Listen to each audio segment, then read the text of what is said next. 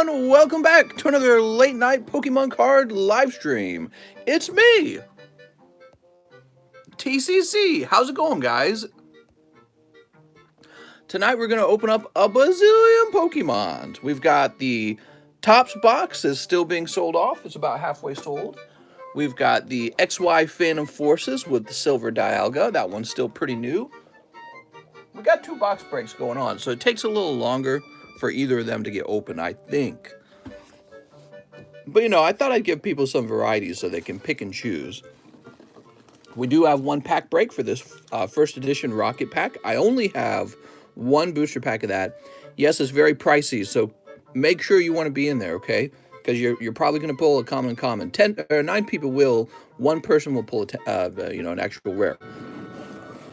I got a nice chunk of new slabs for you guys to look at. I know you guys like the slabs, so I'm trying to incorporate more of them into the stream. And then I was trying to think about how do I make it so that people don't want to automatically disconnect from the live stream when I go on break. And I figure what we can do is I can do a little giveaway every time that I go on break. So if I have 2 breaks in a night, you have 2 shots to pull a giveaway. Now, the giveaway might be really simple. It might be something like 5 packs of Chilling Reign or 5 packs of Evolving Skies. Just a nice small thing. Something that I won't go broke doing twice a night, every single night, right? Because it can add up really fast. But we'll give it a try, and people might really enjoy it. The only problem is I don't have any kind of game for you guys to play during the giveaway. So what it might end up being, guess a random number, and then maybe we use a random number generator in order to find out who got closest. Alex says, remember nightly giveaways? Yeah, it might work a lot like that. So what we might do is open up a giveaway channel in the Discord where you guess a number between, I don't know, like a 1 in 150 or 200. And then what we might do is use a random number generator to guess that number. At which point, I'll come back and see who guessed closest. Or a free foot picture. All right, we'll do foot pictures as well.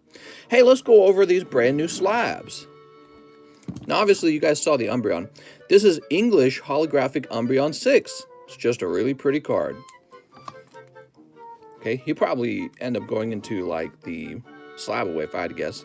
Here's Raichu, PSA 10. Hey, that's from the fossil set for 180. PSA 5 Espeon from Aquapolis for 60 bucks.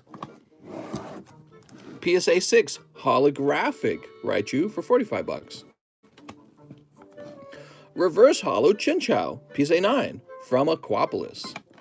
That's pretty cheap. PSA 9 non-holo Gengar from Fossil. PSA 9 non-holo Snorlax from Jungle. Here's PSA 7 holographic Articuno for $87. Ooh. Here's a real pricey one. PSA 8 Team Rocket Returns Articuno for $425. Those Team Rocket Return cards are really pricey. We also have PSA 6 Team Rocket Returns Moltres for $280. So yeah, apparently these are really expensive. Here is a Dark Steelix Reverse Holo, PSA 5 for $80. PSA 9 Mewtwo movie promo. It's got the little gold letters there, and that's $60. And then we have some cheaper ones. We got the Charmander for $25, Ivysaur for $30, and this lovely Raichu full art. All right. So I was napping before the live stream, and I used every minute of the pre-live stream time to just nap. So I haven't really updated the live custom booster box. I don't think I had to. I don't think we opened too many yesterday. Yeah, we opened some of them. I've still got way too many baggies over here. Yeah, that's become a thing. Maybe I can find a box for those real fast. Let's see. I do have an empty box over here. What if I can put all the JAs into that? We have an awful lot of JAs for some reason. Like Jared Sentovic, Jay Hustle, and Mr. Jat. There's also Justin Overdune. Maybe I'll put that in the front.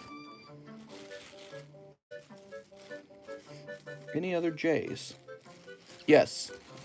This massive bag by Jacob Thomas.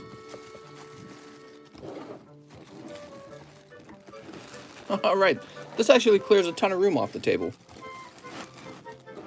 There we go. You're a JA. That's true, actually. James O'Brien, JA. Wow, that immediately frees up tons of room on the table. That's so nice.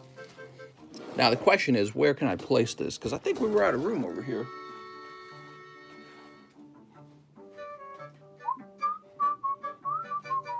I suppose I could put it here for the moment. I'll put it with the Star Wars cards. Not really, I mean, it's a very safe location, but it doesn't really organize the same way as everything else, but it's in a safe location. All right, there we go. We got the Team Rocket pack, and we're ready to go. Look at these lovely evolving skies. You slept with the Lord's mom last night? I am Lord. Yeah. All right, let's find out if anyone wants to open up some Pokemons. Apparently somebody does. I just refreshed. Mister, for about the large. Yeah, let's take a quick look at the cards here. So we got tops. So you can see the tops card is about halfway filled. It's nearly halfway filled. So we're getting closer to the tops. Here's the medium. You can't jump directly on the medium. Only live customs can put you on the medium. Here's the large. You can jump directly on the large if you want. We're getting real close to the end of the large. It doesn't look like it because the card is a bit of a mess. But actually, yeah, a lot of it's filled out. You got this is filled out up here too. So there's 4, 5, 6, 7, 8, 9, 10, 11, 12. 12 spots remain unless I miscounted. And there's only 32 spots. So it's over 2/3 filled.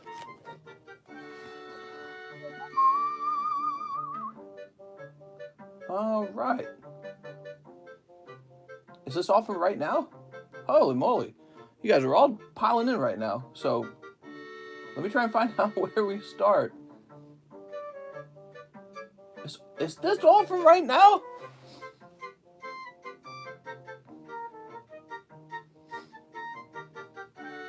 I'm just trying to find out where we left off at.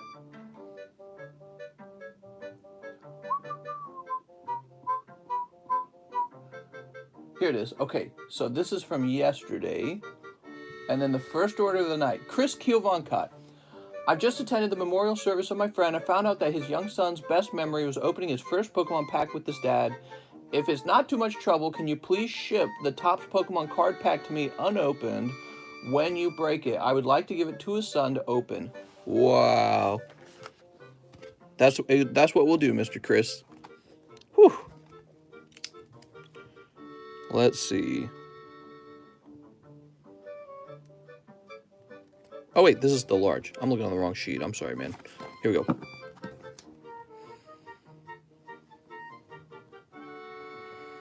All right, I wrote sealed down. There you go, Mr. Chris. How do you order packs? Real simple. Go to the description, look up what you want to buy, and then send me a purchase on PayPal. We use PayPal. And then when you're ready to ship out, you send another $6. Now, there is free shipping if you jump over to our Discord server and use the Please Ship channel to write me a message and tell me what you had, okay? Can I see the back of that Rocket Return Steelix? Oh, yeah. I mean, it doesn't look ugly.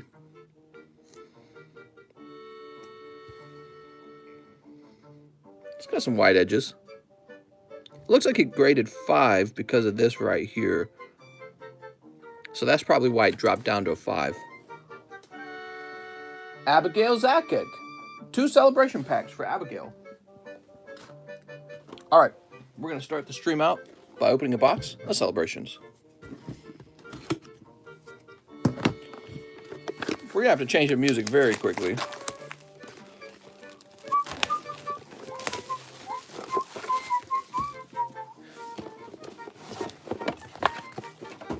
We want candy. Oh, man, I wish the candy was here. The candy has not arrived yet. We're going to have candy shipping soon. Candy shipping is where the price for shipping is a little higher, but you receive a chunk of candy with your shipment. So that's in the coming down the tubes, or whatever the term is. Coming down the pipeline. Let's turn on some crazier sounding music.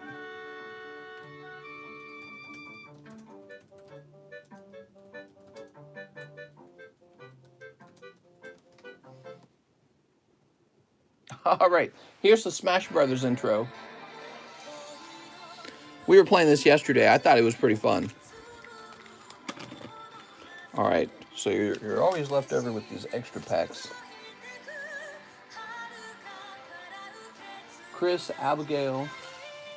So Miss Abigail ends up with 3 of these. 1, 2, 3. All right, there we go. Miss Abigail. Mulan, what? Have you played It Takes Two? Yeah, with your wife. Amazing game. I've not played that. Here comes Team Rocket. Oh, my lord. I played lay around in bed and watched Seinfeld until I pass out with her. Actually, today, she and I went out on a really nice walk because the weather out here was like near perfect. It was like a high of 64 today, but there was a really strong sunlight. So if you're standing in the sun, it felt closer to like 75.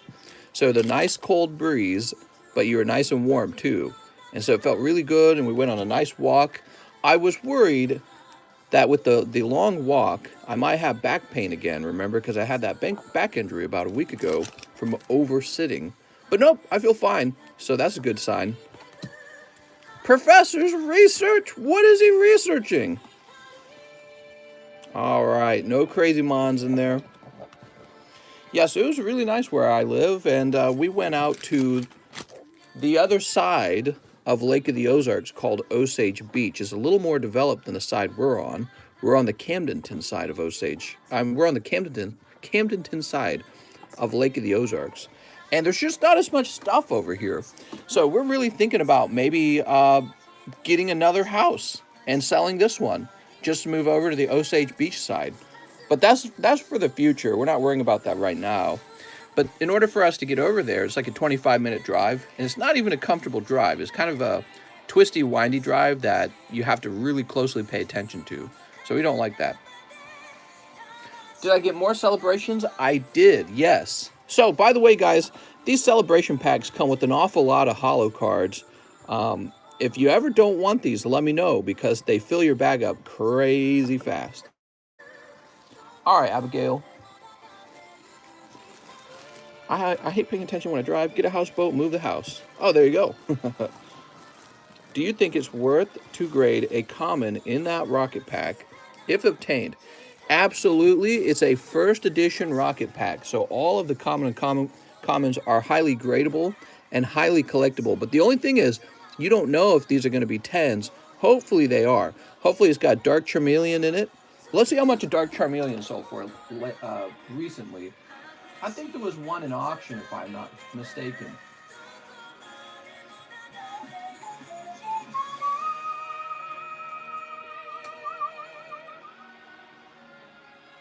All right, so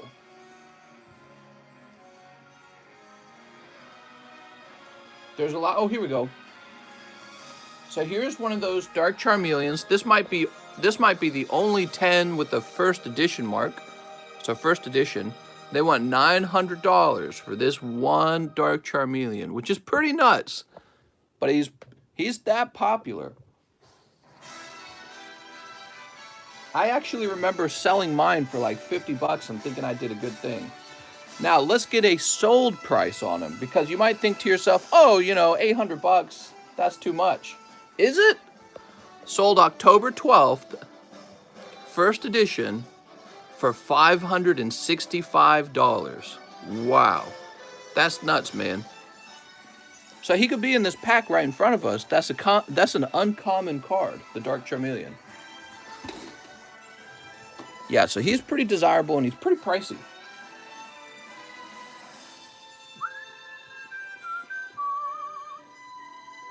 So next up we have James O'Brien. He says, this is a pre-order. Can I get 2 in the top spot? Heck yeah, man. All right, Mr. James.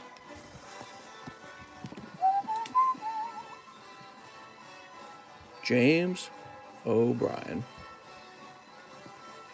I might take 2 spots in here too and reserve it for TikTok because I got to get some content over there on TikTok. I've been kind of lazy with TikTok. So maybe I should take 2 spots and save those packs as sealed.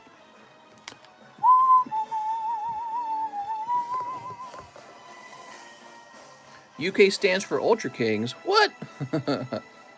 My shekel is worth more than 100 grand. Holy moly. After that, we have another order from Mr. James. He says, here's another pre-order. Can I open 10 packs for Evolving Skylas and 1 pack of Custom Booster? Thank you. Oh, I'm sorry, I didn't understand. All right, so you want 10 of the Evolving Skies. Let's do it. We got 3 here. 4. Mr. James, thanks so much, man. 4, 5, 6, 7, 8, 9, 10. Okay, that's 10 Evolving Skies. And 1 custom pack, huh? Let's see what you get in the custom pack. Tell you what, since you're the first one to open a custom pack, I'll toss in a little bonus Gold Star Greninja. I don't know what these are worth, but if he grades 10, he might be worth a little bit. So you get a little bonus Greninja with that. All right.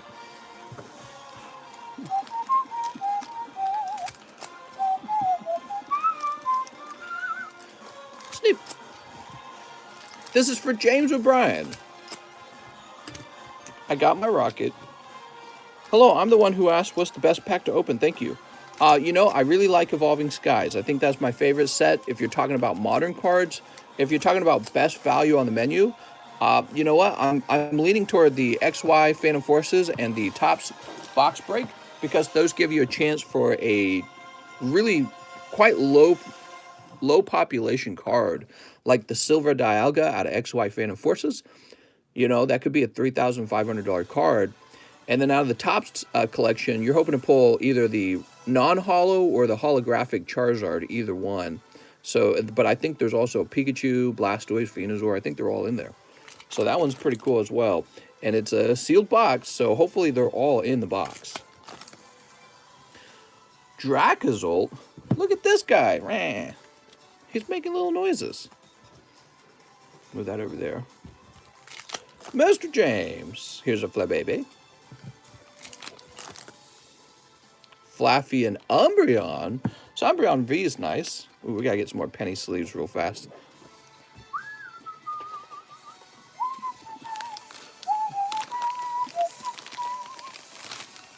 All right.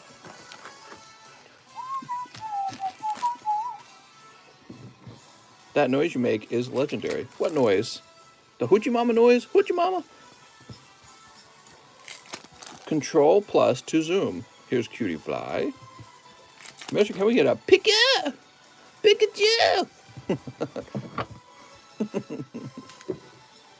All right, 3 packs remain. Come on, hot ones. Well, we also pick up Espeon. So Espeon V and Umbreon V. Okay. What else? 2 more packs. There's still time. Oh, nice. Turffield Stadium Ultra Rare. So that definitely makes it a little bit of a nicer round because you got 4 pulls out of there. And Appleton. I just want to slice him in half, don't you? With the whipped cream. Maybe he will go good without creamy. Mr. James. Welcome back, James. You got Greninja, Dracozolt, Umbreon, Espeon, and Turffield Stadium, huh?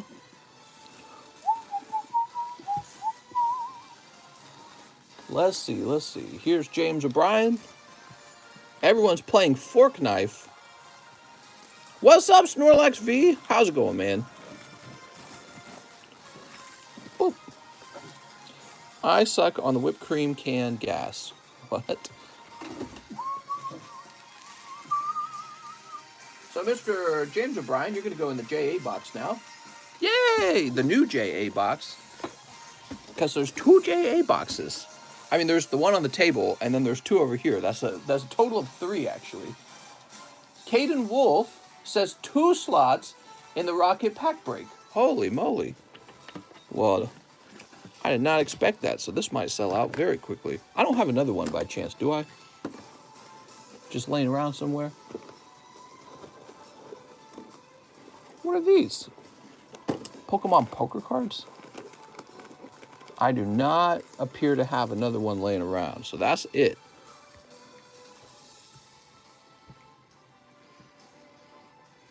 Ooh, but you know, I've got the Gym Challenge light packs too. If you guys like first edition English cards. All right. Now we got Nicholas Gruber, 3 spots in the Rocket Pack break. All right, guys, the Rocket Pack break's likely sold out. Hopefully you gave me some instructions on what to do if you get missed.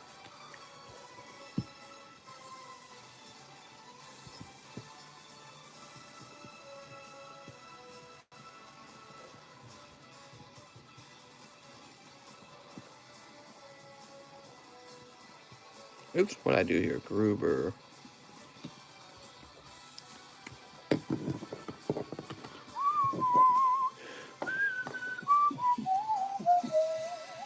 Alex says 1 in the pack break. How's it going, Alex?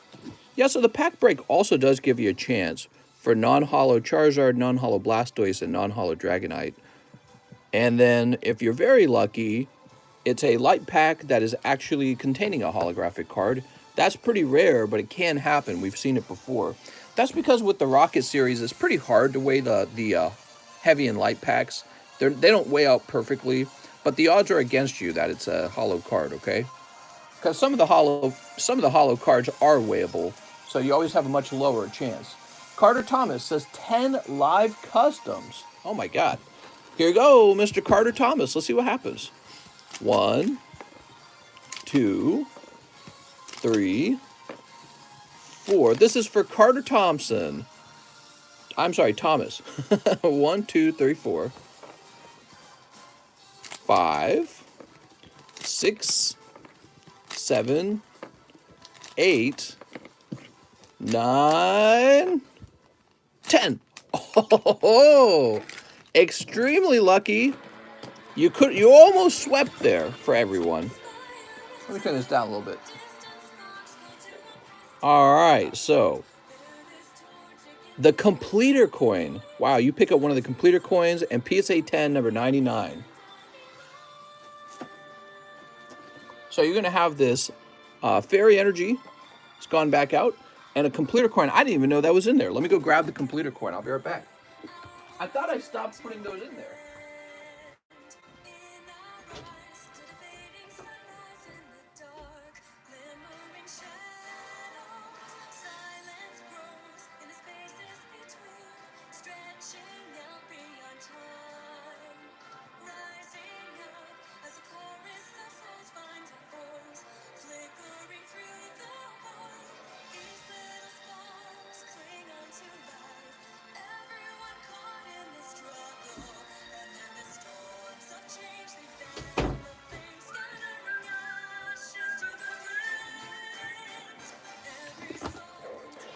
All right, so the completer coin is this beautiful guy right here. This is pure silver from the Royal Mint in the UK. It's a gradable coin. You can grade it with the company like NGC. I consider it a collectible, just like Pokemon cards. Where'd I put my coins? So let me show you what I mean by grading it. So this is what it could look like if you grade it. Okay. And once again, this completer coin is part of a Royal Beast coin collection. And this is the last coin in that collection. It contains all of the beasts. So I thought that was really cool. They're pretty pricey. If you really don't want it because you prefer only Pokemon cards, you can sell it back to me for, I suppose in this case, I'd buy it back from you for $80, okay? So that's an option.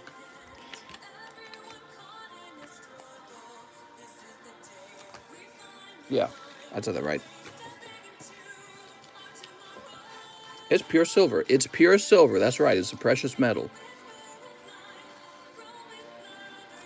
Now, assuming you want to keep it, Carter Thomas, which I think you will because it's so cool, you can add this to your collection. You know, it's a collectible coin. I'm going to schedule for this to be shipped out right now, okay?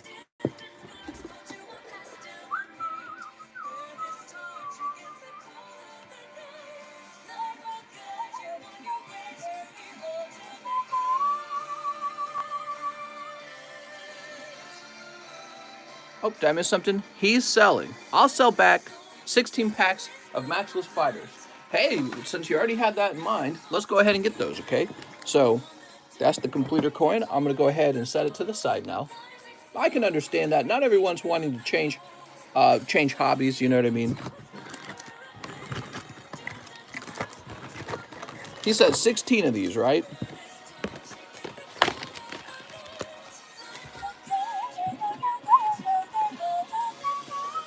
One, two, three, 4, 5, 6, 7, 8, 9, 10, 11. Got 11. Oops.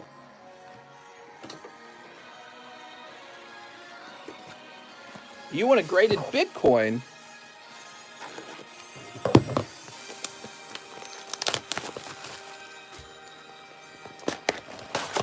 My man, stream is late, my bad. What? It's the late night pokey stream. Welcome back, guys. We got 210 people. If you saw a giveaway in the title, that's because I think we're going to start doing little giveaways when I go on break, so that you guys have something fun to worry about while I'm on break. 1, 2, 3, 4, 5, 6, 7, 8, 9, 10, 11, 12, 13, 14, 15, 16. There we go. So these are also for you, Mr. Carter Thomas. You did pretty good on your live custom openings because you ended on a hot pack, you know, rather than a sweeping. Because you almost missed that fairy energy by 1. And you didn't overshoot, which is really good.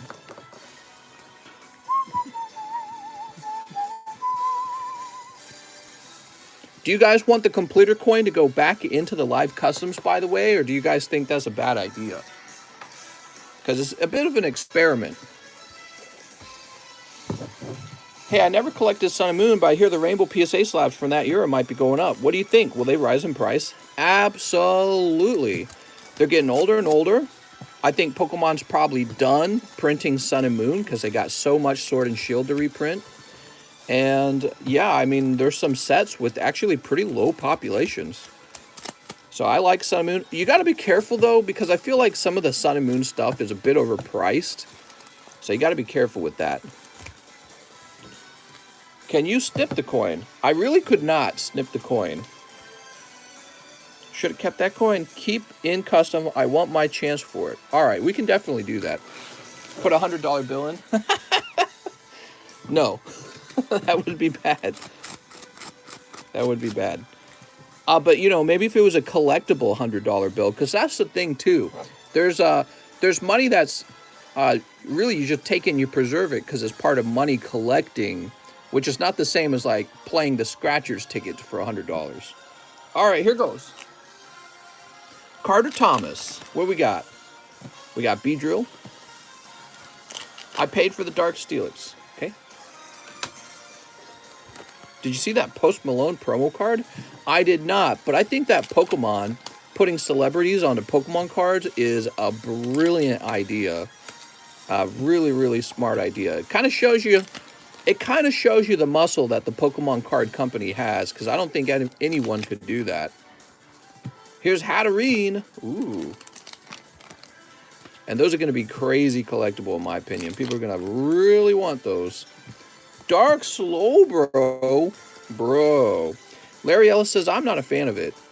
I am, though, and that's because I think that social media advertising is like the advertising in 2021 and probably far into the future. And this is a form of doing that. So they're playing the game, basically, and they're making the right moves by putting famous celebrities on Pokemon cards. It's not like it hurts the rest of the existing Pokemon card hobby. You know, like just because Post Malone is on a card doesn't mean my base set Charizard is worth less. And actually, it's more the other way around because, you know, it gets people talking about it. And, yeah, I think it's a pretty good power move for the Pokemon card hobby. You bought this Snorlax. This one?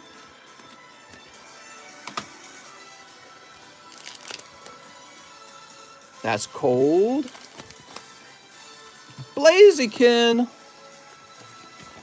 I actually keep hearing news that the silver market is expected to rise due to market manipulation. The prices, I've been told, are artificially low because the banks and everything claim there's more silver than there is, and if everyone buys up the physical gold, physical silver, and then people actually demand their physical silver from their paper stock, that the banks won't be able to cover it.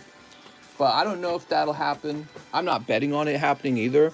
I bought this coin purely because I love the way it looks. The completer coin. Yeah, it looks real nice. Okay, there you go. Now look at that. You got these 3 Pokemon cards. But you could have had this. And I think if this grades well, it goes for like $400.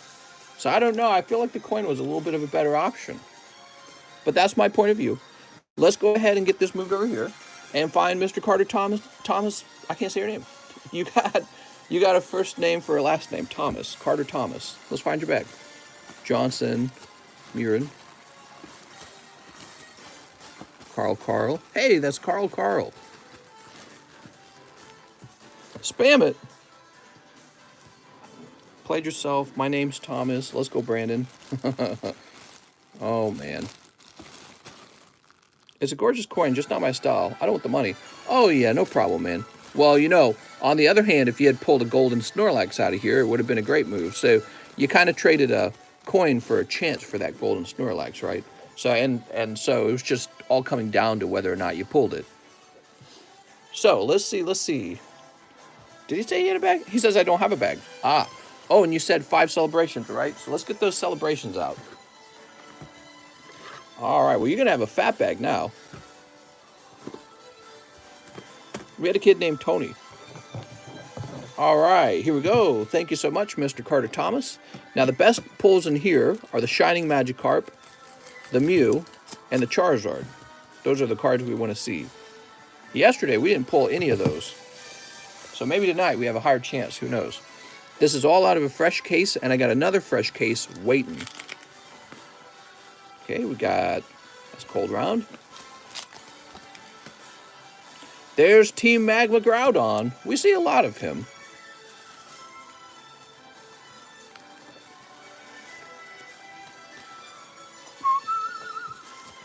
Box of Ancient Origins. We can do a box break of Ancient Origins. Here's Imposter Oak. Okay, but we're going to wait till the tops and at least the top is filled up. Surfing Pikachu, Pika! Okay, Pikachu. Smoogias and Pikachu, Pika!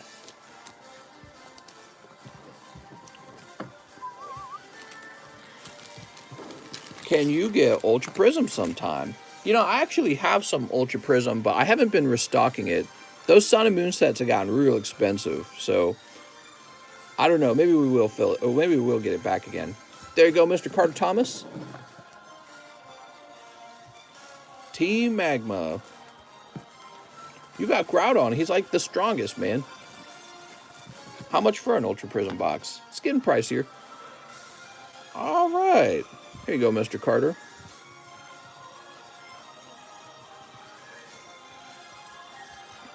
You're subbing to me. Hey, thanks so much, Ghost Boy. I appreciate it. And by the way, guys, I looked it up. We need about 13 new members. 13 new YouTube members in order to get a new emoji slot unlocked. So if you like the emojis and you'd like to see a new one, we need 13 members.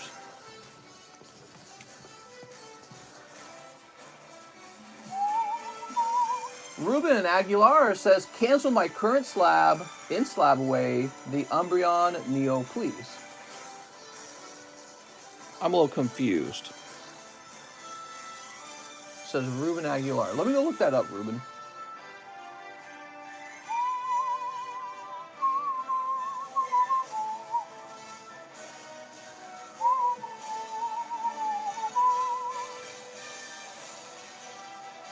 Okay, so I think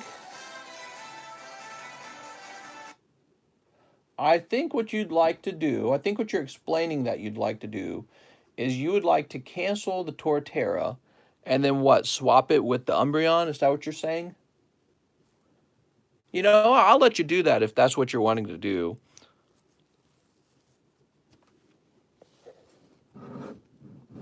Where'd he go, by the way?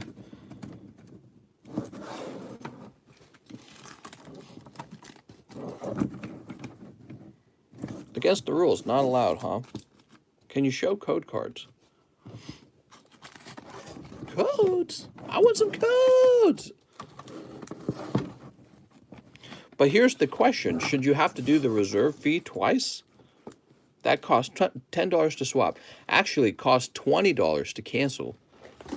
Let me see if I end up losing money as a result. Give me a second. So he's held on to a card for me. It's the Torterra, right? Should be in the old box, I think. Let's go look it up.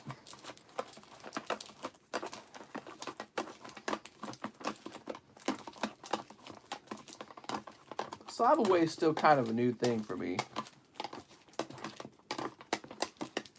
And I was predicting scenarios where I'd lose money for not having sold a card sooner. Apparently, you're in the second box. Go look that up.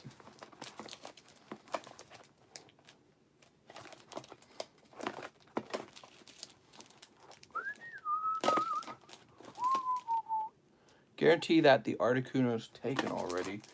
Might not be. You never know. I don't want to be up till 5. Man, I don't want to be up till 5. Damn it. All right, here it is. So, Torterra.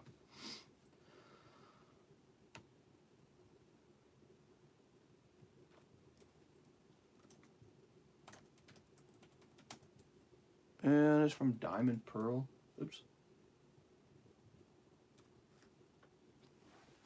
All right. Actually, it did not go down in price. It went up in price, believe it or not. So I'm going to have the swap here for Mr. Ruben Aguilar.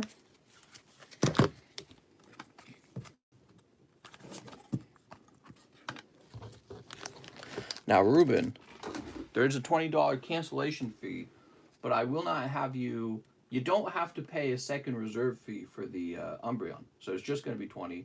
And let's see. Give me a second here. So what I'm going to do...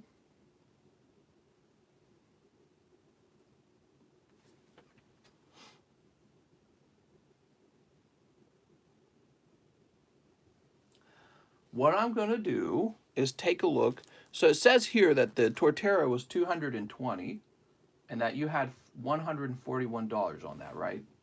So let's do 220 minus 141.5, which comes out to $78.50. Okay, so you had paid up to $78.50 on the Torterra.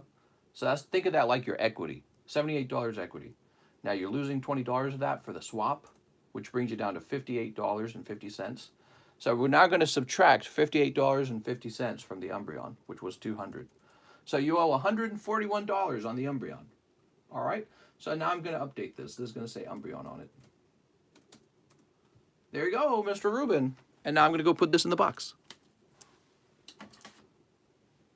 I'm just going to sleep now. Good night. Have a nice night, Mr. Demetrius. Thanks for jumping in, man. It's nice seeing you. All right, we're going to go ahead and resume the music now.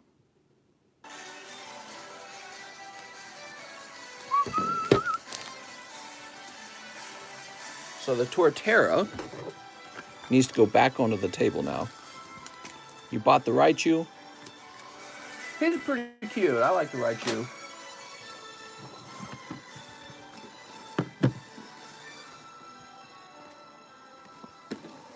So this actually went up in price, which is a good sign, actually.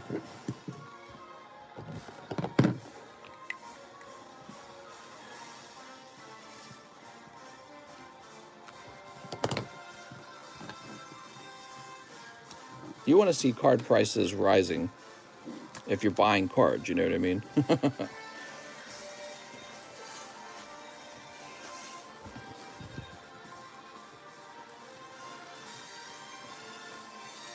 The first movie prover was my first ever Pokemon card. Nice. By the way, this is Torterra level X, like some of the cards you see coming out of the Celebrations collection. But this is the real deal from 2007, Torterra. His value might rise on account of Diamond and Pearl coming out as a video game. I don't know if that's true, but I mean, it might create some interest in the Diamond Pearl card set. I don't know. Dark Rice Slabs? I didn't see any. Thank you, Mr. Ruben. Now we have Xavier Matt Manavong. He says pack break and live shipping. Store credit if I don't make the break. You got it.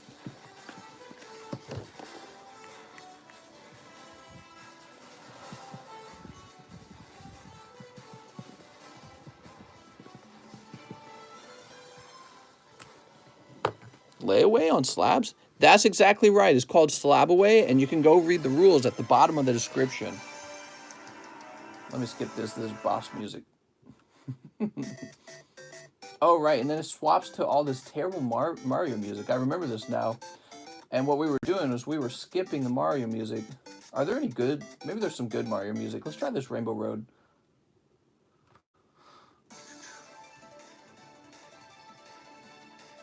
So Xavier, we got you written down for live shipping. Christopher Lopez, he wants 3 of the celebrations, and he mentioned that he does not have a bag. Thanks for letting me know. That helps me out tremendously when you guys tell me the status of your bags. Any evolution slabs? Well, yeah, we just had that Umbreon that Ruben swapped out for. Steve. Mister, just letting you know, I do have a bag. I forgot to say in me message. Sounds good, Ray. Here's Groudon and Garchomp. Ooh. So see, this Garchomp must have come from the Diamond Pearl era. Very cool. Okay. Here's Flying Pikachu. Pika! These Flying Pikachus are basically as common as energy cards, so I don't know if I'd grade too many of them. Here's Zamazenta V. I mean, if you could grab like a Black Label Flying Pikachu, that would be fine. Dude. Never opened Celebrations before. The Garchomp card is so nice. Yeah, I like it, especially because the Cynthia card, I think it's going to be real popular just for that reason. Fat Pikachu is best Pikachu? Heck yeah. Do you think Celebrations will put scalpers out of business? I don't know if anything will put scalpers out of business other than like ridiculous amounts of printing. Christopher Lopez. Something I do, just because of what I do over here, is I actually check the shelves of Walmart whenever I go out, if I go to Walmart or Target. And I do that because I want to get a sense of whether or not the retail stores are struggling to keep these items filled. And they are. Every time I look, I notice there's hockey cards on the shelf, but there's no baseball, no football, no basketball, no Pokemon. There are Magic cards on the shelf, and there's some Yu-Gi-Oh, but not a lot of Yu-Gi-Oh. So typically not like the real popular Yu-Gi-Ohs. So yeah, cards continue to be just bought out by everyone. And I don't think it's just scalpers. I think it's also just high demand. Everyone's enjoying collecting right now. Now we got Raymond Still for the PSA 9 Gengar. All right, where the heck is that? Here it is. Mr. Raymond, this does not automatically ship out. It's $6 for shipping, or you can get free shipping by going over to our Discord server and writing me a message in the Please Ship channel. All right, there we go, Raymond Still. Oh. Cahill Roberts says 1 spot in the break. Wow, I did not expect the break to be so popular. We'll have to get more Team Rocket.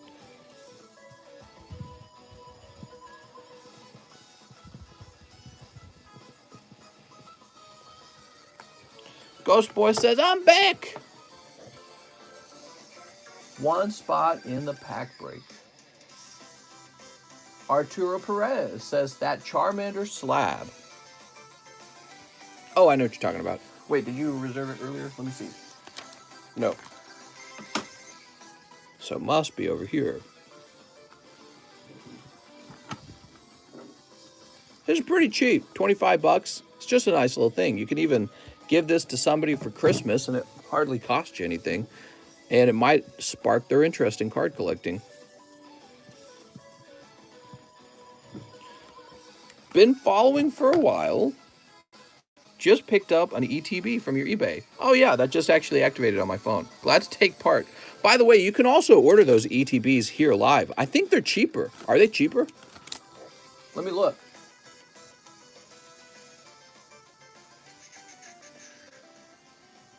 ETB bulk brick, $24. Is that cheaper? I think that's cheaper, right? Let's see. Yes, it's cheaper by $2. Woo! All right, but that's okay. And Mr. Arturo, let me go ahead and put this back. How much is the Espeon slab on the table? The PSA 5 one, I think it was like 60 bucks or something. But here, let me. Only the slabs you can see are for sale, okay? Joshua Artiega says, slab away for the Articuno Team Rocket returns. All right. Yeah, that's pretty fancy, and an 8's pretty respectable. So that's for Joshua Artiego.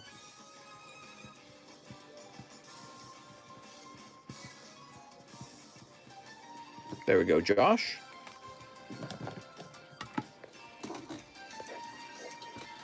Whew, Mr. Josh.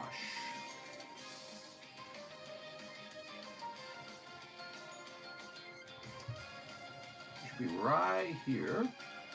Can you believe we're halfway through October?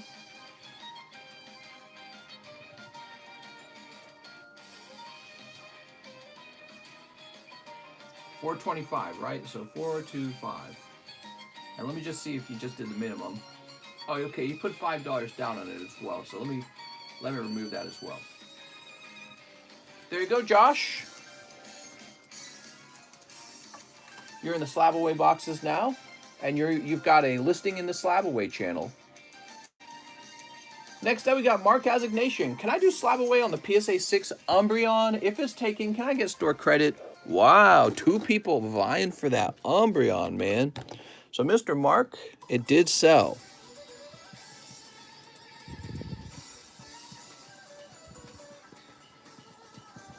I apologize. You got $25, Mark. Should I get the Mallow and Lana slab? Are the videos where they're literally titled, How Do You Know If You're Racist? Have I seen those? I have not seen those.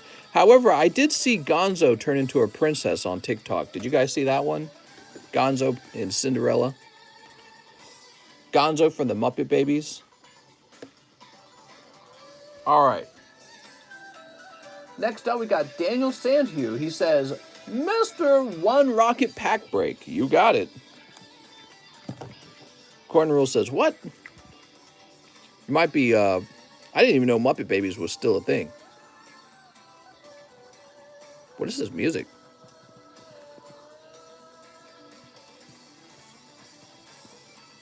There we go, Daniel Sandhue. Dragon Driftway. Oh, that's cool. I'm going to jump over here to some Legend of Zelda music. We were listening to this yesterday, and I liked it. Daniel Sandhue also needed 2 live customs. Oh, my. The Muppets choose genders. Yeah, that's basically what it was. Reminded me of the Blue's Clues parade. Here's Galarian Slowbro and Kingdra. I just received my Leafeon from Hidden Fates in the mail. The slab came cracked. Dude mailed it in a small bubble mailer. Oh, I thought you were saying I mailed it and it cracked. Yeah, I hate to hear that, man. Yeah, I received a slab today in nothing but a bubble mailer, and I could have been in the same boat as you, actually. Definitely could have cracked. So I don't know what the deal is with people using bubble mailers to ship expensive cards. It's really dumb, because they're just going to lose money, and now you got to open a return and everything. Very annoying. All right, Daniel Sandhue with a D. Here you are, Daniel. Yeah, that's terrible. You could always send them a message when you're buying it, like, don't just use a bubble mailer. But I don't even do that anymore because it takes, that little bit of effort just takes so much time. If you buy something real expensive, maybe take a minute and be like, don't ship this cheaply because, it's not even expensive to add padding. Just tell them add lots of padding when shipping. Nickabla says, towards the Umbreon PSA 6 for Slab Away, I also have a Venusaur on Slab Away. We'll pay off both this week. So, Mr. Nickabla, you can't have 2 slabs at a time. It's only 1 slab at a time, all right, mister? And the Umbreon's gone. What I'm going to do for you, Mr. Nickabla, is write you down for 100 store credit, and you can tell me what you'd like to do with that. I can just refund it all if you'd like. if it's less complicated for you, okay? But it's one card at a time on Slab Away, okay? Which is why Mr. Rubin jumped over to the Umbreon. There you go, Nick. Can I buy the $60 Espeon and put 40 toward my Slab Away? Yeah, you can do that. All right, so this is Espeon from Aquapolis. It's just a nice little card. Those evolutions sure are popular.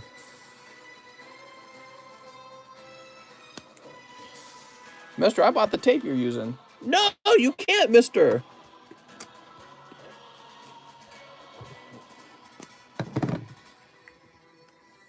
Do you have another Team Rocket, Articuno? I do not, sadly. There you go. Mr. Nickablow. I just did live shipping on my Shining Ho. Think Espeon can go with it? If you did the live shipping yesterday, I'm afraid you cannot. It will have to go out into a fresh round of live shipping. And that's one of the challenges with shipping. You know, one of the reasons why I offer you guys the ability to be shipped out free, but you have to wait a week, is because, honestly, people usually buy more within that week, and then you save a lot of money with combined shipping. So there's Nickablow. But I'm afraid the other one's already packed up and sent out or put away. So let's go ahead and put the $40 over here. And that's something you guys will want to think about in the future when you're ordering. So you're going to owe $260.75. There you go, Mr. Nick. Let's go ahead and update this. Attack was ineffective. Are you up to date on the shipping channel? I'm like a day off, but actually I'm not that far behind over there, and I might do some catching up tomorrow morning. Have you ever gone to a casino to play cards? I went into a casino when I turned 21. It was boring. There was a bunch of old people at the slot machines pulling the handle. There were some guys sitting at like a card table. It didn't even look that fun. I went to the buffet though, and I was so impressed because there were crab legs and there was like Thanksgiving turkey dinner, which I think it was close to Thanksgiving dinner at the time that I went. I'm sorry, it was close to Thanksgiving Day. And yeah, it was okay. There were like hotel rooms. I don't know, I wasn't that impressed. I'd rather spend all my money opening Pokies, to tell you the truth. All right, let's see. Wow, there's some Omega orders coming in tonight. There are a lot of orders coming in. Let's see. Let's rewind and find out where we are. Here's Nickablow. And I'll just look downward to make sure we didn't miss anything. Yeah, we're fine. We have Levi Grimes. Can I get 2 celebrations and 1 Evolving Skies? You sure can, mister. Oh, we're going to need some more Evolving celebrations. Was it Vegas? No, it wasn't Vegas. It was one of the bigger casinos here in Missouri. So, and Missouri's not famously known for its casinos, but this was one of our casinos. It was the one on the Missouri rivers. So it's basically, I want to say it's the largest casino in the St. Louis region. And I don't know. I think it's just the idea of a casino was never very appealing to me in the first place. But also when I was there, it really felt like it was just for old people. Maybe if they were like sexy dancers or something like that. Maybe they got that shit in Vegas, but we don't have that over here. When we have more Shiny Star V? Shiny Star V is on the way. It was a popular set, so we have more on the way. Shining Fates is on the way as well. We gamble on Pokemon. Yes. Subtract, just buy it, but request refund or store credit if unavailable. I'm not casino guy either. It's all about the Poke Gamble. Shiny Star V is the best modern set.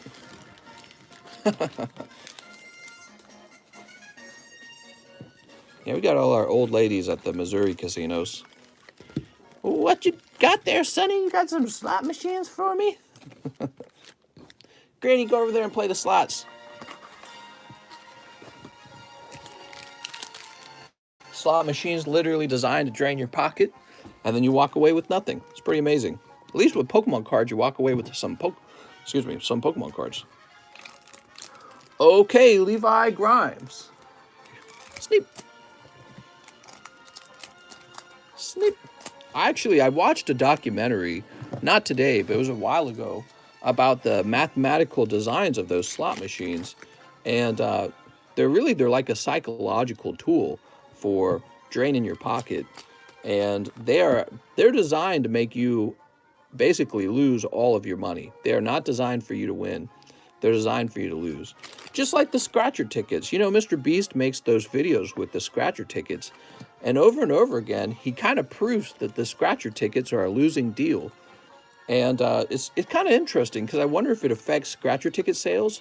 But a part of me says it probably does not. All right, that's for Levi Grimes. You got one birthday Pikachu. If you want to gamble, gamble with your friends by playing poker with them for real money, okay? That way, there's a little skill involved, and there's no cut that goes to the house. Yeah, don't do it at the casino slot machine. Definitely not the slot machine. Mr. Levi, where am I going to find your bag now?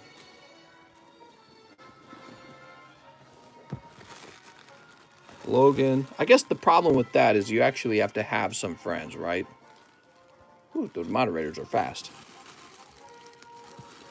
Here we go, Levi Grimes. Doot. Bubba butt.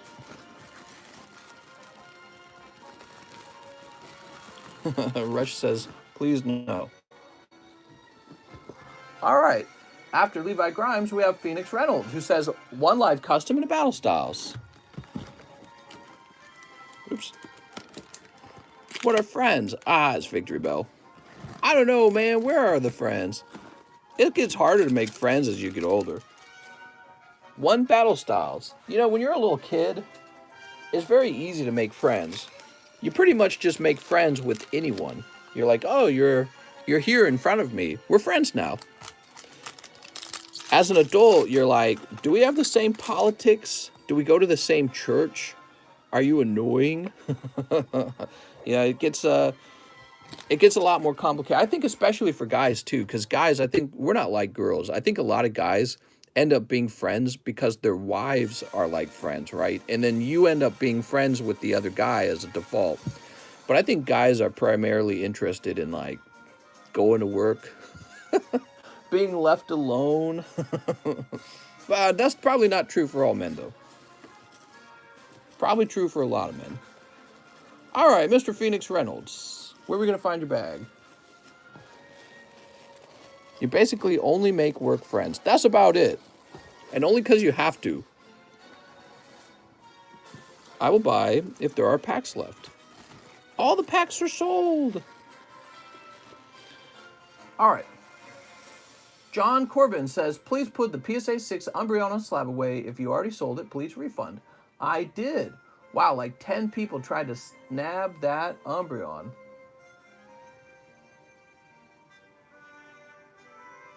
All right, we're going to go ahead and issue a refund. Larry Ellis, pay off the Slab away and put Team Rocket Articuno on Slab away. So, Mr. Larry Ellis, I apologize, but I think it's gone. So, Mr. Larry Ellis, I'll go ahead and pay off that Lugies.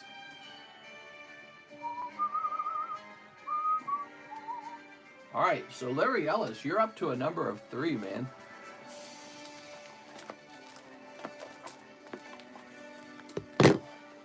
And you should have $25 left over. Larry Ellis. Any good rocket slabs available? I think there was another rocket slab in there. It was the Moltres. So you got $25 left. So there's a Moltres, but it's a 6. Blossom. Malolana. Chinchou. Ditto Charmeleon. Articuno. Yeah, you know, I think that was it, the Articuno, other than the Moltres.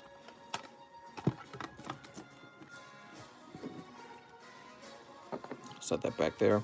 So you got 25 bucks. I better write it down because I will forget. And it's a substantial amount.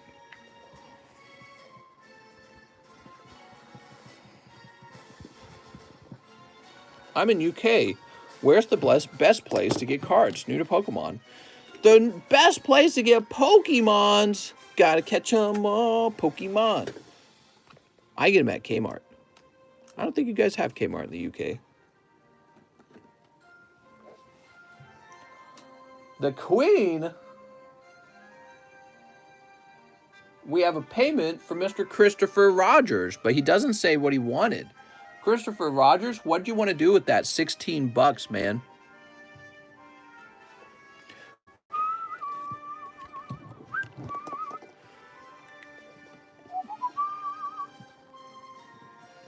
Two Evo Skies, I need a bag, says TCG Plays. All right. Two Evolving Skies. That makes sense. In the UK, go to Asda, Sainsbury, Game, or Traveling Man store. Yeah, do that, man. Go to Walmart. Wait, do you guys have Walmart in the UK? I bet you guys don't. Do you guys have Target in the UK? No Target, no Walmart? Here's Sableye. And Moon and Sun badge. Two cold ones, mister. Welcome to the table. No Target, no Walmart? You guys need to get over here and experience Walmart, man. Epic Walmart. Kids crying in the aisles.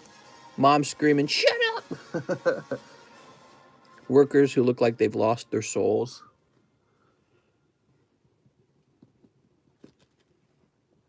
Spilled wine in the alcohol aisle because the guys who sell the alcohol stack it to the ceiling.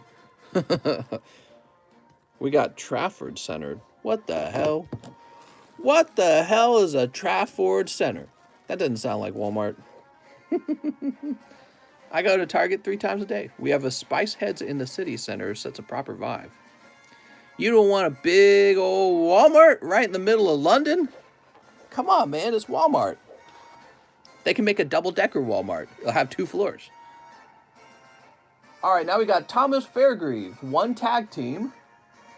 3 cosmic. I have a bag. All right. Walmart literally has everything you need. Walmart at 3 a.m. is a freak show. That's not true. It's so not true. Actually, when I worked for Coca-Cola, I would go to Walmart at about 4 a.m. in the morning because that was when you got to clock in for Coca-Cola. They like to start you early while everyone's asleep. And it's peaceful at 3 a.m. Mostly just workers. Workers and maybe like some nurses or somebody who works overnight, right? Like emergency room doctor. All right, let me go get you those 3 cosmics.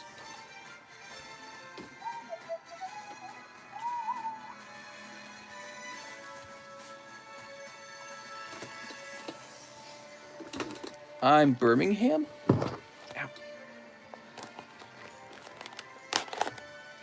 You guys could get tea and crumpets at Walmart for so cheap. And the selection. There'd be so many teas and crumpets. Actually, I should do that sometime for our friends in the UK. I should go to Walmart and I should go to like the tea and coffee section and show you that there's like 5,000 of them. There's not 5,000, but there's a lot. I don't know, Walmarts are okay. They tend to sell a lot of the generic brands. You want the really crafty stuff, you have to go like online probably. All right, here goes. And then you find out that the crafty drinks taste about as good as the generic drinks, but they cost 3 times as much.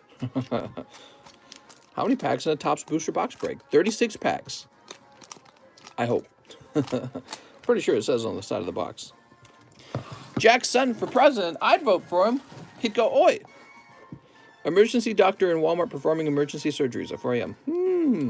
Probably not the doctors, but you saw the nurses all the time. Ooh, holographic Mew. Kyurem, Blacephalon. Oh, full art Dedenne. Nice, man. There you go. Very good. All right. The new Batman looks so bad. Yeah, I heard that there's also a new Superman in town, and he is now bisexual. and has a lovely relationship with another man. I thought, hey, that's cool. We'll just take characters from like the 60s or 50s or whenever they were invented, and we'll just change them. It was so frustrating, so annoying. Here's, oh, Venusaur Snivy Rainbow Rare. Ooh, why don't they just create new characters, you know? Venusaur Snivy. Why you gotta take some character that I love from my childhood and change his sexual identity? It's, oh man, it's annoying. It's so politicized. Here's a Lone Grimer. It's Clark and Lewis, not Clark and Lewis's son, not Clark. Well, I guess I didn't know that part. Buying ammo and groceries at 1 a.m. used to be awesome. All right, here we go. Wow, that was a pretty good round, Mr. Thomas Fairgrieve. Holy Jesus, man. Maybe we'll change back? I don't know, man. Who knows what's in the future, too. There we go. Mr. James O'Brien, he says, hello, Mr. 3 Cards in the Rocket, first edition pack break. There's room for one. Batman was filmed here in Liverpool when we were on lockdown. We sneezed out a film in some. What? There's a new Batman, really? They're always making these superhero movies, man. There we go.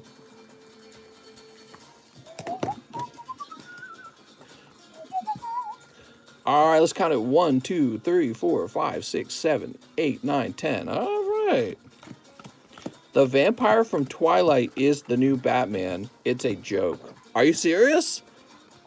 The Edward guy with the cheekbones? And he's all like, I'm sparkly.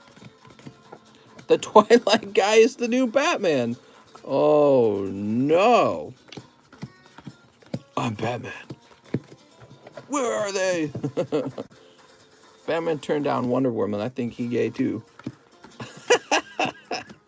He could have had super babies. Rip DC again. All right. You know, I honestly shouldn't care whatever they do in the superhero stuff because I just don't watch superhero movies. All right. Pick a number. Venus says 5. 1, 2, 3, 4, 5. They could do anything they want over there. I just don't watch it. I watch Squid Game. Squid Game don't mess around, man. You ready? Here goes. Team Rocket. Yeah, I did that right. Team Rocket break. So remember, the way that the pack break will work here, I'm not going to be, I'm going to be opening these in the exact order that they show up in the pack, okay? Right? Just like we did before. No card trick is what I'm trying to say.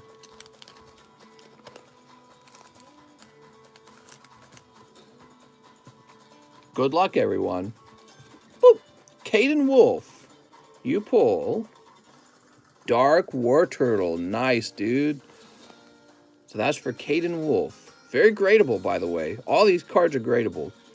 Caden with the K.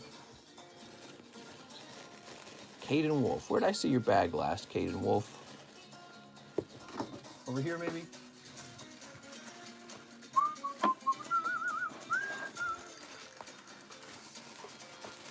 For iRig, Caden Wolf. I found you. Dark War Turtle, huh? Light pack. It is a light pack. It is possible that there's a holo, but highly unlikely. There's always a chance. Of course, even a light pack can have a dark Charizard in it, so we're hoping for a dark Charizard. Alex, nice. So Alex, you're gonna pull Dark Gloom. Look at that Dark Gloom design, man. I love this card. There it is. Looks really lovely. All right. Oh, I'm gonna knock that camera over if I'm not careful. So that's Dark Gloom. Remember, that's an uncommon in this set. I really like the way that Dark Gloom looks too. One of the best looking Glooms.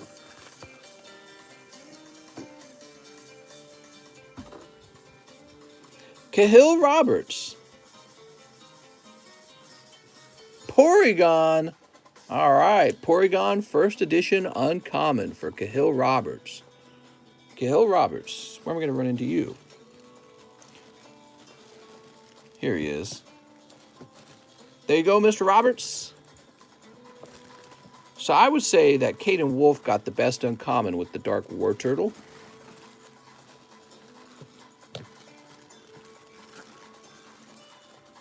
Now, I believe this is the rare, okay? Okay, I see Mr. Caden Wolf again. It's got a bit of a color to it. Does that mean it's holographic? No, it's not hollow. Dark Golbat, first edition rare. Very nice, Mr. Caden Wolf. Hey, you sniped the rare. I saw Halloween Kills today. It was just okay. Did it kill at the box office? That's the chase. It's a spoopy Pokemon. All right, let's see who's left. Daniel Sandhue. So these should be common and commons, and you're hoping for Charmander, Squirtle. I think Charmander is probably the best. Daniel Sandhue, you pull. Hey, there's Squirtle. That's what I was just talking about. So that's Rocket Squirtle.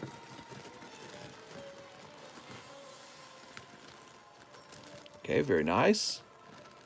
If there's a Charmander in there, that would be great. James O'Brien, Mr. James. Okay, let's see what you pull, James. Voltorb. Not exactly the Charmander. Grab this for you, Mr. James. James, you have $102 left over. And we could set up another pack break. There we go, Mr. James. Ooh.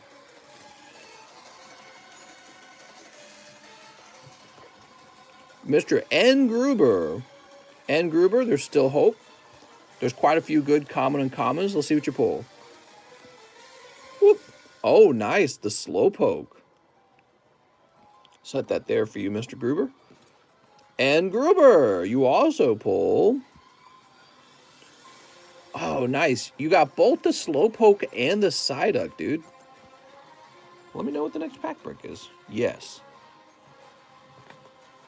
And Gruber again. He pulls Oddish. All right, so Mr. Gruber, your third card was Oddish. Let's see, where's Mr. Gruber? Ryan Hutch. Steven Davis. What is this music playing? I don't like this. Death Mountain. I'm going to skip this. Death Mountain. Here we are, Mr. Nicholas Gruber. I found your bag. What'd you have in here, huh? Oh, I see you already have some vintage cards in here. So, Mr. Nicholas, you're going to pick up these lovely first edition Rocket cards.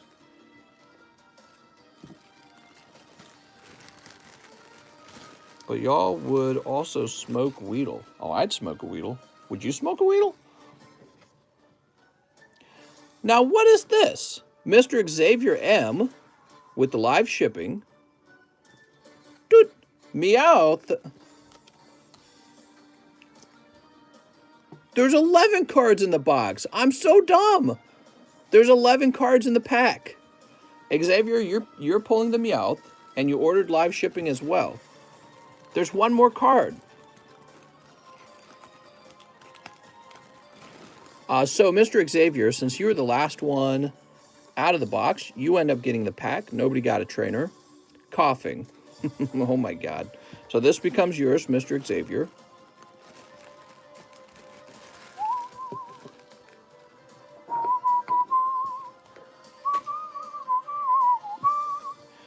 Rookie move. Yeah, I'm sorry, guys. I didn't realize there were 11 cards.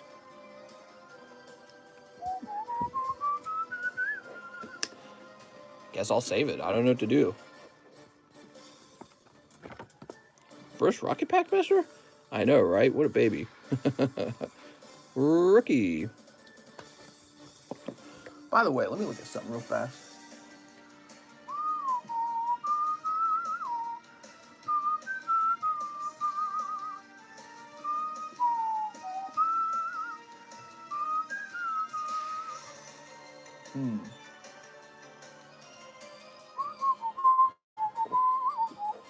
I don't even know where to put this. I guess I'll put it over here. And Xavier, let me go make you a label.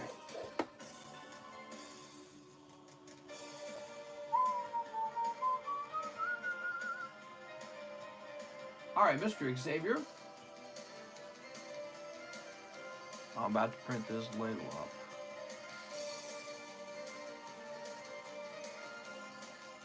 Are we going into another federal holiday? Print. Add the coughing to vintage box and give him his pack. What are you talking about? We got your cards going out, Mr. Xavier. Thank you so much. So as for another pack break, let me think. So Mr. James wanted 2 spots in that pretty pricey pack break. We could do, I suppose, we could do maybe a pack of these Gym Challenge. So there's Gym Challenge if you guys are interested. I don't know if you are. He says, or I could do Evo Skies. You want to just do Evo Skies? Do you prefer that?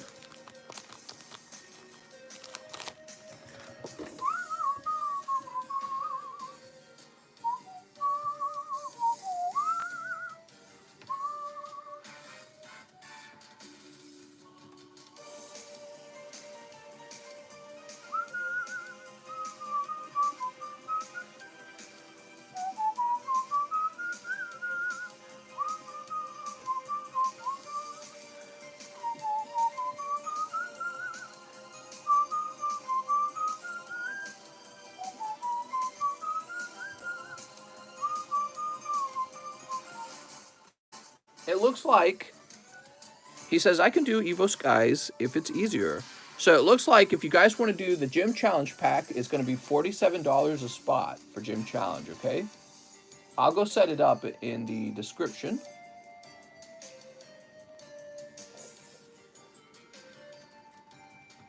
All right, I'm going to save that. And Mr. James O'Brien, we can go ahead and open up some Evo Skies for you, okay?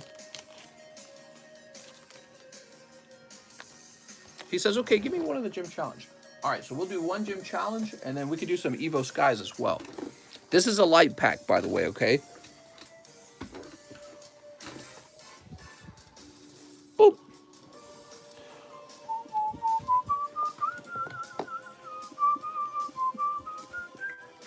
And then the rest as Evo Skies. Sounds good. So James will be the first one in.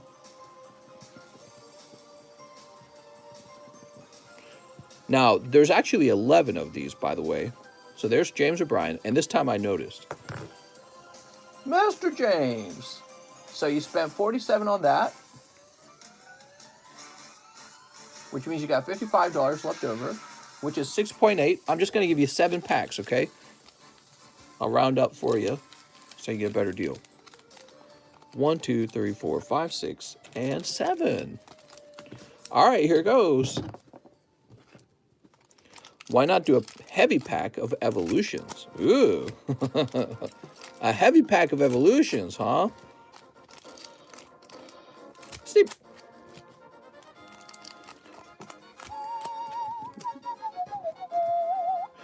You know, we could do pack breaks from a sealed box. Would you guys be interested in that? The only difference is if we did pack breaks from a sealed box, they would have to sell for an even higher amount. So it'd be a pretty pricey amount. Here's Silas.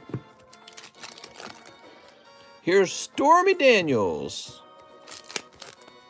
Here's Applin and Reggie Lecky. My order might be coming up. I order the Team Rocket pack break, but can I do Gym Challenge instead? Yes, you can, Mr. Jacob. There's Shiftery. Here's Raichu. Garbodor. Oh, no. Marg. All right, last pack. Oh, man, I'm sorry, man. James, I am sorry. That's a cold round. Freaking Evo Skies, man. Woo!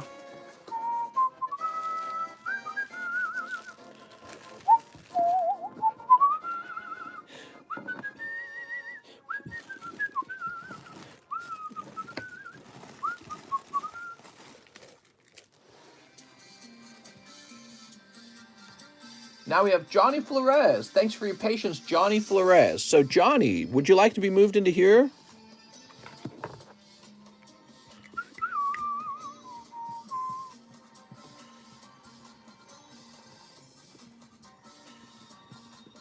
He says yes. All right, here you go, Johnny.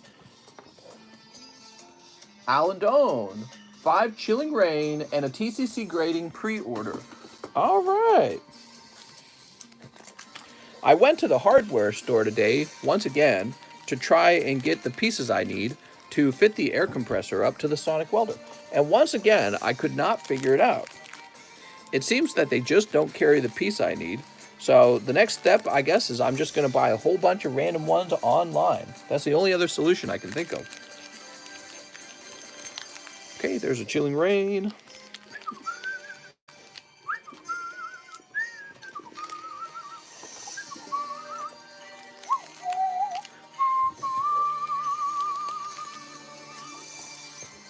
Actually, Dollar General packs are better. What? I knew it. I'm getting myself some Dollar General. What are we doing with the $4 difference, says Johnny Flores. Well, Mr. Johnny, if you'd like, you can take it out of your next order. I originally sent 51 for Rocket Break. Maybe you need a universal adapter. Yeah, that's probably what I'm going to try. I took a picture of it, and it's in the Discord announcement for anyone who's familiar with air compressor tools. It's a really weird-looking attachment. You ready, Alan Doan?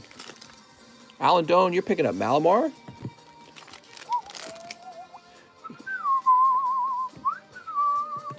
Now look at this light bar. It looks like he's missing some paint up there in that corner. Like they ran out of ink. TCG Players became a member. Hey, we need a total of 13 new members to unlock another emoji, which actually means we're pretty close, guys. Here's Blissey using double smack. Thunderous and Curlia. All right.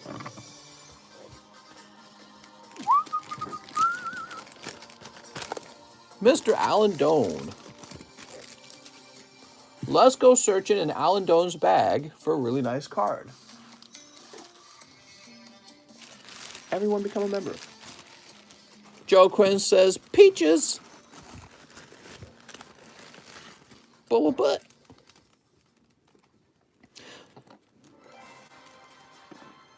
EVV Max, Greninja. You got a lot of hollows.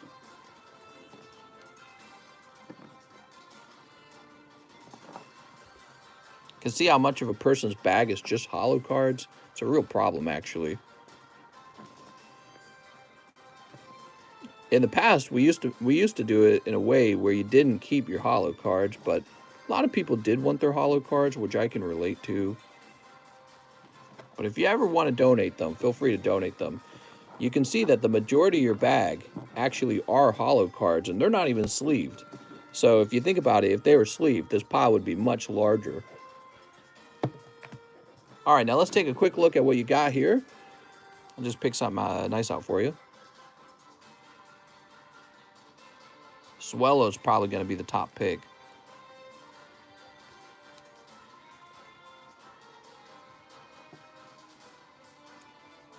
There's also this ultra rare My Little Pony card. That's the top pick in my book. The Swellow is a pull from, probably from Roaring Skies, I think. Set this over here. And if that card graded 10, that'd be really good.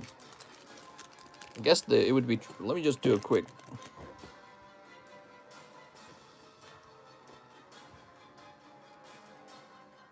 No, it's got a blemish, unfortunately. So that card won't grade 10, actually. I'd like for him to be your card, but let's pick a different one.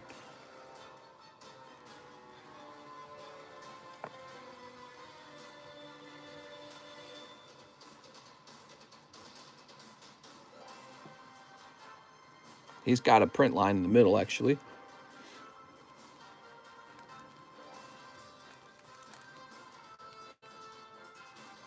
He's a bit thin on this edge.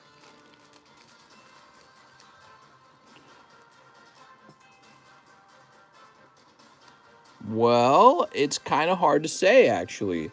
So I tell you what, I'm going to make Swellow your card for now, because even as a 9, he'd still be a better 9 than the other 9s. So you're going to have Swellow for now.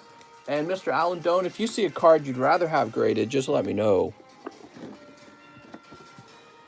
If you reach 30,000 subs, you'd be pokey rich. Hey man, we need to reach 100,000 subscribers. 30,000 is just another stepping stone, really. 100,000, everyone. What do you think?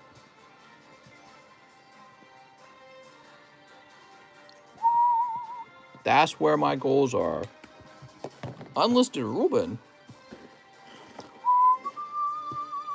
James says, that's too many. Next up, we got Andrew Plummer. Good evening, mister. May I please get one tag team? Oh, one tag bull. I was going to say, that doesn't add up. One fusion art.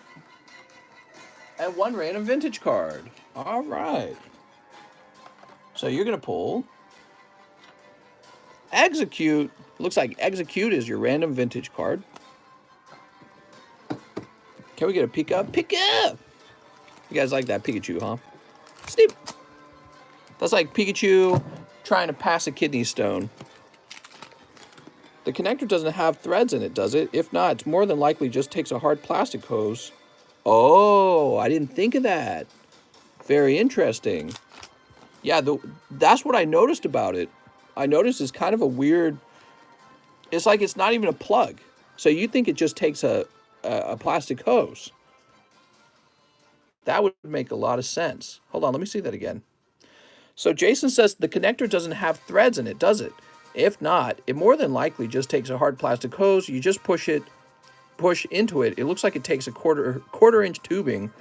He said 3/8 inch, and I did not even consider that. But then, you know, I don't quite understand, like, how does the hose connect to the compressor then? Because the compressor itself seemed to take, you know, connectors. But yeah, that might make a lot of sense. I'll show a picture of it again. You might have already seen it in the announcement channel.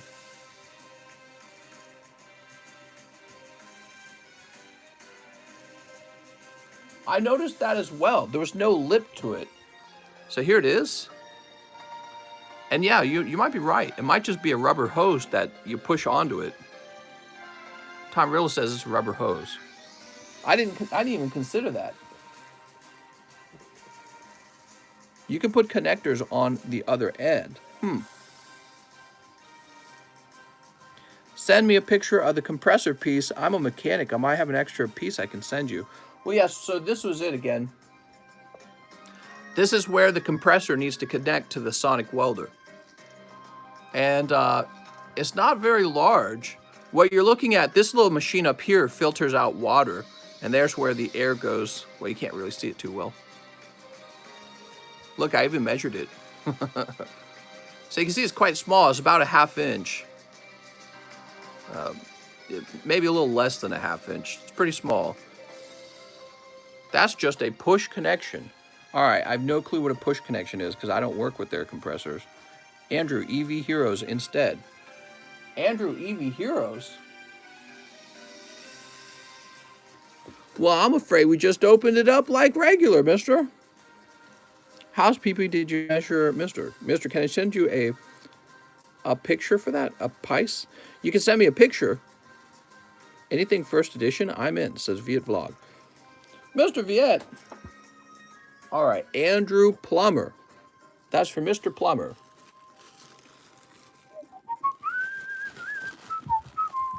He also ordered EV Heroes. Oh, I'm sorry. I understand now. I'm sorry, I was a little distracted there. So here we go. Here's the... You're saying I missed the EV Heroes. Is that what you're saying?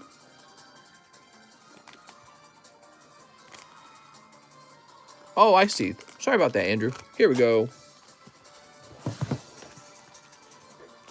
All right, and you pull a lovely Jolteon. All right. There we go. Mister, I think I have an extra part. Can I send you the part if I find it? Yeah, I mean, you can. Be sure to send a picture of it first. I don't want to waste your money because, you know, you'll waste your money shipping if it doesn't actually fit, right? All right, there we go, Mr. Andrew. Sweet. He says, yes, thank you. No problem. Next up is Caleb Carvo. 1 Evo Skies and 2 in the Rocket Break. Mr. Caleb Carvo, what would you like me to do? Caleb, Andrew is a hero. Hi, mister. What's up, Frags? Jason says something, Mr. A. What? Caleb Carvo. Did you want to have 2 spots in here, Caleb?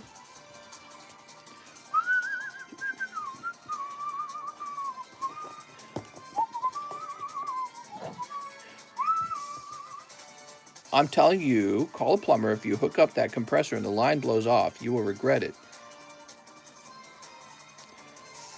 Caleb says no. Okay, so Caleb, I'll go ahead and grab you 1 Evo Skies and open that. Take a flashlight and look inside. If there's an O-ring in the middle, you 100% need the plastic hose. He's correct, mister. I'm a mechanic too. Crystal Cave. I sent 87 cards to CGC and I got 18 slabs that graded 9.5. That's tough. I'm never selling my CGC cards. What? All right, Mr. Caleb, that is a Crystal Cave.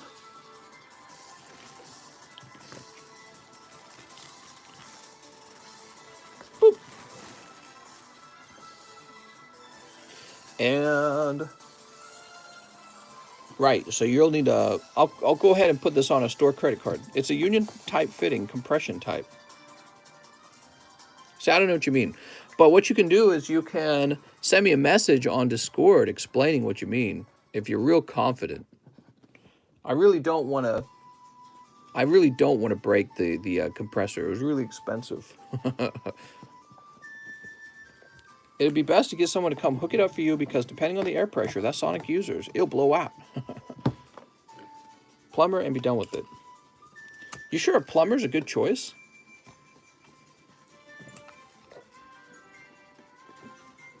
All right. Jacob Coriel says, hey, mister, can I please get that Mewtwo promo slab and a spot in the pack break? Yes. You need an engineer. He can fix your toilet at the same time. Plumber would know his shiznit. A plumber would. A plumber would know. Mister, what if the plumber gets stuck in the sink? Well, that would be a problem. Here it is. That is a drain valve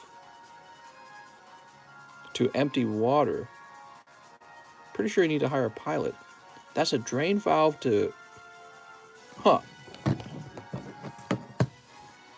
To hook up compressors for commercial business, they have the hose because it's the same hose they use for water or air.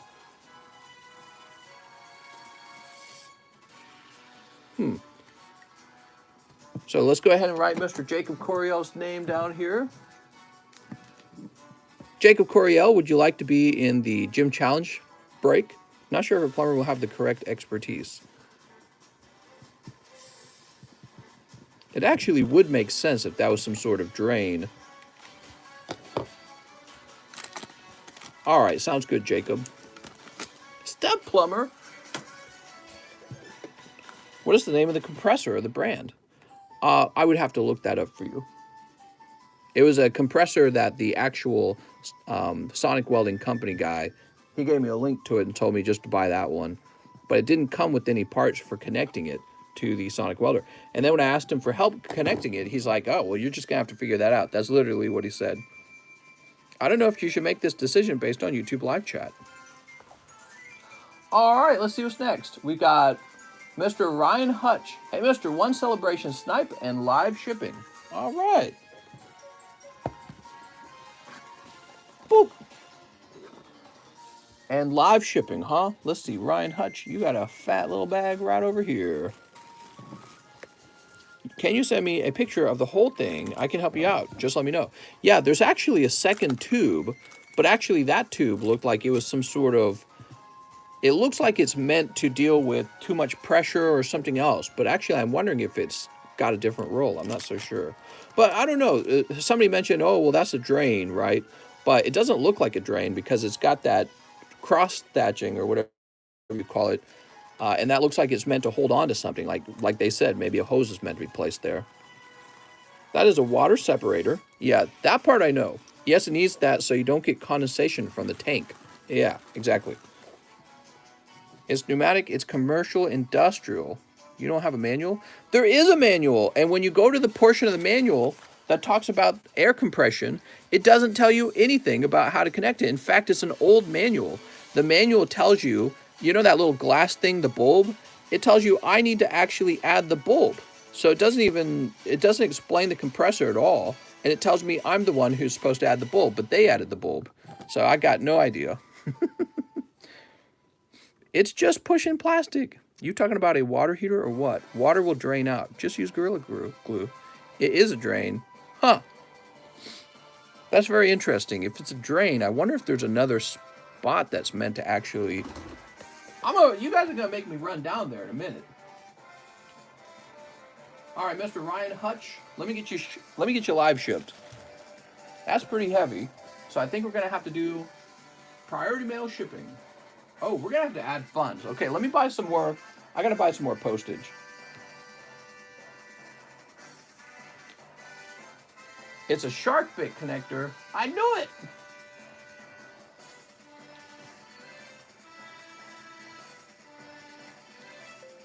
All right. That's me adding $500 for shipping. Shark Tank? That's right, Shark Tank. I'm going to run down there and take a quick look. You guys are making me wonder if maybe there's supposed to be a different part of the sonic welder that connects for the actual intake of air. Mister, go down there and show it. I mean, I think I can. My wife's out there sleeping, that's the problem. 2 connections at the top for airlines. You know, it's funny you say that. There is actually a little black, it's like another tube, but it's really small and it sticks out. And I wouldn't at first glance think that that's where the compressor connects to the actual sonic welder, but maybe that's it. Carried up here. All right, let's go take a quick look. Let's go wake my wife up. That's the connector, says Anthony Shime. Wow, thanks, Anthony.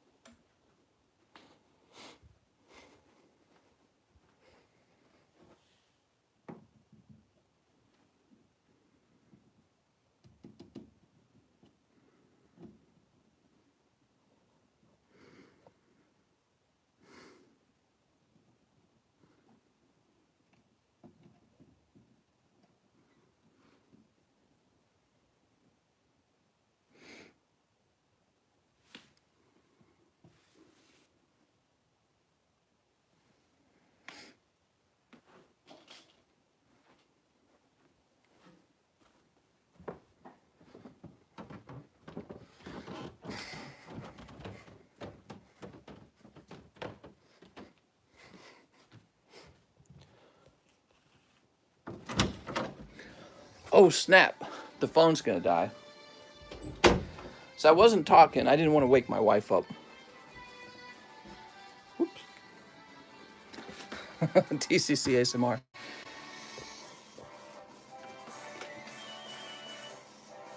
You forgot to turn the lights off. That's okay. She had the door closed.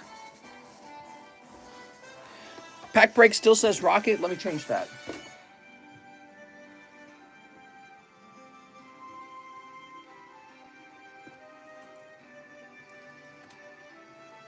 All right, now it just says vintage pack break.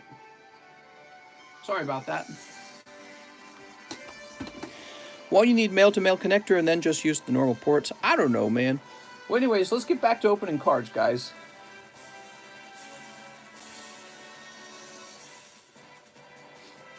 Ryan Hutch, Luis Rodriguez, 3 Vivid Voltage. All right. Yeah, so what did you experts think of that? Pressure gauge to control your air to the welder. Snip. Snip.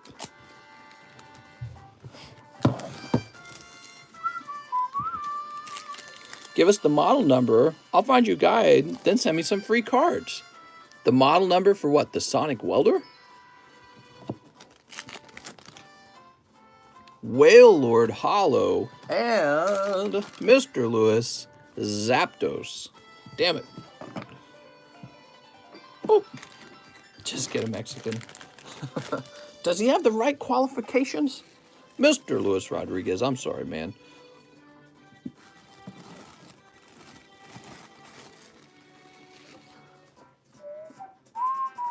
Trenton Burton says 1 for the pack break.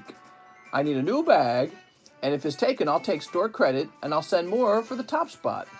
All right, sounds good. Trenton Burton.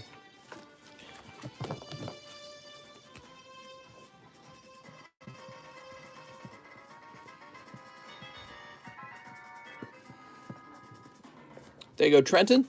Now, we do have that pack break. You still have time to jump into that if you want. Oops. Misto. There is an air release. The crotch hatch is for thumb grip.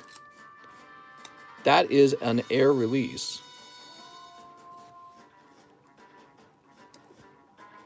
What's the name of the welder? It's a Sonatech welder.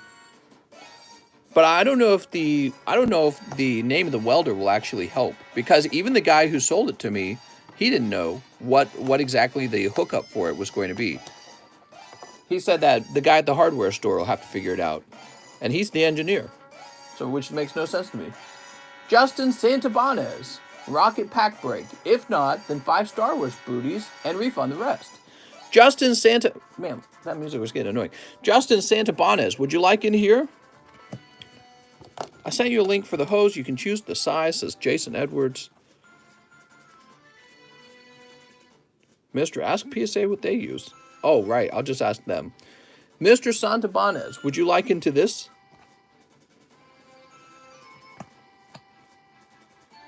Hey, my old lady just walked in and rolled her eyes at me for having this stream on. Can I get a shout out to Hey Hey? Hey Hey! Don't be a hater, Hey Hey. Are you even sure that you bought a Sonic Welder, not an espresso machine? I don't even know that. My whole world is upside down. Put the money to my slab away instead, says Pondtree. Pondtree, I'm guessing you're Justin Santabanez.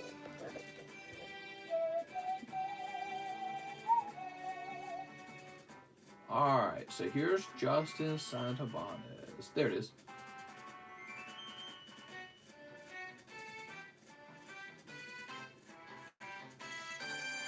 Minus 51.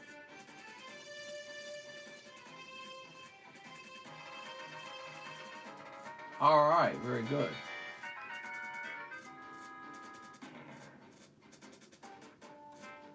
All right, it's updated. Wow, that's pretty pricey, man. You bought a really expensive one. All right, next up we got Santos Ayala. He says Dark Steelix, PSA 5. You got it, Santos. Man, I am not liking this song. Hyrule Field, huh? Let me skip this. I didn't realize it was going to be such a long song, and it did not sound that good. Here you go, Mr. Santos.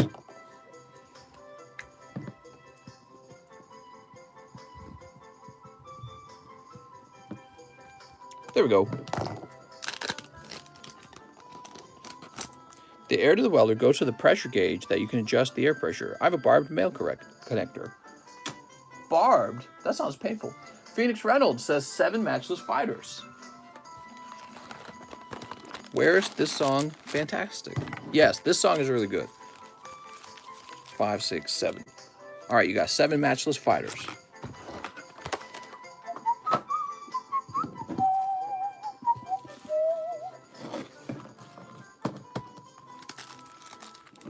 The hose also holds up to 300 psi, so it's plenty for you. Change stream name to How to Fix Mister's Welder. Yeah, I'll be sure to read the notes. I'm sure some of you guys sent me Discord messages. I'll be sure to read those. That might be a better place to talk about this.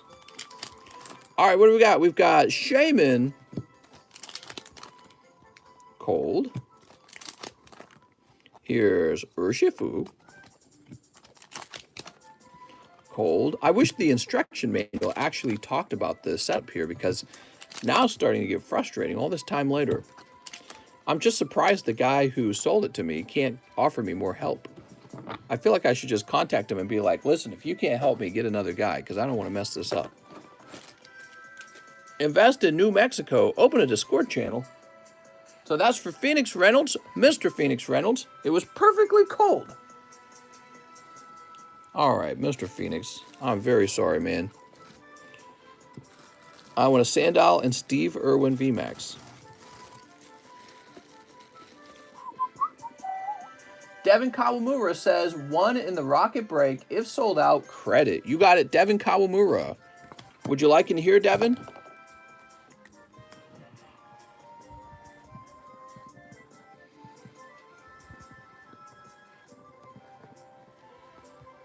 No hoses go on that water release crops hatch screw.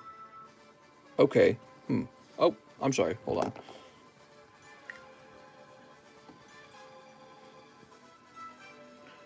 $51. Sent in more for Topps Break. A lot of people wanted in that Rocket Break and missed it. Wes Donini says PSA 9 base Snorlax. All right, Mr. Wes.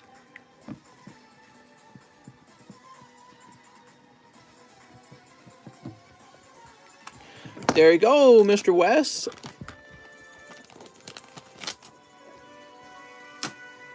Kevin O'Neill, he says 3 Crimson Invasion. All right. 1, 2, and 3.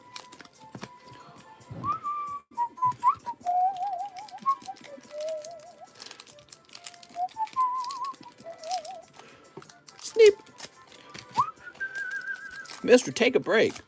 We did take a break. I stood up for a whole minute. That's really good. Would love more first edition breaks, even light packs. Here's Skiddo. Well, we have a first edition gym pack break going right now for $47 if you want in.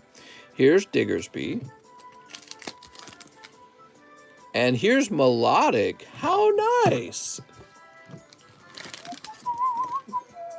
That's for Kevin O'Neill. Wow, we need some hits, guys. Where are the hits? Okay, Kevin O'Neill. Confirmed light pack or no? That will be a light pack, okay? For the gym challenge. If it was a heavy pack, to put it into perspective, if it was a heavy pack, it could be closer to like, who knows, like maybe like $100 per spot. I don't know what a heavy pack goes for, actually. I think heavy packs go for a whole bunch of money. They'll go for like over 1,000 sometimes.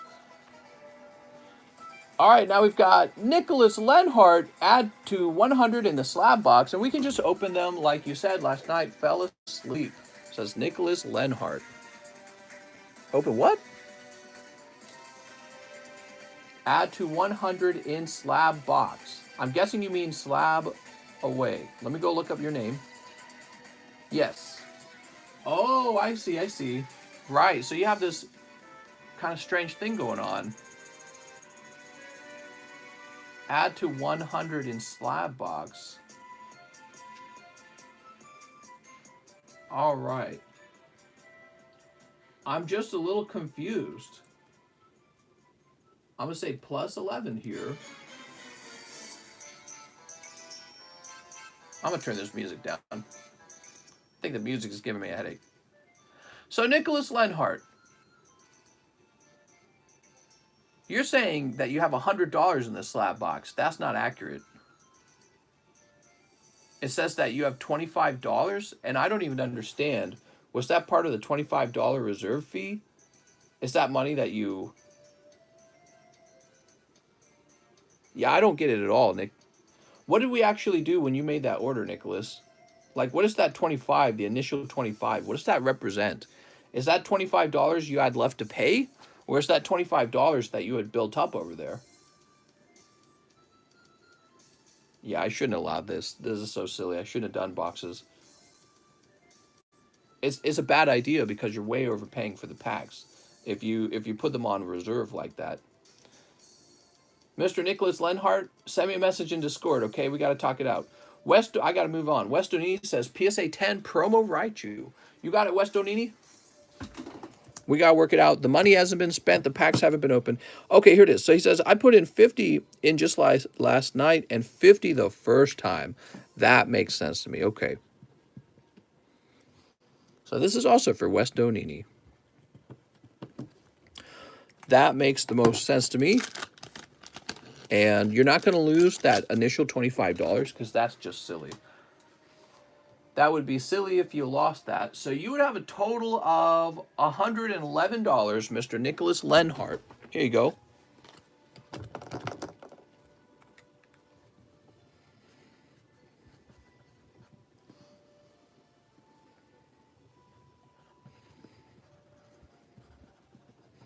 So I'm giving you back that reserve money because it just doesn't make sense to do that. All right, so you have a total of $111, and you can tell me what you'd like to do with it, and I'll use that money up for you, okay? And it doesn't have to be just for celebration packs if you don't want it to be. And I'll put you up there. And let me go ahead and I'll go ahead and remove this real fast. There we go. All right, and now you don't have to worry about anything over there in the slab away. Mr. I was loving the music, but if you need to turn it down for your well-being, that's perfectly understandable. Yeah, I couldn't think. It was like too loud. Turn it up a little bit. West Donini, we did that already. Raymond Still. How's it going, Raymond? He wants 2 poker cards and 10 of the Japanese fusion. All right, here we go. I think that music was just like too much. It's much louder next to me than it is for you guys. Did you know that? So I have to turn it up really loud for you guys to hear it. That's what you guys don't know. Of course, if we were playing the music through a restreaming software, then it would sound totally different for you guys. It'd be much higher quality, too. All right, and card number 2. Violent music. And you're going to pick up Totodile. Heck yeah, man. All right. Hey, that's a hit. You got one of the starters, right? Very good. All right, Raymond Still with an R. Mr. Raymond. We would have just had your bag a minute ago, right? Because you opened early, did you not? I don't actually remember. I think you did open early.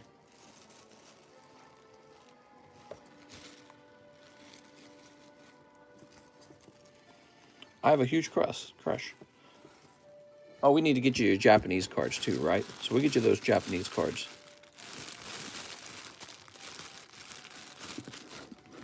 Did we open for you earlier? I swear we did. I actually don't remember now.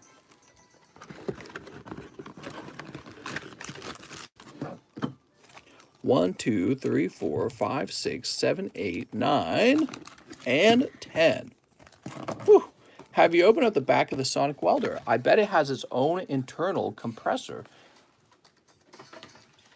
Its own internal compressor. What, air compressor?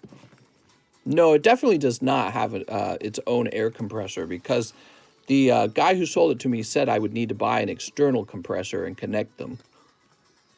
All right, Mr. Raymond, you ready? Snip. Snip.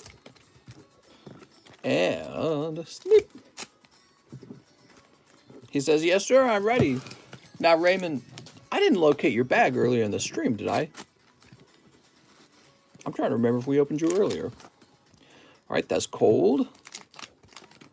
Here's Galarian, whatever his name is, Obstagoon. Cold. Genesect. Have you ever cut the cards on accident? Oh, so many times. Doot. Will you be able to grade Topps cards? Yes. We can open celebrations, says Nick Lenhart. All right, Nick. I'll calculate how many. Oh, I see you bought the Gengar. Right. Cold. And so, Mr. Raymond, you actually need a new bag, right? Was that the case? You were the guy saying you needed a new bag. Here's Melmetal. And Chandelure. That's 2 V cards out of 10 packs. Why did I sleeve up the Butterfree? He says, no, I have one. All right, let's go hunting for it.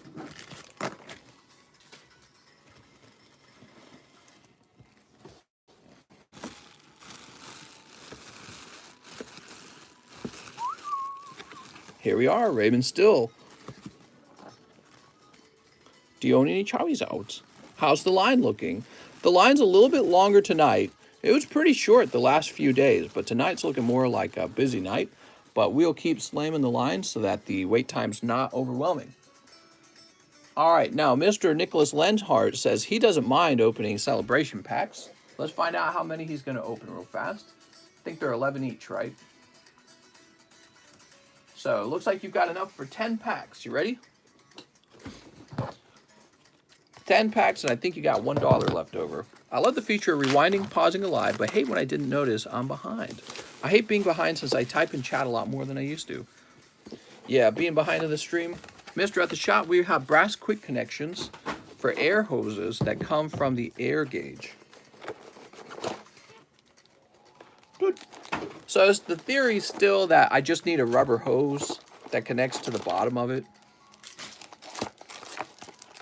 Toss this over here.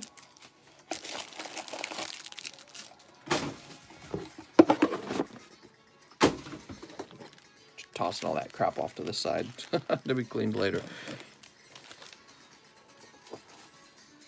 It's a tip.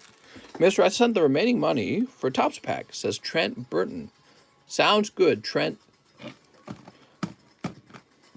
Mr. needs all the hose. What? All right, Mr. Nicholas Lenhart. Here goes. Sneep. Sneep. And finally, sneep. Wow, these scissors are going bad, man. They're losing their sharp edge. You ready? Nicholas Lenhart.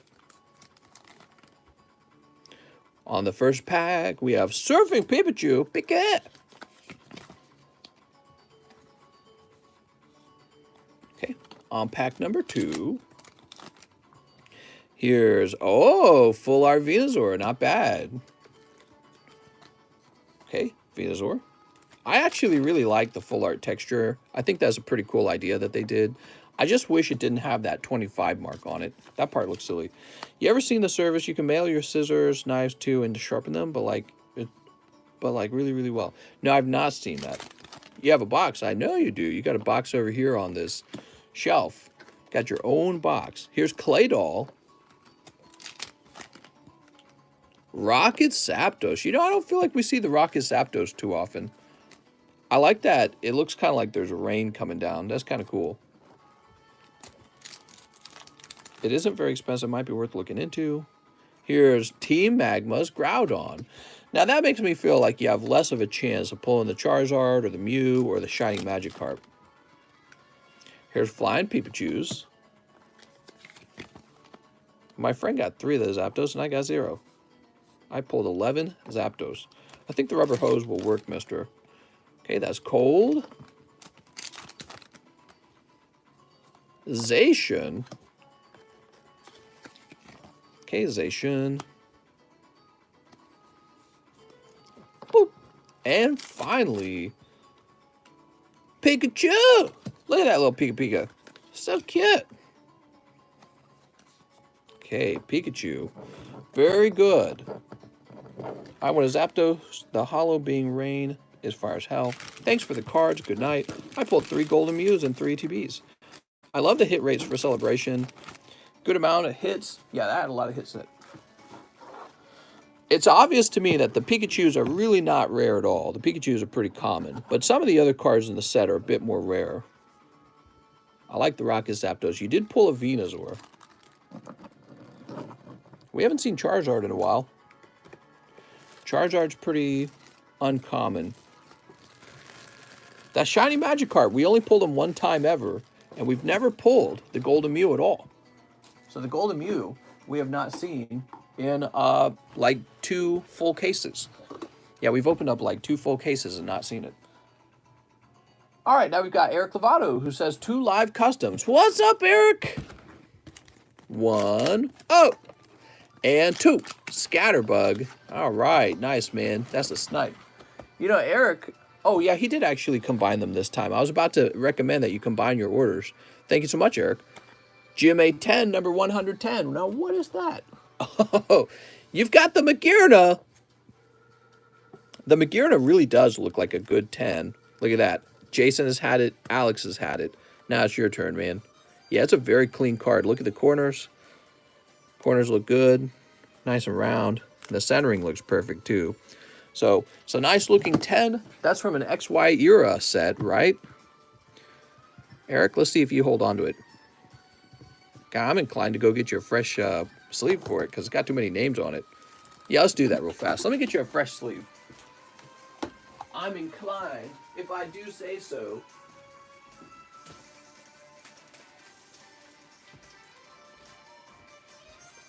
Mister.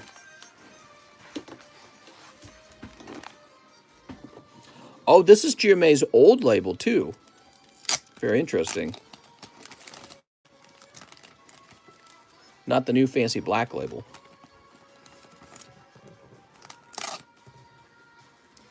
There we go. Excuse me. Are the mods lurking? My oldest brother found first edition Pokemon cards and they are in perfect condition. What can he do to sell them at a fair price? I would tell him to grade them all first. So he will get a better price if he grades them first, which will take a lot of money and a lot of time. However, he could be heavily overestimating what good condition is. They could be like 7s and 6s, but even in that case, hold on, I got a cough. Whew, I had a cough there. I was dying. So there you go, Mr. Eric. Yeah, so even if they come back 6s and 7s, he might still break even. I don't know. You don't want to break even because if you're just breaking even, then you might as well sell them because you'll be wasting a lot of time grading them. So I guess the first question I'd have for your brother is how good does he think he is at determining that they're in, pristine or perfect or mint condition. And so yeah, but either way, grading them is probably the safer route, I'd say. I like to grade everything. But right now it's not a good time to grade because PSA is kind of shut down. So tell your brother to hold on to them. Now, if he's just looking to cash out, what he might do is create buy it now. Well, yeah. He could try to create buy it now listings on something like eBay. If he sells them all as a group, he's less likely to get the full value out of them because most people don't have enough money laying around to buy up all your cards at full price. Also, it's a bit more of a risk to buy a group of cards because you can't look at each card, carefully. It's a lot of work. Usually there's not enough pictures involved in a group sale. But that would be the fastest way to sell them. So if you just wanted to dump them and you just wanted to get rid of them, you would take them and take the whole auction and put it into, take the whole folder and put it into auction and just see what happens. Which if you do that, let me know because I'll keep an eye on it. You could also make me an offer.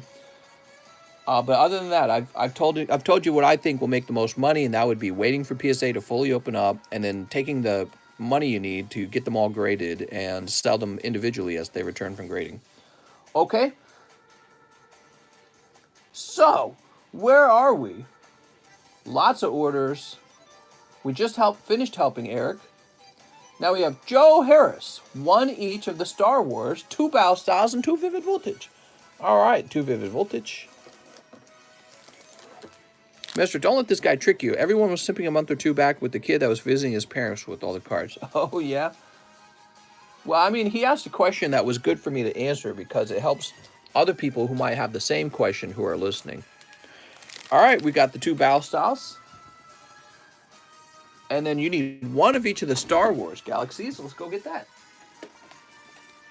Star Wars Galaxy 3. How's it going, Joe?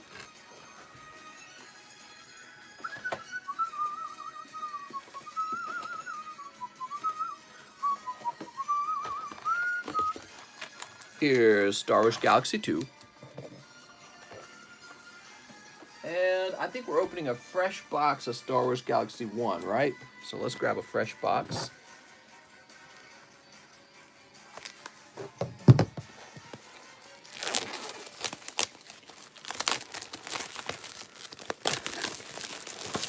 I love CGC labels, personally though, and their slabs themselves. Can't use Beckett, they're just as good. Can't he use Beckett? They're just as good. He can use Beckett. All right. These are some old booster packs, man. I paid for 2 spits in Pack Break when it was Rocket First Edition. Can I get a refund?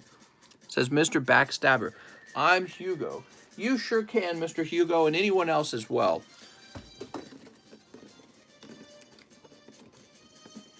Oh, are you not here yet? Maybe I haven't ran into your order yet. Okay. Actually, let me scroll up and see if I can find you real fast to save me some trouble. Here it is. Hugo Hopman, 2 spots in the Pack Break. Yes, let me go ahead and send that refund in.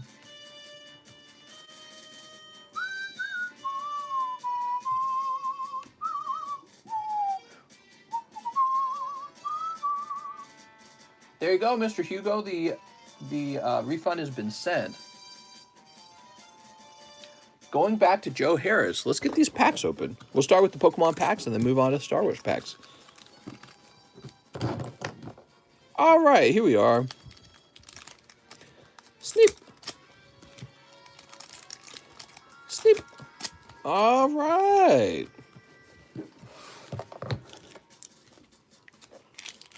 Pack number 1.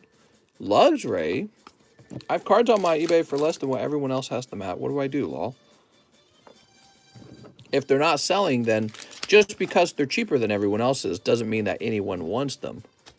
Can we ship cards to you? Let us know their condition. If it's worth grading them, it's about 40 cards, 13 hollows. I kind of don't do that, though. Are you the guy that was talking about having a collection of first editions? That screw on the bottom is for water release. When you use your thumb to turn it, it spits the water out with air pressure.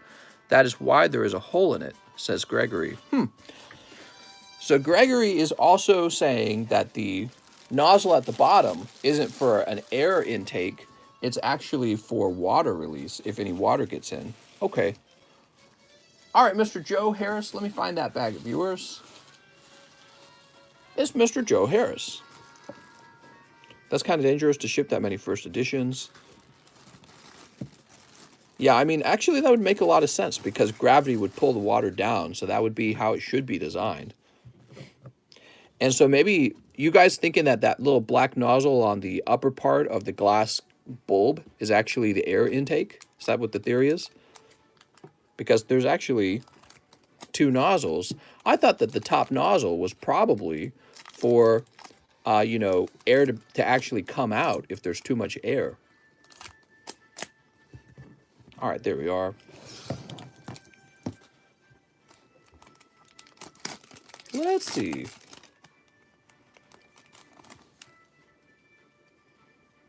Can you refund the pack I bought, but not the slab away, says Tyler Franson. What did you... Here we go. So this is Star Wars Galaxy 3. That's the LucasArts card. You got first day production on Darth Vader, and hey, look, you got the other one too. Very cool. I sent the most complicated order ever. I feel like you're tricking. Okay, first day production. Very cool. So this is Star Wars Galaxy 2. That's why it's clear to see if it's getting full. Yeah, you don't want to mess the welder up. I agree. How much for the Corviknight VMAX CGC slab? The 9.5? Well, I was thinking maybe about 40 bucks for that. A 9.5 is considered a gem mint, but it's not like a secret rare or anything, so I didn't want to sell them for very much. Evil Luke. This creepy guy. That's kind of cool.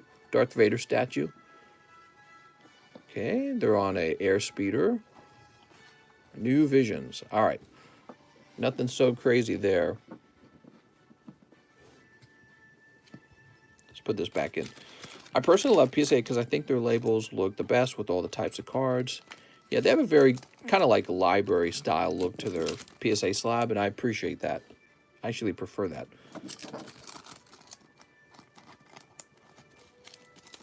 All right, there we go. Okay, last pack. This gives you a chance at the booty butt. We're looking for some booty butt cards in here. You take 35. 35, what, for the slab? Well, I mean, I think 45 is already pretty cheap. I'll think about it, but I haven't really even priced it, so no one else has gotten a shot at it, which means if I priced it at 45, somebody else might actually already be interested in it at 45. Dark Empire. All right. No booty butt card in there. I'm sorry, Mr. Joe, but I do like this here, huh? Never mind about my order. Just do it as a paid for. Whew. Hey, new to this channel, do you take Cash App? Not sure how this works, but definitely want to grab some stuff. Well, we use PayPal. I really like PayPal, and having everyone on PayPal makes it much easier. Also, it makes it easier to do the accounting to pay my taxes. And you can place an order on PayPal, and then I just, during the live stream, I'll eventually run into it. It takes a little while for it to be your turn. And then we open up your packs. And then whenever you want to ship out, you can pay $6, or you can even get free shipping if you go to our Discord and get in line for free shipping in our Please Ship channel. Next up, we got Brighton Cole. Brighton Cole says, 1 in the pack break, if filled, store credit. You got it, 1 in the pack break. If filled, store credit. So it actually, you're paying the older price. I think you're referring to the Team Rocket break, and it did fill up. So Brighton Cole. Brighton Cole, would you like to get in here? Let me know.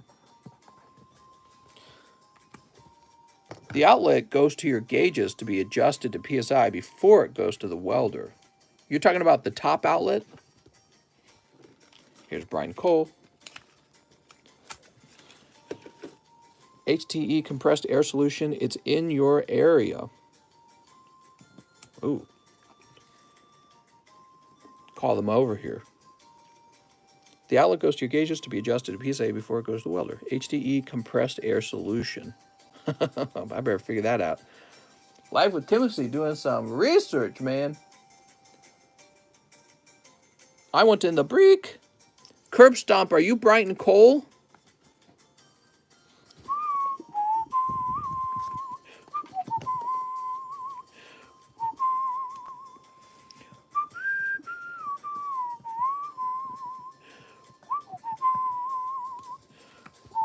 All right, you got $4 left over, Mr. Brighton Cole. Mark Assignation. 1 spot in the new pack break. Do I collect Henny body? I do. Henderson bottles.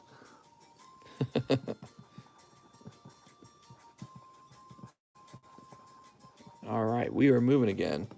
Keep the rest of the tip. Oh, you don't have to do that, man. Just take $4 off your next order. It's easy. But, you know, if you want to tip me, you can do that too. I really appreciate it if you do. Mr. Rubin wants in. What's the longest you have ever went without any sleep? Oh, you know, probably like 2 days. I actually don't like to miss sleep at all.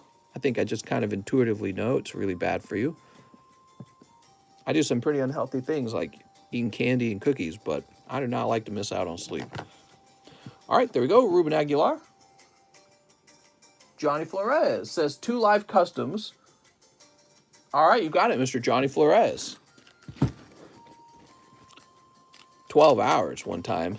Salazzle and Colossal. Mr. Johnny, I apologize. That is a cold round, man. Johnny Flores.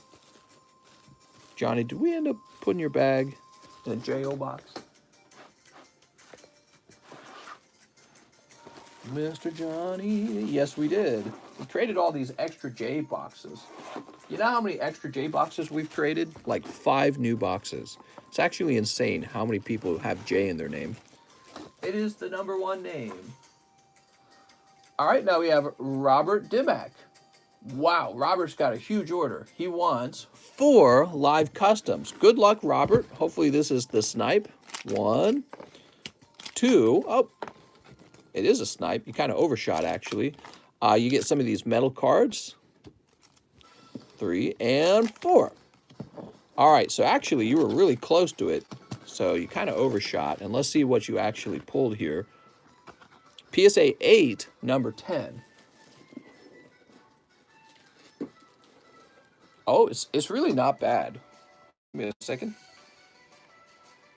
Ah, heck, we just keep the sticker on. So that's Dark Machamp First Edition Holo PSA 8. It's really nice. Okay, Mr. Robert. That's a pretty good start.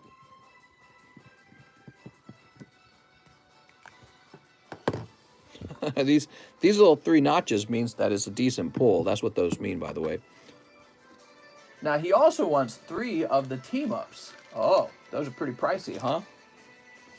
Okay, 3 team-ups. 2, 3. And 2 tag teams. Damn. That is pricey. He also wants 4 fusions.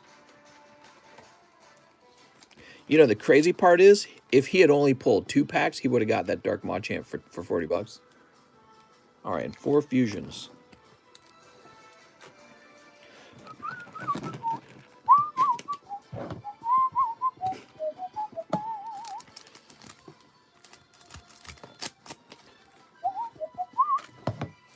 I really like this song. I'll turn it up. The Mulgira battle, that's what it's called. Cold. Your gauges have an intake and an outlet that is connected to an air hose connection. All right, here's Mew. Doot. Dragapult. And finally, Cold.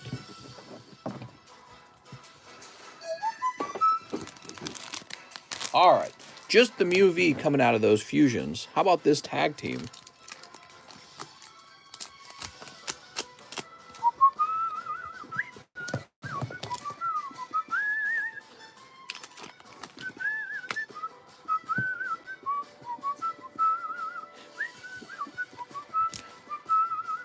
Here's Incineroar. Oh, nice. Mewtwo Holo, Zapdos.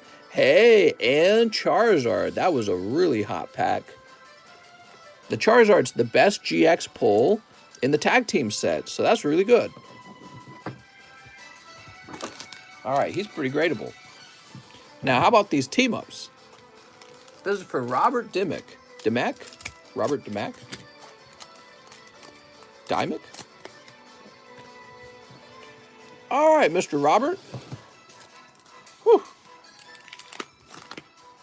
Oh, my Lord. You got to be kidding. Look, he also pulls alternative art, Magikarp, and Wailord. Wow. Crazy, man. Great pull. Such a great card. This guy had a perfect round or something. What is up with that? And Ingo Emmett. Whew. Excuse me. Great round. So that's for Robert. Robert, did you need a new bag? I'm trying to remember if I recognize you. I don't think I recognize you. Oh, you're new. I see. You do have a bag. He is very new. Wow, man. You're going to make some people jealous with that round. I think that's the best pull of the night so far. It's this guy right here. Look at that. I think that's best pull of the night so far, guys. He says, thanks. Appreciate it. I appreciate it too, mister. When you guys order packs, you support the channel. So that's really cool. All right, Robert. Set you right here. And here's your new Dark Machamp. Tyler Franson says, I want to put the Malolana on Slab away along with Evolving Skies Snipe. All right.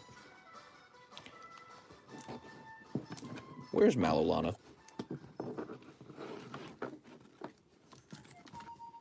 Here it is. Malolana is only $100, man. Well, I tell you what, since you're putting it on Slab away, I'll make the fee smaller. So who's that for? That's for Tyler Franson.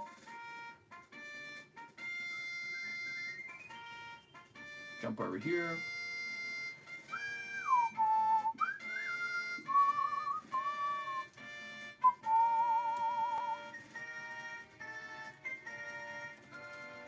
So normally the fee is, what, 25 bucks? I guess in this case, I'll make it 15 bucks, okay?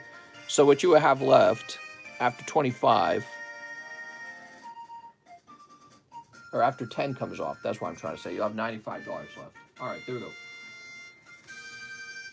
So we'll just do that for you. And an Evolving Skies snipe. Let's get that Evolving Skies. What did I win, says Ren?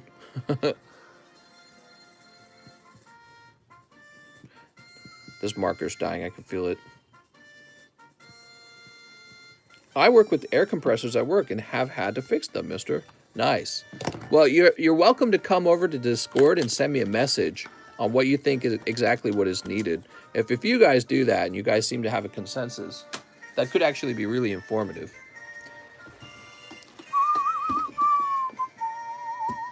All right, here we are. I do like the idea of hiring somebody to come out and just set it up. Here's Pyroar. But I don't know, maybe that's not necessary. Maybe that's spending money on something you don't need. Tyler Franson, 1 Pyroar. That Magikarp Wailord is $350 as a 10. Yeah, it's pretty pricey, huh? Hugo Hopman, he says 2 spots in the pack break. You got it, Mr. Hugo. Create Discord channel air compressor memes.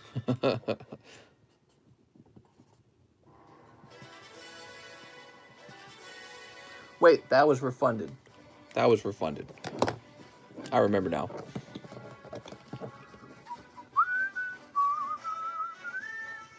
Let me just double check. I'm pretty sure this was refunded, right?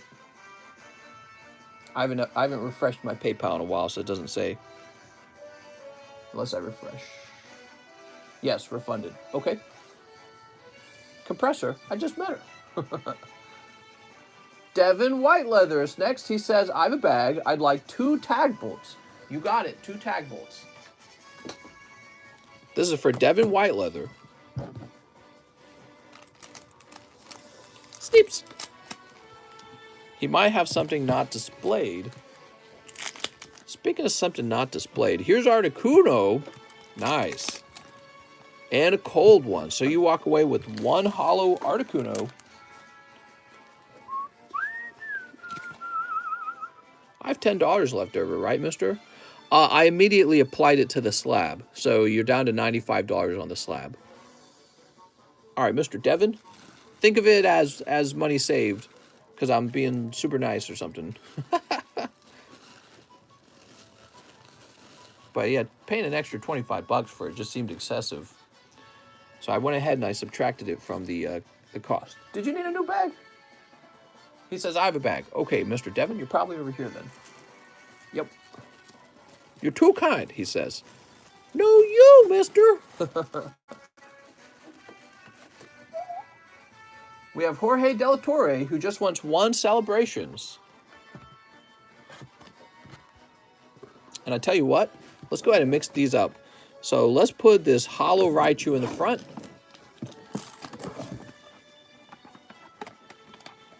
We're going to put this reverse hollow Chinchou.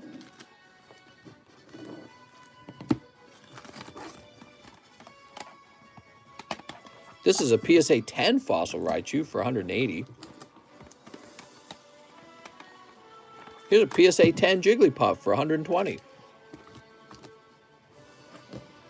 Oh, but Ivysaur is in front of that, huh? So the Ivysaur is $30, but he's a 7. All right, there we go. Lots of electric types there. How's the Tops break coming along? Pretty good, actually. Yeah, the Tops pack break is, or box break is coming along well. Here's Xerneas and Solgaleo. Maybe what I'll do, I tell you what. So I'm going to reserve. Will I? No, better not. I was going to say, I was thinking about maybe reserving a few spots for pack breaks in the future, but I don't think I'm going to do that at the moment. So actually, though, what we could do, now that I'm thinking about it, you guys want to have a Topps Mini?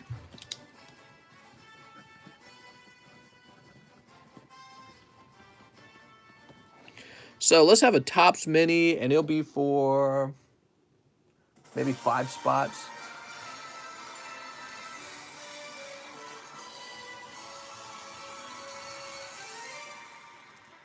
Yes. So the Topps Mini is for 5 packs. Top Mini, 5 packs. And it's $20 to get into this reserve list. There's going to be 20 spots.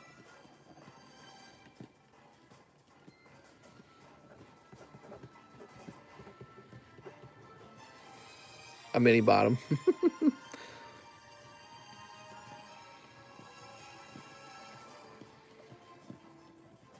So this works exactly like the medium, but instead of playing for a box of Evolving Skies, you're getting 5 booster packs in the Tops break.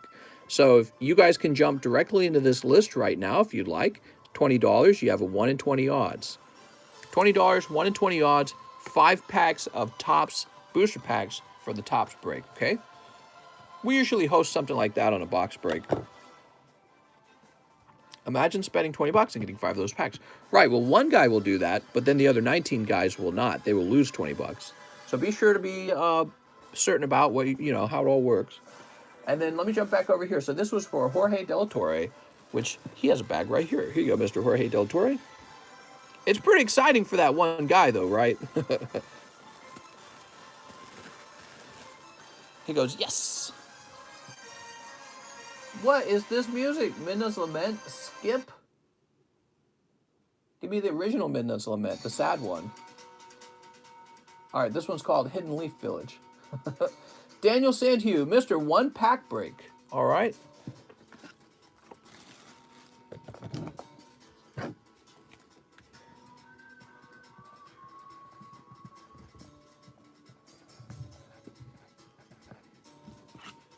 You're in, Mr. Daniel. 1 Evolutions. You mean like XY Evolutions?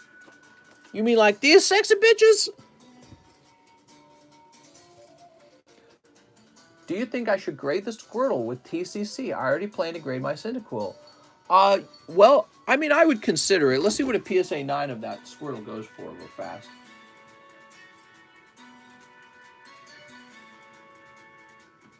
The thing is, I can't guarantee it's a 10. He only goes for $50 as a PSA 9, so... Actually, that seems kind of cheap.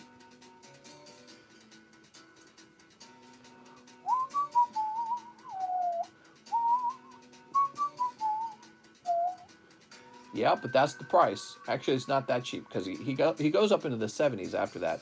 So I don't know. It's up to you. It's just something to think about, I suppose. I already plan to grade my Cyndaquil poker card and can see if there's anything else in my bag worth doing, and I will order it at the same time, please, says Daniel Sandhue. So Daniel Sandhue, it sounds like you want to take a peek into your bag. We'll do a quick peek. You ready? Here goes. Charmander. Electrode. Wow. All right, you got a lovely reverse hollow Electrode. He's probably the card you should grade. So, Master Daniel. Now, Daniel, I can't guarantee that I can grade the poker cards. I'm going to try, but I don't know exactly what it'll look like. Actually, I mean, we could mess around with it right now if I go and get an empty slab. Mr. Sandhue, let me find your bag real fast. Daniel Sandhue, you're right here. It's not gambling if the wife's boyfriend doesn't know. That's true. Well, it's only gambling if you lose, guys. If you win, it's investing. Grand Bull, Squirtle. So, okay, immediately looking at your Squirtle, you can tell he's off center. So he's no more than a 9. That's Pidgeot. You got a Pidgeot. Believe it or not, just grading those poker cards is not a bad idea. Pinsir. Oh, you got this full art energy retrieval over here. That looks kind of nice. That has a very slim shot at a 10. All right, there you go. Yeah, I mean, you could just do the poker cards if you wanted, to be honest. But the Squirtle, he will not be a 10 based on my initial review of him. There you go, Daniel. All right. Devin Kawamura, he says, use the credit from the pack break and put me in the tops break. All right, sounds good. The tops break.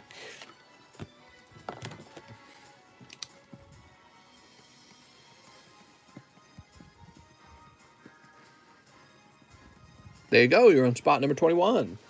Getting closer to that box break. Phoenix Reynolds. He says 10 matchless fighters. All right, give me a minute. Traded my Blastoise, Full Art, Oak, and Zapdos from Celebrations for Pikachu, Lunchbox, and Pokeball. Got nothing. Yeah, I mean, that is how it works, isn't it? 1, 2, 3, 4, 5, 6, 7, 8, 9, 10. It's always a gamble, you know what I mean?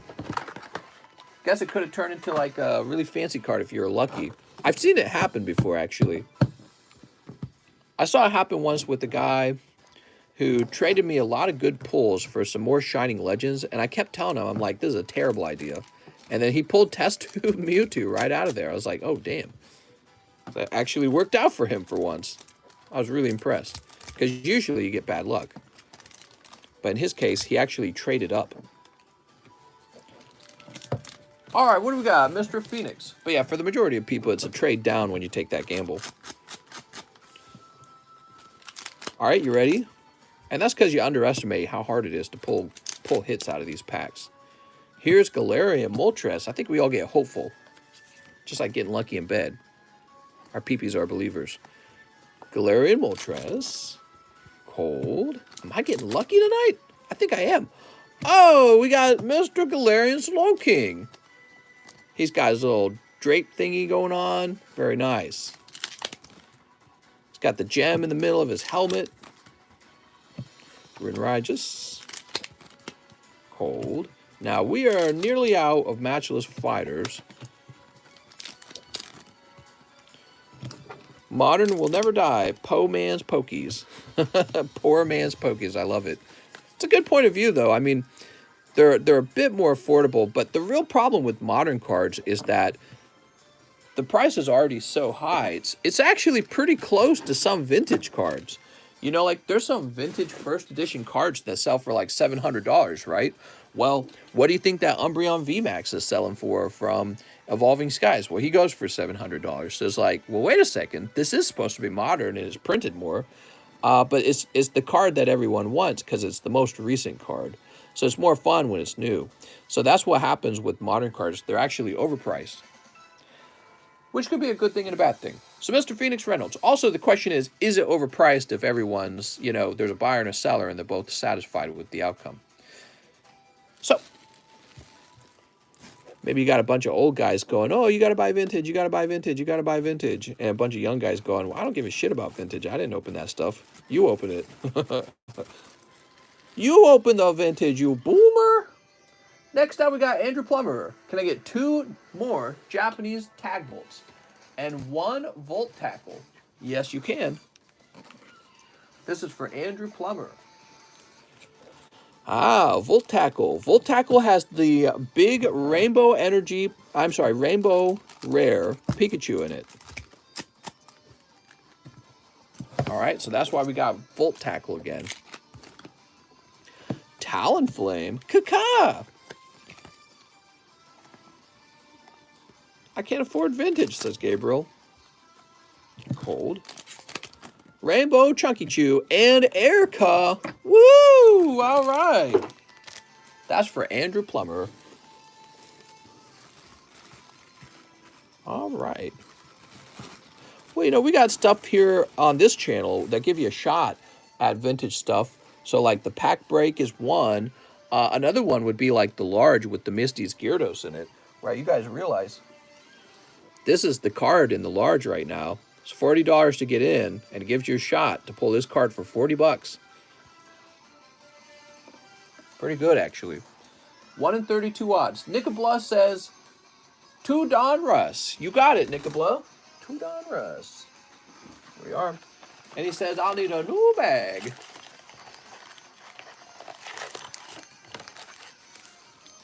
Boop. What is this rock music? What if I hit forward? I'll trade 1 Shuckle for all slabs on the table. Oh, yeah. Too many YouTubers crapping on modern and hyping up vintage, but it's because they have loads of vintage and feels like they're gatekeeping a bit. Well, I have a mixture of both modern and vintage, but actually, the reason that I warn you guys about Modern is not because it benefits me to warn you about Modern. It's because I'm looking at the numbers, and it bothers me a lot how high the population counts are for Modern cards. And the trend is down for the price on Modern slabs. Could that trend reverse? Sure. But I think one of the issues you're running into is that the population's blowing up on some of the Modern sets, and it's coming, it's coming in and having an effect on the supply. And as the supply expands, the price falls. So yeah, you could maybe assume that there's some ulterior motives for some of the YouTubers, but actually in this case, I think it's just coming down to numbers. Like again, the population is just blowing up. That's the problem. All right, what do we got? You got a special shiny card back here. Oh, you got a rookie Kadarius Toney. Nice, rookie revolution. All right. Actually, we looked at the price of the Hidden Fates Charizard, and he's back up to $1,000, which really impressed me, because last time we looked, he had fallen down to $800, which is what I had expected, because there's so many 10s. But yeah, now there's it's gone up by $200, which is not a small amount. That's like 1/5 the price, and it did that in the course of like a month. But yeah, I think that he has potential to go up higher than 1,000. But with so many in the population, I don't know how much higher he can go. Diami Brown, because there'll always be somebody willing to sell him, and that's going to keep the price on him down, in my opinion. Hidden Fate populations are so high. It's true. And the question is, are they going to slow down? I think they're slowing down right now, probably. But I think over a long period of time, people will just continue to add to that population, because it's not like there's a sudden lack of Hidden Fates. In fact, my guess is that there's a ton of people sitting on Hidden Fate sealed product, and they're like, I'm going to get so rich on the sealed product. Well, what that causes is it means that there's a secret larger amount of population. I was going to make a video on this, actually. So I'm not coining a term or anything. But I want you guys to think in terms of this concept. So since you guys are watching here, maybe you can appreciate that I'm talking about this. I know you guys come here for entertainment, but you also come here sometimes for education. So I think in terms of this new thing, when I'm ordering cards for myself, for my personal collection, I think in terms of something I call true population. True population are the cards, the final population count for the cards across all card grading companies and across all sealed product too, the true population. And I think that true population comes down to, the reason we need to define it as the true population is because there's a certain number of 10s that you don't see on the market right now, but over time you will see them on the market. And that's because the boxes will continue to be opened. And yeah, everything will shift around in price. But there's a number of 10s sitting in booster packs or in folders right now that haven't been graded yet, but they will be graded. So I think in terms of true population, and one of the harder reasons, one of the harder, not reasons, one of the harder things to do is try to predict what the true population of a card set's going to be. But actually some of the clues have been out there because I've been watching the cards over the last, let's say, 2.5 years, 3 years now. And one of the benefits to that is I get to see how the population of even vintage cards have changed during this explosion in Pokemon card prices, and the Pokemon cards have been hitting the news. And what I've also watched is the population of modern cards explode, including XY era cards, which I've been watching very carefully. And yeah, so trying to understand what are the total number of 10s opened and unopened out there in the Pokemon population is a really important concept. Because if you're going to invest heavily in a card, you want to know that 10 years down the road, the population on that card hasn't risen by like 20 times. Nickabla, I think it's one of those things that people don't calculate for very well. And a lot of the time, that's your job if you're trying to pick up something that you think is valuable, is to try and figure something out that nobody's figured out yet. All right, you said you need a new bag. Evo Pops are crazy too. Yeah, the Evo Pops are really interesting, though, because if you're talking about the holographic populations, those are kind of suppressed by the fact that they don't hand out the 10s very often. because the cards are in such poor condition. Another great example of that would be Burning Shadows. But, you know, Burning Shadows, I looked at it, and Burning Shadows is a little overpriced. Like, I could have purchased another one of the Burning Shadows Charizards, but he is already so high. And I was thinking to myself, the reason he's so high is because guys like me are already talking about the fact that, you know, his population is going to be a little stagnant due to the cutting error. And so everyone's looking to pick one up. And this has already driven the price up on him to where it ought to be. So he's not a good purchase yet. And that's why I didn't buy another one. I said, no, I'm going to hold off. Next up, we got Trenton Burton. Mr. Add this to my store credit for a Topps pack. May want to put a new bag next to my name on the list. Thanks, Mr. Trenton Burton. Here we are. The counter argument to this is that there are definitely more than 10,000 Pokemon card collectors who want the Champion's Path Charizard. Well, I mean, if there's, let's say there's more than 10,000 collectors, right? Well, those same 10,000 collectors can collect the Vintage or the Champion's Path Charizard. So your question is, which one should you buy and when, and which one's going to go up in price over time the most? So it's actually a constant variable, the population of people buying cards. It affects both Vintage and Modern. All right, there we go. Trenton Burton. What is this music? I'm going to skip this too. Kevin O'Neill. Wait, what did I just do? I'm sorry, Trenton. Trenton, I'm being a goof over here. Here you go, Trenton.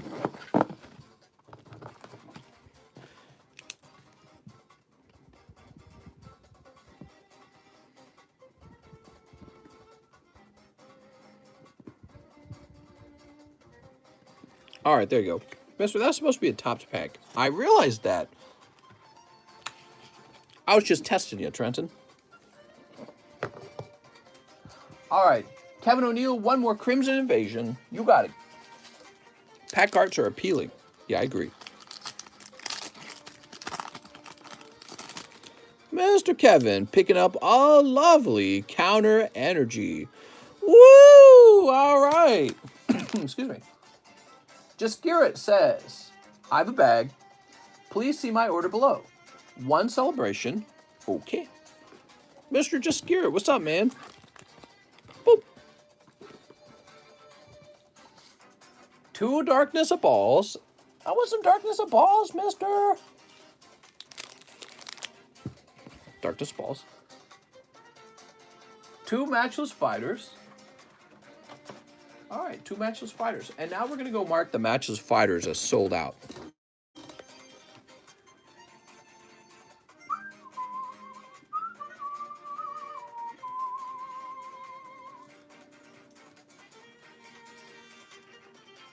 All right, we saved that. I'm refreshing. I got the Darkest Zard the other day. The Darkness? What?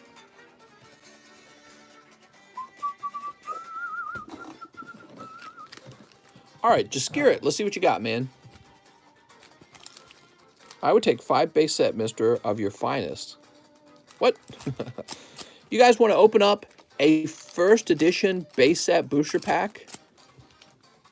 I'm open-minded to it, but keep in mind, each card would probably cost over $1,000. Maybe, no, not 1,000. We talked about this the other day. And I think that each card would cost like around 600. Was that right? Claydol, ooh. And Zamazenta, ooh. Okay, here's the Zamazenta. And here's the Claydol. Isn't that a $10,000 booster pack? I think I saw one cheaper than $10,000, but yeah, they're really expensive. Here's Toxapex. No light pack on base. Piers would be a light pack of first edition base set. That's what it would be. And I guess your best pull would probably be like the Pikachu, Red Cheeks Pikachu. So that's what you'd be hoping for. And Dragonair maybe for the rare spot. That's my Jeep payment and half the insurance. I know, it's extremely expensive. But it could be fun. People with deep pockets could jump in. What's up, Adam? I traded my Shuckle for a first edition Shadowless base set box. Oh my god. There you go, Mr. Just Scare It. Yay! Wow, we had a busy night tonight. We really did. You know, guys, we could finish that Topps break tonight. So here's the Topps box. We could open this tonight. It's possible. Here's the Topps Mini. If you want to jump in here for $20, it gives you a 1 in 20 shot for 5 packs of the Topps break. Oops. There it is. Long line? The line's a little bit long tonight. Yeah. It's not too bad, actually. I think it's about time for me to take my break, too, and then when I go on break, we'll do the giveaway during the break. So, after Just Garrett, we have Kip F. I would like to try one of the Final Fantasy Opus 1 packs and a celebration. Alright, so we are nearly sold out of these. The Final Fantasy packs are real fancy because they give you a shot at large boobed Tifa holographic. Also, is basically the base set for Opus for Final Fantasy. Alright, let's see. Snip. Big booby Tifa. What do we got? Peekaboo. Alright, one Peekaboo. Pick it! Big booby Tifa before they got all anti-boobies and made them small. Disrespecting the original design. Come on. They say girls never have big boobs. Some girls have big boobs. It's a thing. Here's Black Belt, Evoker, Kokobo with Cloud on it. There it is. So you want the holographic version of this card, but you can even grade the non-holo version of the card. Rama, Knight, Ranger, Squire. Huge, Nuge, Dodge, and Lightning Legendary. This was a decent pack, man. You got the Legendary Lightning. You got this Tifa. It's totally gradable, even though it's not holographic. I don't know what it would go for, but I mean, somebody would probably want it. Here's Kokobo and Squire. I bet she had hella back pain. Heck yeah, but she stayed in shape. You could tell. All right, cool, man. Yeah, not a bad pack, actually. Picking up that Legendary Lightning in the back. That's for Mr. Kip. I don't think Squire's going to be worth much, but, you know, people trying to collect the full collection of the Final Fantasy Opus base set, they probably will be interested in that Squire, but they won't want to be paying a lot of money for it. Hugo Hopman. No, that's a refund of Hugo Hopman. Mr. James has a large order. Hello, mister. Hopefully this is easy to read. It is actually, yeah. It worked out really well. So you would like live shipping, 10 Evolving Skies. All right. Let's start there with the 10 Evolving Skies. This is for James O'Brien. 1, 2, 3, 4, 5, 6, 7, 8, 9, 10. All right, Mr. James. Only hot cards. Let's see what you got. What is this Zelda music? This is terrible. I'm getting a lot. I'm getting all Hot Wheels and Rayquay EX and Dragonite EX. See. Let's see. Snip. Snip. Snip. All right. Evolving Skies.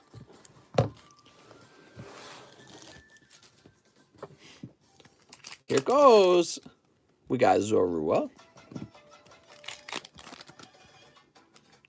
Skiploom, and Jolteon. What is the vintage pack? Oh, that's a Gym Challenge First Edition Light Pack. Here's Dialga and Carvana. Slackoth and Sylveon. Whee! Shut up, Sylveon. Turn into your super rare, hyper rare form. Pinsir. Hippowdon. Mr. James. Here's Rufflet. Getting very rough with us. John Pluff. Oh, no. Come on, man. Hydreigon and Entei. Entei's okay, I guess. And... oh, nice, man. I was getting worried for you there. Here it is. Aroma Lady. Well, Mr. James, it is not an Eevee VMAX or whatever. Sylveon VMAX. But At least it is full art Aroma Lady, which is a decent pull. Better than Gordy. Better than Gordy, at least. Now, he would also like 2 of the General Mills. General Mills, we haven't opened those in a little while. Have you guys seen the General Mills packs? So these are the General Mills packs. They come with the guaranteed Pikachu and a chance for a holographic Galarian Ponyta with the special holographic texture that is related only to this set. So that's kind of the rare card from that set. By the way, I wonder if there's any of those for sale these days. I don't know much about General Mills cards, but I want to see if any of them are selling. Give me a minute.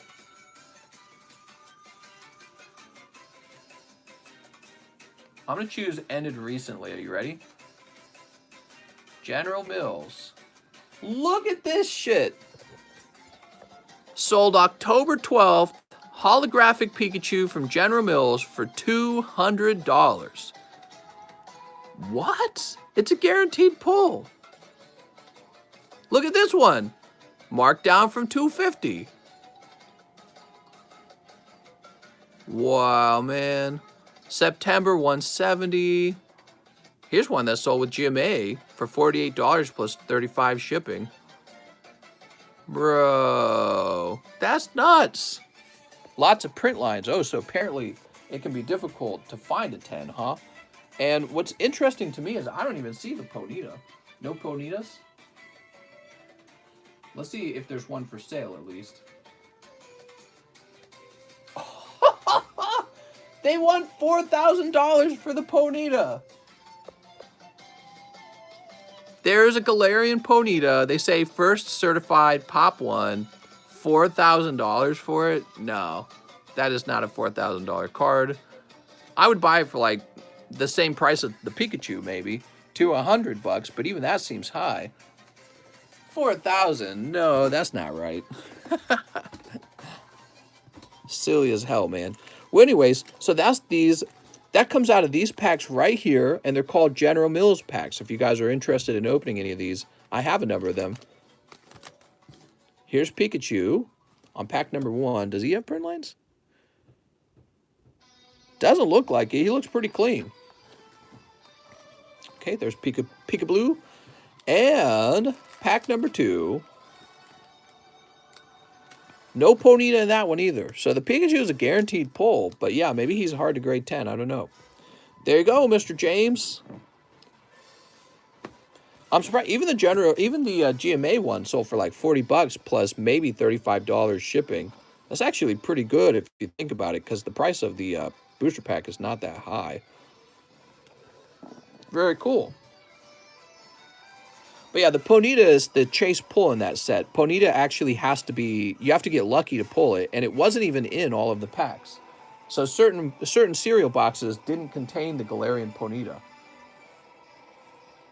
And all right, so let's jump back to the order. Mr. James O'Brien also ordered a Japanese tag team. All right. You ready? 1-pack Snipe, Super Snipe. It's a God pack. Wow. Not a God pack. It's Aurora. Okay, it's an Alolan Ninetales pack. Alolan Ninetales is nice. I wonder what happened to all the cereal that came with these General Mills. Presumably it got eaten. 2 of the XY breakpoints. All right, 2 XY breakpoints. Where are those? Here they are. So yes, XY breakpoints is on the menu, everyone. Here they are. Some motherfucker got one of those express back already. What, the Galarian Ponyta? Yeah, I mean, he might have graded it express. Who knows how he graded it? They came out a while ago, didn't they? They came out the same time the McDonald's packs came out, and those are kind of getting old too. You ready? So he says Skyla? Maybe. Skyla's in this set, as you know. Here's a lovely reverse holo Psyduck. And pack number 2. Hey, pulling Gyarados EX. Nice, man. So that's the red Gyarados. There's shiny Gyarados in the breakpoint set, everyone. All right, that's 2 packs, 1 EX. You want 1 Japanese fusion. I'm sorry, 2 of the fusions. And 1 Fortnite pack. Holy hell, man. Fortnite. Sneep. No more Fortnite. You didn't order any ponies? James. Cold.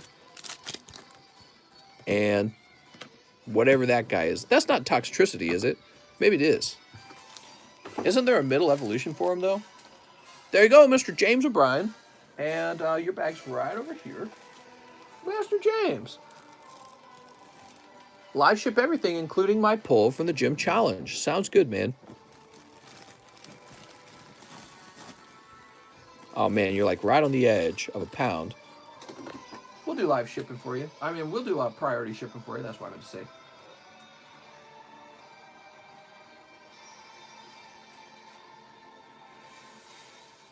All right.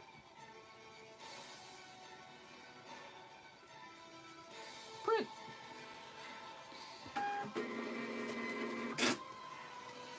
What about my footnote? Oh, did I miss the footnote? I'm sorry. Hold on. James O'Brien footnote. Ship everything, including whatever I pull from the gym challenge pack break. Yeah, I did see that, actually, and we'll be sure to ship that, Mr. James.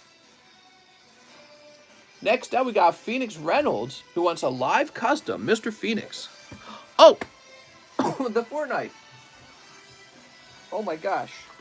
Oh, my gosh. We can't skip this. I'm so sorry. It was a big order, though, wasn't it? So, here we go. This is the pack. I feel it. No holo in this pack. We're always looking for a holographic card in the Fortnite packs.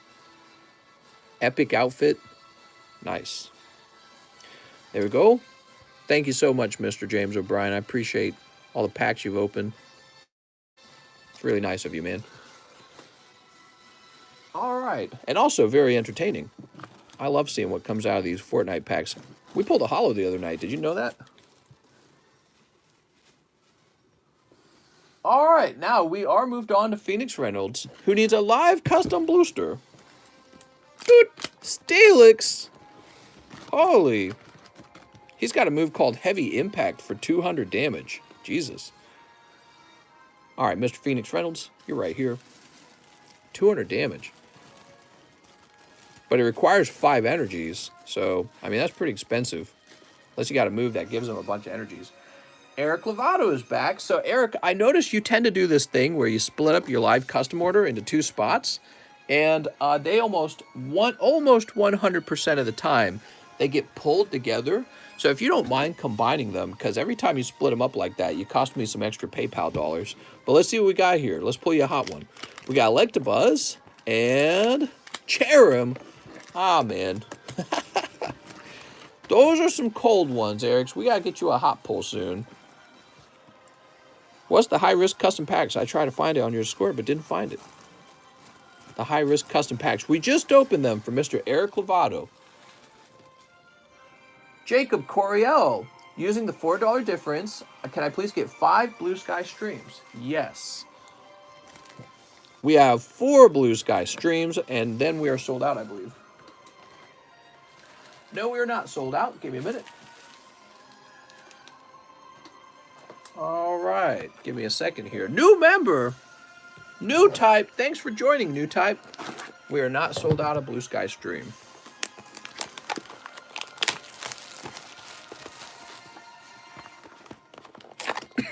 Excuse me. There we go. All right.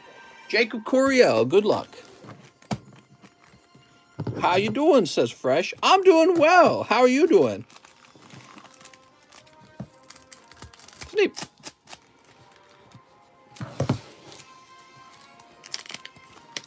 Cold. Really? Wow, that's the Rayquaza. There it is. Woo! I wonder what's the hottest pull of the night then. Is it this one? Or is it the Magikarp? We pulled a really nice alternative art Magikarp, but this might be more valuable. That's for Jacob Coriel. Great pull, man. Woo. Awesome. All right, and then that's cold. We've got Victini and Cold. Nice. Wow, so everyone was fishing in that previous box just for the hit to be pulled right at the end. Nice job, Mr. Jacob. He's probably jumping up and down. Mom, get in here. I did it.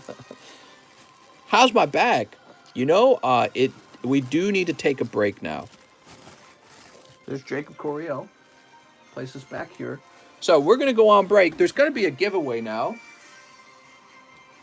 Let's have the giveaway be a pack of General Mills, a McDonald's pack, and 1 pack of Celebrations. Oops. So there we are. All right, so this is just a real simple giveaway. It's not real expensive by any means. And what I'm going to do is I'm going to go open up a channel in the Discord for this. You ready? Some of you guys are familiar with this. All right, it's going to be under the main category, giveaway. How many people are watching right now? 200. So guess a number between 1 and 200. You get one guess, only one guess, okay? A number between 1 and 200. The giveaway channel is now open. When I return, we'll do a quick number generator to see who guesses the correct number and gets to open these packs for free. Okay? All right, I'll be back. I'm going to go lay down for 5 minutes. You guys have fun.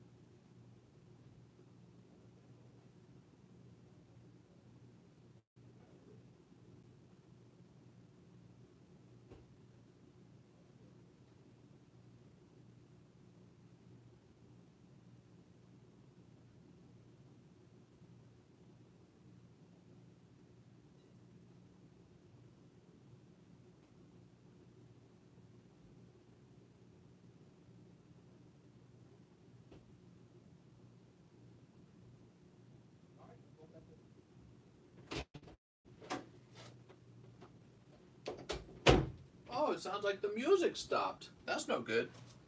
Who's not gone? We're down to 192 viewers, huh? Okay. And let's get that music playing again. Looks like the music paused.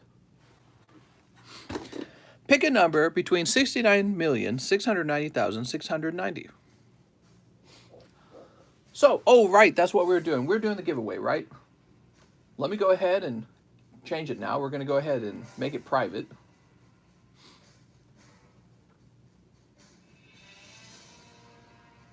Okay, the channel's private now.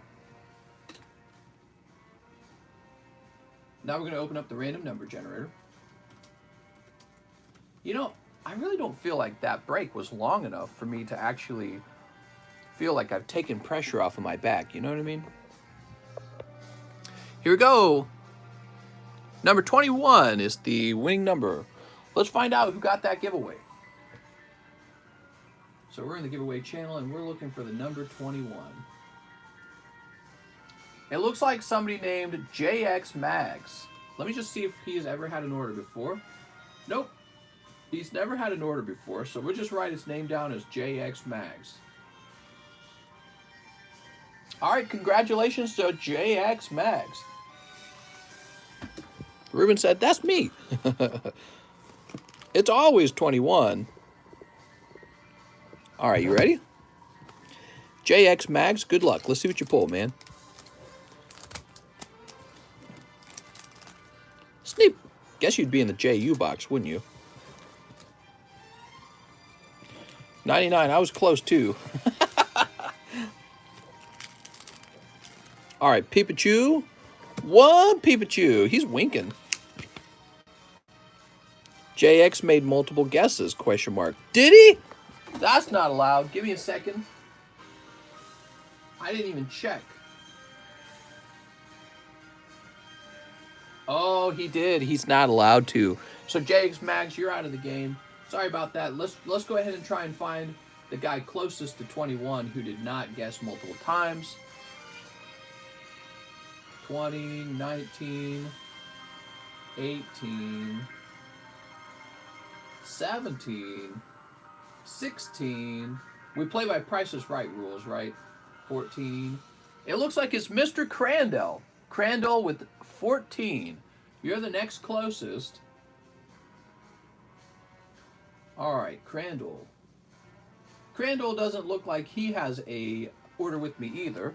So congratulations, Mr. Crandall. He says, no, I was 23. We're not doing a re-roll. We're not doing a re-roll, everyone. He misses out on the pull, and then it goes to the next guy, okay? Re-roll would take too much time. Here's Surfing Pikachu, and we don't need a re-roll. It just goes to the next guy. It's not the closest to 21. It's the closest without going over. So if you went over the number 21, you missed. Here's Cyndaquil and Pikachu. You can't go over 21 because that's Price is Right rules, and that's how we do it. We've done this before. All right, so congratulations to Mr. Crandall. Crandall. Mr. Crandall. Alex was harassing the chat. Alex, you naughty nooner.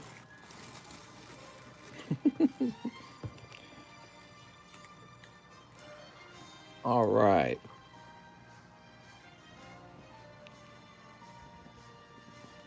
You now have a bag, Mr. Crandall. You can add cards to it, by the way, if you want to ever open some packs. I'll toss you over here in the C box. Sent you pictures in Discord to help you with the welder. Sounds good. All right, thanks for participating in the giveaway. We might do that again. So next time I go on break, there might be another giveaway. They might become a nightly thing, or there might be at least one giveaway a night. Okay. So, where did we leave off? I don't even remember. We helped James. We helped Phoenix Reynolds. I think we did help Eric Lovato. Jacob Coriel had the 5 blue sky stream. Now we have Cooper Wasiak. Is that right? Wasiak? He wants 4 of the 2015 Dragon Ball Zs. Oh, we haven't opened these in a while. Okay, give me a minute. I have to locate them. Here they are. So these are Dragon Ball Z packs from 2015.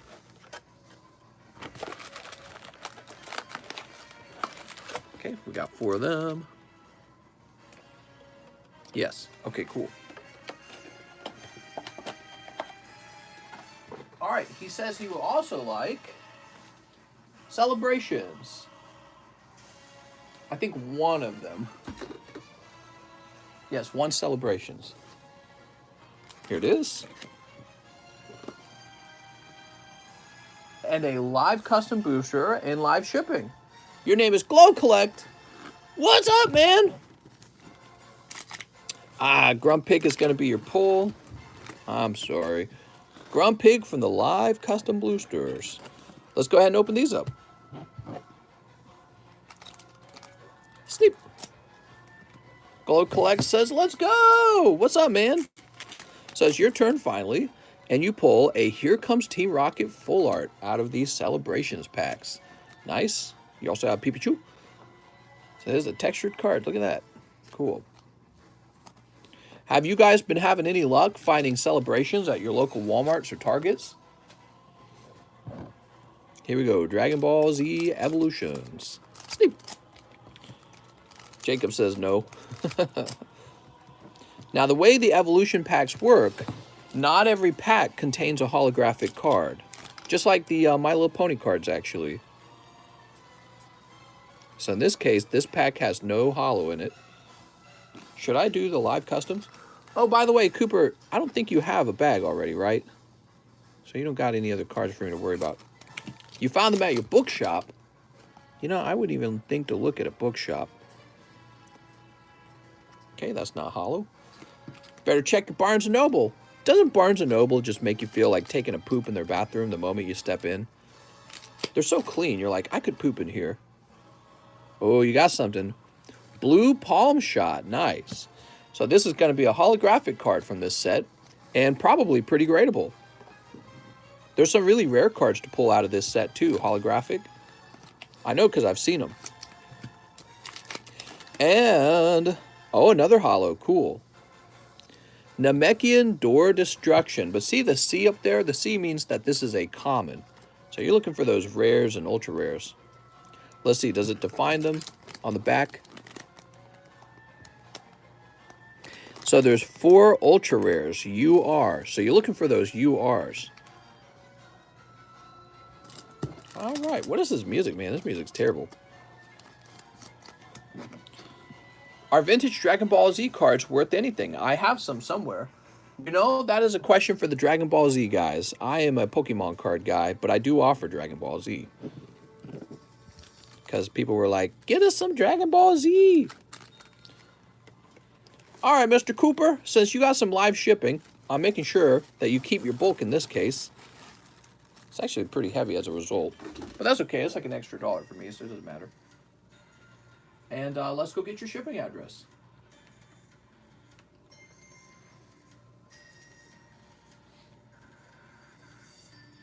I mean, I think the Dragon Ball Z guys will be like, yes.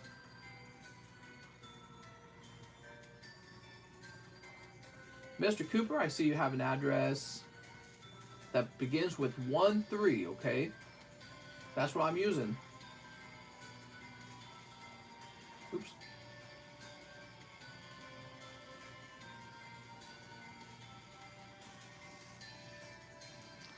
All right, we'll just ship this out. Print.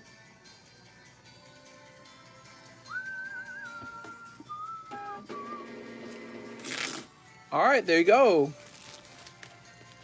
Triangulating the address.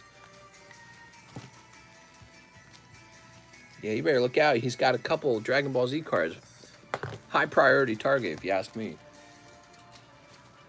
All right, who's next? Emiliano returns. How's it going, man? He wants 1 vintage pack break and 2 spots in the Topps Mini. That's right, the Topps Mini. I forgot about that already. Mr. Emiliano, good luck on your pack break.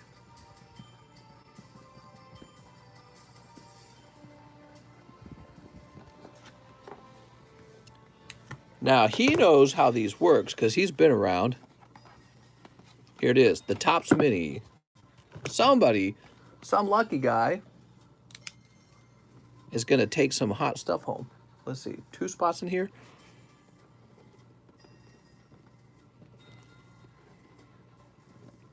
Good luck, Mr. Emiliano. Hopefully you pull it.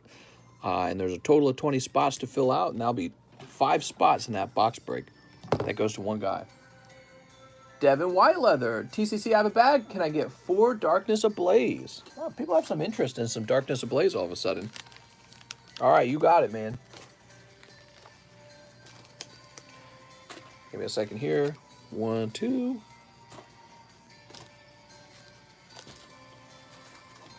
He said 4 of them, right? 3, 4. All right, there you go. So that's for Devin White Leather. He also wants a Celebrations. All right, 1 Celebrations. And a card grader. You got it. You got it, mister. That's Devin White Leather. Snip. Snip. If I grabbed a couple more packs, would I pay shipping again, or would they go with the other stuff? I like those DBZ packs. Yeah, I can combine them for you, and you don't have to pay any more for it, okay? So here's Diglett. But I can't give you the bulk on the second round, because I think you'll go over £1, unfortunately, and I'd have to reprint the label at that point. Can I see the 50-pack creators? Yeah, I'll go grab some real fast. Here's Rhyperior. All right, Rhyperior. The ruined version of Rhydon. Oh, hey, there you go. Charizard V. This is actually continues to be a really great pull out of the Darkness Ablaze set. Yeah, Charizard V. And here we have just a cold round, man. All right. If I'm in the U.S., it's the shipping free. So here's how shipping works. If you want to be shipped out right away, it's $6. If you want to wait a week, you can get free shipping in the Please Ship channel in our Discord, okay? But you got to hop over to the Discord and write me a message like, I'm so-and-so, I have a bag, I have a slab. And then once you get in line over there, once it's your turn, you'll get that shipping for free, okay? So free shipping is an option. Devin White Leather, your bag is over here. And somebody said that they wanted to see what the pack of card graders looks like. I'll show you. Now, that if you want them at a more cost-effective rate, I recommend going for the middle option if you don't want to spend too much money, or you can buy a whole case of them, which is the cheapest price. But I think the popular option is the second option, because most people don't need that many.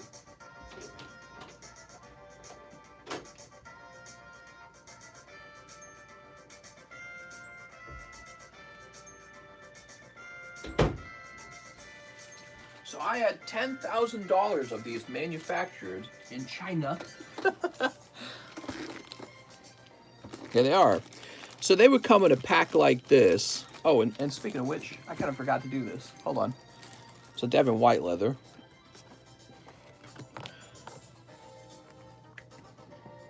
One card grader. Oops. Yeah, I'll understand that. Ah, it's annoying looking. Let me fix it.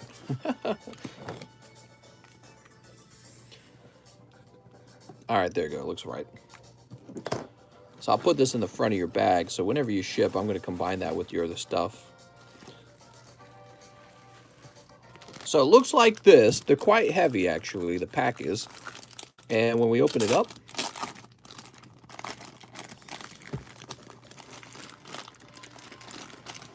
here it is. So you get one of these card graders, and then you can, oops, and then you can put one of your cards in. Now you would put your card into a sleeve first.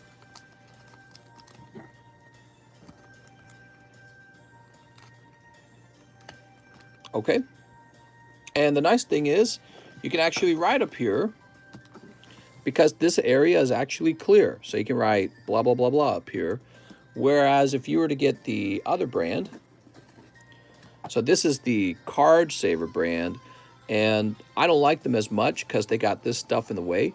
And this is virtually the same product. They're the same thing. All right. There's nothing different about them at all, actually. I actually wonder if this company that produced the $10,000 of these plastic sleeves. I wonder if they're actually the same company that makes them for a card grader. I suspect they are, because they're like, so what would you like the logo to be? And I'm like, I don't need a logo. I got my first PSA back using the TCC card grader. I don't really call them TCC card graders. They're just, to me, they're just generic card graders. These are the generic brand. All right, so now you got an idea. And what do we do now? We open some cards for Mr. Tyler Franson. He says, ending the night with 1 Eevee Heroes. I'm sure I won't pull anything, but honestly, I just like giving you money. Thanks, man. He says, you're a great person, and I'm glad I found your channel. Oh, I thank you. All right. Mr. Tyler. Oh, but it's cold, Tyler. What if you had said all that, and then you pulled a hyper rare? That would have been perfect. Wick, excuse me. Wick says, when you come out with your company, will you grade every one of your cards a 10? Lol. Yeah, we joke about that, but let's be serious for a moment. I would never do that, because I feel that the most important aspect of a card grading company is the fact that people can trust your card grading.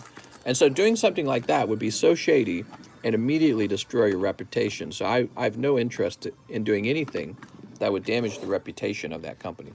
But you knew that. You're just asking as a joke.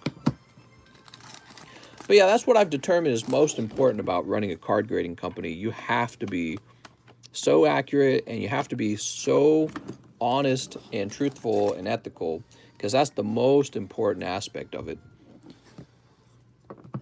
What if Logan Paul asked you to cross-grade his cards? Oh, you would never do that. I'd do it, obviously. There you go. Dark Doug Trio. Alakazam base set. You gotta see that this is holographic. There you go. Okay, so now we've got Sylvester Sands, who says, wait time. What? Sylvester Sands says wait time. I think he was doing a little check to see how long the wait was. Andrew Martinez says 2 live custom boosters. I should have a bag. What's up, Andrew? All right, Andrew Martinez. 1. Oh, Mr. Andrew. And 2, experience share. Perfect timing, Mr. Andrew. Let's see what you pull. PSA 10, number 113. So where's that? Oh, man, it's a cool one. Amazing Volt Tackle Darmanitan. Take a look at that. And that's PSA 10. I love that it looks like he's jumping through the snow or blizzard. Really cool. And he's coming out of this pack right here. That's what he's pulled out of. Sweet. See, that's a real cool looking card, man, and you just sniped it.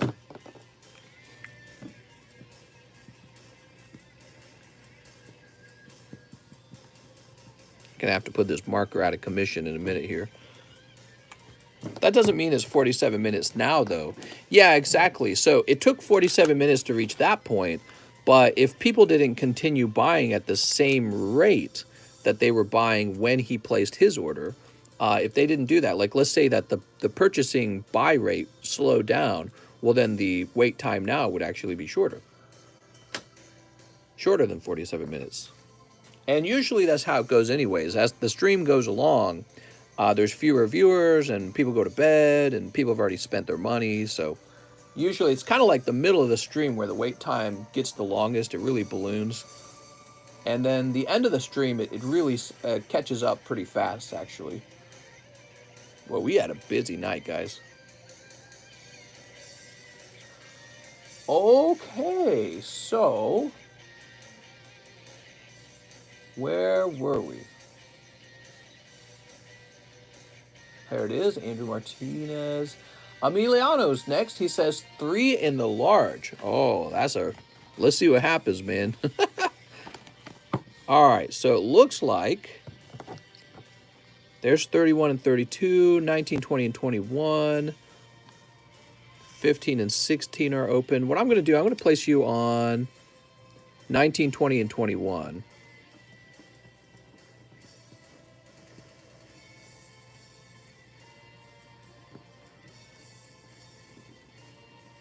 All right, so you get 19, 21, and 20. I marked them all. We had to do that because this guy up here, he bought the spots and then he said, "Oops, I didn't mean to take those." So that means that there are 1, 2, 3, 4, 5, 6, 7, 8 spots remaining. Yeah, we're real close. And after this large is over, we'll pick another crazy card and put it in there. Johnny Flores. Can I switch my spot in Phantom Forces for another spot in the Tops Break and one Evolving Skies? That's certainly possible. Johnny Flores on 5. We're going to scratch 5 out.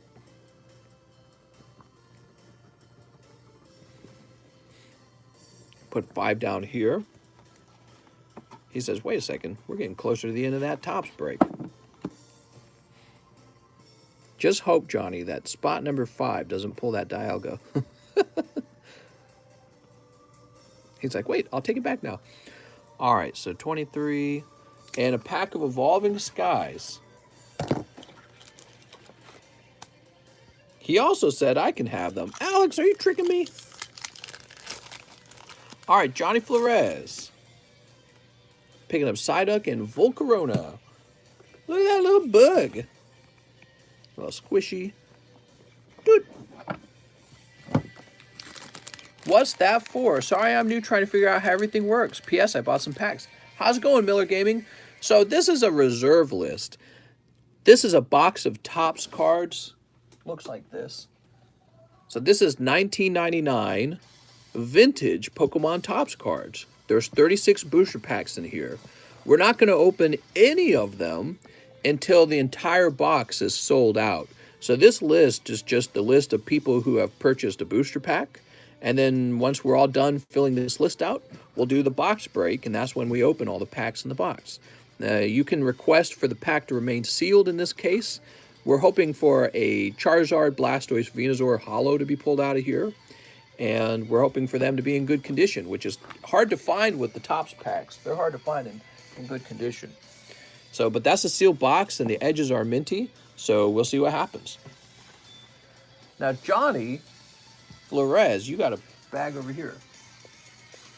If you never open them, you'll never get a shot at it, so gotta try. The population on the holographic Charizard, I think we looked it up, it's only 30. It's really low pop Charizard. So it would be crazy if we could pull him and have him grade 10. Arturo Perez, can I get that Raichu PSA 6 slab as well? Yes, I think he was in here. Here he is. Yeah, actually, this is a good deal. You know how I can tell he's a good deal? Because the grade is 6, but it only reaches up to 45. So you would expect this to be more like 60 or 75. I don't know why he was so cheap. That's for Arturo.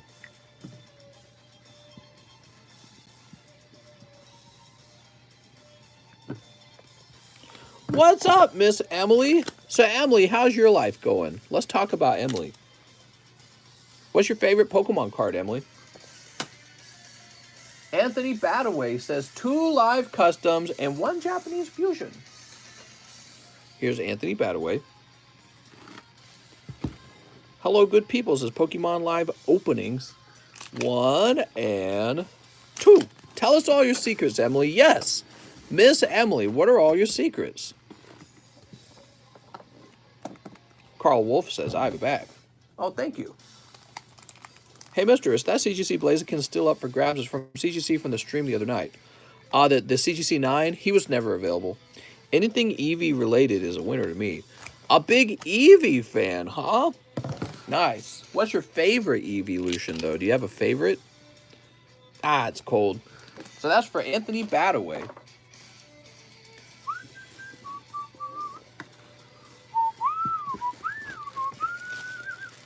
Why does Enlisted Leaf not like Mr.? I just want him to like me. Always cold. Amanda, Amy.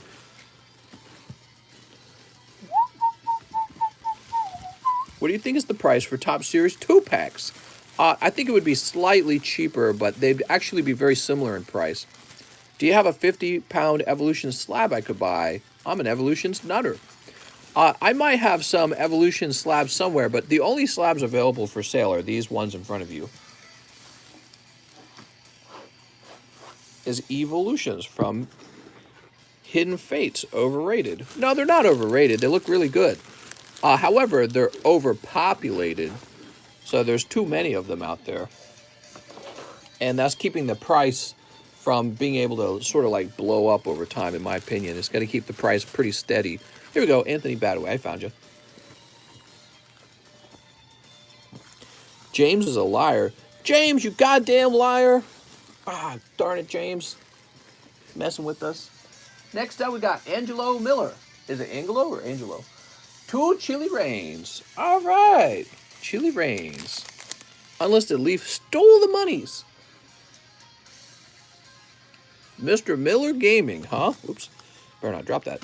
Here it goes. Angelo Miller, time to pull you a very hot, hyper rare, or golden Snorlax. So when a card is hard to grade a 10, is that a good thing? Well, it's a good thing if yours actually does grade 10, or if you already own one of the 10s and you didn't pay too much for it. Bond Suite. Welcome to the table, Mr. Angelo. You got your own bag now with 2 cards in it. Unlisted Leaf only believes in science. I only believe in science. The occasional shuffle or at the beginning of the stream. Oh yeah, so we tend to show off new slabs at the beginning of the stream. So you can always rewind and rewatch that. But a lot of those are already sold at this point in the stream. Okay. Now to have a sip.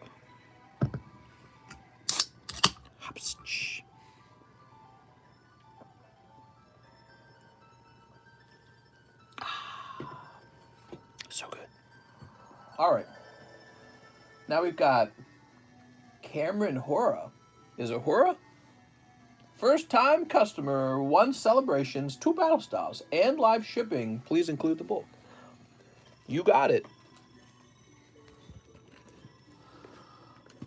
Good. All right. Mr. Cameron. It's not very many cards to live ship, but you did say include the bulk, so the bag will be decently heavy. Mister, I watched your How to Ship Pokemon cards. Appreciate all your help. I didn't think I needed to watch something like that. Oh, man, I need to take that down. That's outdated. I need to make a new video. I've been shipping, I don't know, like thousands of bags of Pokemon cards. Full Art Groudon.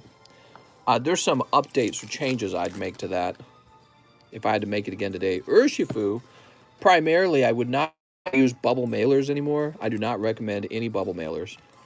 Urshifu VMAX, only in rare exceptions. Bronzor. Misery should make a Santa Claus 5 movie. Ho, ho, ho. Merry Christmas. Oh, I almost gave your cards away. All right, so put these in the middle. Santa Claus 5 with, what's his name? Tim, I don't remember his name. From Home Improvements, that guy? That guy, remember him? Do you remember putting Pokies in a bubble bath, mister? No? What, was I drugged out when that happened? Tim Allen, thank you. I remember watching Home Improvements when I was a kid. I wasn't very well invested in the TV show. All right, let's get this label made.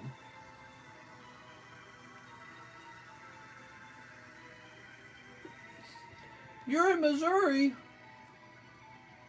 Columbia.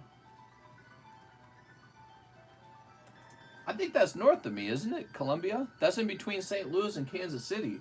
Every time we went to visit my extended family in Kansas City, we would stop by in Columbia, and we would typically have a little fast food meal or something like that. But you know, I never explored Columbia, Missouri.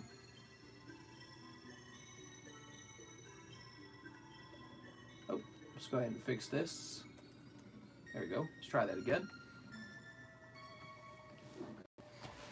All right. From KC, at school at Mizzou. Oh, you're at Mizzou. Nice, man. Kansas City, that's where my extended family lives. They live in Kansas City. I haven't been there in 14 years, I think. All right, Javier Maldonado, 1 fusion. All right, we got 1 fusion. Good. Let's see if I have that birthday luck. Also, I'd be interested in taking store credit for all my pulls. Would you be as well? Says Javier Maldonado. I mean, I could. It's never a good trade for you if you take store credit on your pulls because I can't offer very much. Because I don't have anything to do with them. Oh, Chandelier. Kansas City, Missouri. Yeah, I hear they're building a new town out in Kansas City, Missouri. If you guys have... So we had a new town in St. Charles, which is in the St. Louis area. Well, it's more like in the St. Charles County area, right? But that's part of like, you know, it's just outside of St. Louis. So it's near St. Louis City. Well, anyways, my wife and I heard that you guys are getting a new town out by Kansas City as well. And Newtown is a planned urban, like it's like a suburbia, but it's designed to feel like you're in the city. All the houses are real close. There's no parking garages, no mailboxes, and it is gorgeous. We used to walk Newtown, St. Charles like all the time, my wife and I. And that originally we were just going to move to that because it's so cool. It has a very special feeling to it, kind of like teleporting back in time. It just feels really safe and a great place to have kids, honestly. So anyways, I hear they're building one of those out in Kansas City, and we might check that out just for fun sometime to see if they're, you know, it looks similar to the one we had out in St. Charles. All right, Javier. Mr. Javier. Mr. Come to Boca Raton. I'm on my way. Is that where they have bacon? Sounds like Bacon Raton. Jason, Jared. Yeah, if you've never been to Newtown, St. Charles, it's so cool. They've got these huge, these really large ponds. They call them lakes. They're more like really massive ponds, but you can go swimming in them and you can put like all kinds of cool water toys in them. And so in the summertime, you can go swimming in these lakes, and in the wintertime, they freeze over. You can go ice skating on them. And the whole area is designed so that you're never more than 1 block away from one of these massive ponds. So in the summertime in Newtown, you'll go to Newtown. It's really beautiful. All the trees are set up in a certain way. And then you'll just see people swimming in the water. And my wife and I, we'd sneak in there in our car and we'd go swimming rather than paying to go swimming at a swimming pool. Javier, I got to find your bag rather than talking. Yeah, we did that, and we even we went house shopping in, but you know, the houses were really small, and despite how small they were really expensive. So you definitely pay to be in there. You definitely pay to live there. Yeah, it's a special little community, and they host all kind of events. There was a car show one time. There were a bunch of McLarens and a bunch of like Ferraris and shit like that. It was pretty crazy the amount of money that was just sitting there in that little group. All right, I'm refreshing. I think the line's gotten really short, guys, which makes sense because we're 220 minutes in. But I can see now that I'm refreshing, I can see that we have more orders coming in. And let's get a new slab out.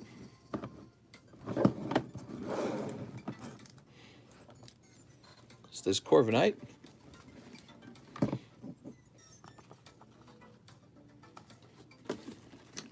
I want a slab. What's your favorite thing about Lake of the Ozarks? The lake.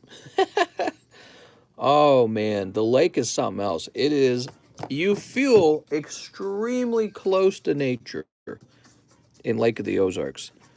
There's these giant hills. They're like mountains almost, but they're not mountains because they're covered in trees. But there's these giant hills out here, and even to get to my house, you have to decline down a steep hill to get to my home. And so everything's on a hill, and you could just tell like the air is cleaner, you know what I mean? And out in Missouri, it doesn't always feel that way out in Missouri. Like I don't know what it's like in other places in America, but some places you can just tell there's like too much development, too many cars. When you step outside where I live, all you smell is trees and like fresh air basically. And because we got a lake house, we can walk out our back door and go sit on our dock in a chair and just look at the water, and the water goes up and down because there's always boats going by. And yeah, there's all these hills and mist, and it's pretty beautiful. Now, the downside to Lake of the Ozark is it's heavily underdeveloped. There's not a lot out here. Basically, these are vacation homes for most people. They don't live here full time. And there's a good reason for that. It's just there's no jobs out here. So the reason we're able to move out here, my wife and I, is because we both work remote. And there's been a massive influx of people moving out here permanently, because if you're somebody who can work full remote, like a software engineer, you can live anywhere you want now, right? And Lake of the Ozarks has been pretty high on people's lists because of the unique situation where everyone has a dock. You know, they live on the water. You got a dock attached to your home, and you can have your boat in your dock, kind of like a parking spot for your boat. And yeah, so all day long, there's boats going by. There were a ton of boats today. And today we drove out to the main shopping strip, which is in Osage Beach, and we were passing over some bridges, massive bridges that cross the lake. It's just like Florida, to be honest, because I've been to Florida like 6 or 7 times. I've been to Florida a bunch. And when you go to Florida, you cross a lot of bridges over the water that connects to the ocean. And so it's very similar feeling to that. And as you're crossing over, something that's very unique, tons of boats, so many boats all over the place in the water. So you see all these boats just flying by, whizzing by. And yeah, it's really neat. That's my favorite part. What I missed the most about St. Charles, there was definitely more walkable places. Like you could go to Main Street, St. Charles. You could go to any of the many shopping malls. You could go to you could go to Newtown. We were just talking about Newtown. So there's a lot of nice walking places in St. Charles. But you can't own a boat on a lake. And one of the downsides right now is my wife and I, we have the house, but we don't have the boat because boats are so expensive. So we're not fully experiencing the lake yet. And eventually we will be able to afford a boat. Hopefully next year we'll be able to afford one. But did I ever tell you guys that boats are expensive? Emily says I would miss food delivery too much. We actually do have that. So it just takes longer. Recently, we got Taco Bell and McDonald's added to the food delivery, but it's like a 45-minute delivery time. So, you know, you're going to get like soggy McDonald's. And so we don't really use it still. But yeah, you can get food delivery. There's also a lot of like local restaurants. There's a Mexican food restaurant we tend to order from. They're all right. So, yeah, but I think that this area has a lot of potential for growth, though. One of the things about Lake of the Ozark that is not true about St. Charles is there's a lot of natural beauty and fun on account of the lake and tourism. So there's a lot of income from tourism. And St. Charles really only grew big because it used to be the capital of Missouri, I believe. The Main Street, St. Charles used to be the capital of Missouri. And that's because it was on the lake. It was on the river, the Missouri River. And a lot of commerce was done back in the day in St. Louis. Commerce was done by steamboat. So you had the city of St. Louis, you had the capital of St. Charles, and they're both on the river. But nowadays, you just look at the river. You don't swim in it. But in Lake of the Ozarks, you actually go swimming and you go boating in Lake of the Ozarks. So I actually find that just sort of based on the natural environment, it's kind of a superior place to be living in Missouri if you're living in Missouri. So, you know, it'd be interesting to see if a bunch of jobs actually moved out here eventually, because it could really develop into a much larger area. All right. There's a lot of land for sale, by the way, just physical land. If you had $10,000 sitting around, you could buy a chunk of land out here and see if it goes up in value. I think it could. Where were we? We just helped Mr. Javier, and now we have Alan Doan. 2 celebrations, keep the hollows, and take the hollows from my bag, too. Mr. Allen. Thanks so much, Alan. Mark says, English. You know a place in Missouri I really liked, and I haven't been back to? Herman, Missouri. Herman, Missouri is gorgeous, crazy beautiful. My wife and I were seriously considering moving to Herman, Missouri as well. Herman, Missouri is like this little German town, and they host some really great Oktoberfests over there. And actually, I proposed to my wife in Hermantown. That's where I proposed. I proposed to her during Oktoberfest in Hermantown in Missouri. Wait a second, it's not called Hermantown, it's just called Herman. It's so gorgeous, it's hard to describe. But Herman is very similar to Lake of the Ozarks in the sense that it's totally disconnected from places like St. Charles and St. Louis. But it's also very small, very, very small. Not much to do out there other than Oktoberfest. But they have a very strong sort of like German feeling that they maintain actually on purpose. And there's a lot of wine vineyards and wine tasting over there, a lot of specialty shops, and there's some Missouri millionaires that have all bought their homes out there in Herman, and they're like repairing the town because it used to be a bit more of a it used to be more populated a long time ago when all the German immigrants actually came out here to Missouri. But people have since then moved out to the city, right? But yeah, these millionaires like the Deerbergs family, they run a major bank here in Missouri. They also run the Deerbergs grocery chain, which is another, it's kind of like a major thing out in the St. Charles region and St. Louis. And I don't know about Kansas City, but the Deerbergs family moved out there to Herman. My wife and I came so close to doing that.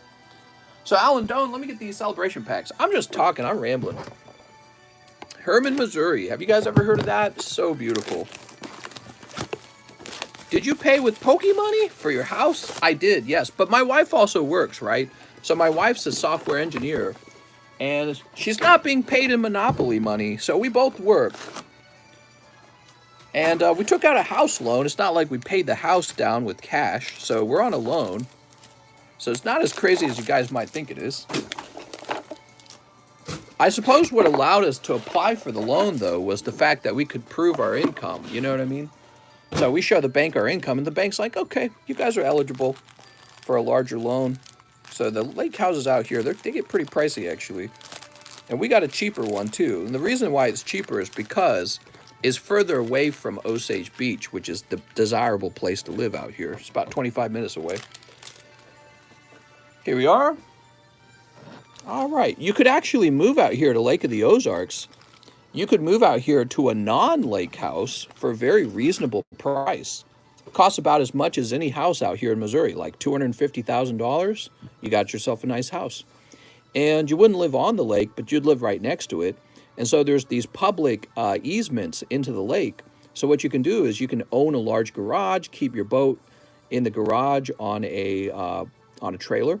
And then when you want to go out, just drive over to the landing park and put your boat in the water and have a day on the lake, and then just put your boat away in your garage. So you can live next to the lake rather than on it, and that's way more affordable. All right, Alan Doan. All right, Mr. Allen. What do we got? Ooh, Donphin. That's the full art Donphin. Am I blabbing, guys? Man, I'm just talking it up right now. And Rocket Zapdos. All right. Ooh. Very nice. I'm just going blah, blah, blah, blah, blah. We like it when you talk. Oh, yeah, it's fun to talk about just various stuff. But yeah, I'd say there's downsides too. And the main downside is just that this area is so underdeveloped. You really feel like you live out in the middle of nowhere. Like almost every road has deer standing on the side of the road staring at you as you drive by, and you're like, oh my God, I need to upgrade to a truck because I'm going to die in this little vehicle if I strike a deer. You know what I mean? Next up, we got Dontrell Davis. He wants the Alakazam Hollow. All right, Dontrell Davis.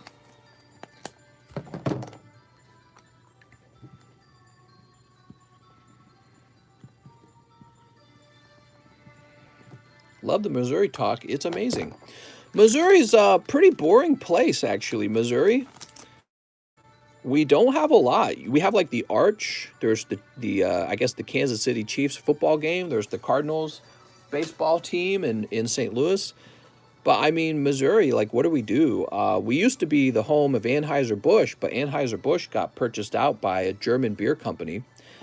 We have Enterprise Car Rental. That's where my wife works. That's the largest car rental chain in America, actually. So, and it's still American owned, luckily. Probably not for long. But yeah, so she works for them as one of their software engineers. And I don't know, we got WashU University. That's one of the top medical schools in the country. We have the Muni. The Muni is pretty nice. That's in St. Louis. I hear that Kansas City has something similar. We have the St. Louis Zoo and Science Center. I feel like most places have these things. So I don't really know what the point of living in Missouri is, other than the fact that it's very cheap to live here because it's like landlocked and there's nothing to do. But Lake of the Ozarks, there actually are things to do. It's actually naturally very beautiful, and it's just this massive lake. It's massive. Really, really beautiful. So I'm happy I'm out here. And my wife and I talk about maybe buying a house in the city in some place like maybe the United Kingdom or Australia, or just, I don't know, just some city house that's like a totally different lifestyle, and maybe like spending a few months out of the year in a different location and then moving back to the lake house during the best months of the year to go boating, because it gets cold in Missouri, right? So maybe like during the months of let's say November to maybe like March, November to March, maybe we live in a house in the UK, because you can do that actually. So that's something we've talked about. And you would be spending winter there, but I mean, it's probably more fun to spend winter in a place where there's lots of people than winter on the lake where it's totally isolated and all the vacation home people have gone home because they can't play with their boats anymore. You know what I mean?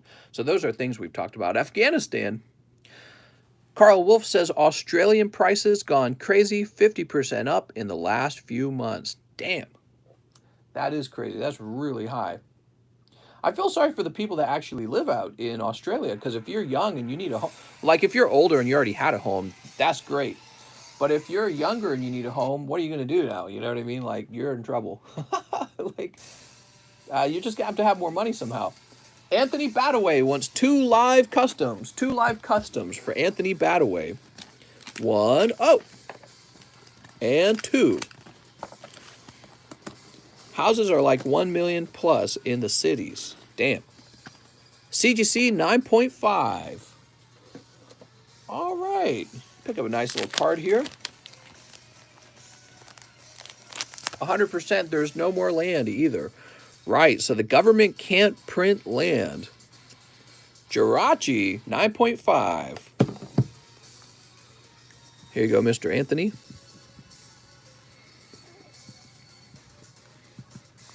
The government can print money, but they cannot print land. So owning some land is kind of like a protection from, inflation. You don't need gold. You don't need Bitcoin. You could just own land. I have another drink here.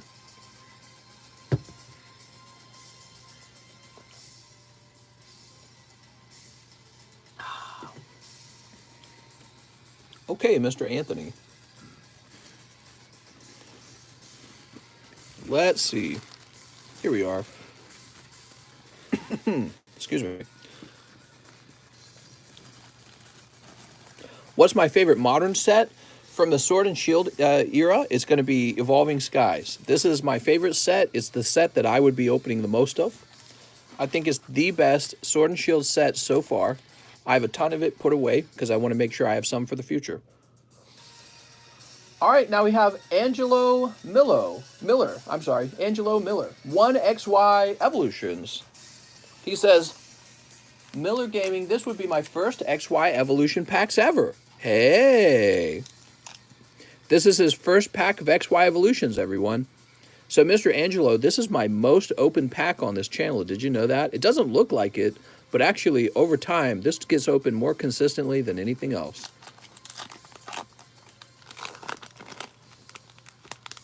All right. Let's see what we got. Diglett Seal. Oh, man, his first pack, and he pulls the Charizard, guys. That's nuts. So easy. All right, Charizard and Leaf Energy. New Type says, dude. People love Evolutions. I love Evolutions. Great set. So much of this has been opened. Easy snipe, mister.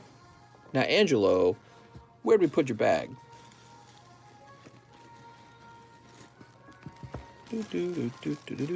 Angelo Miller.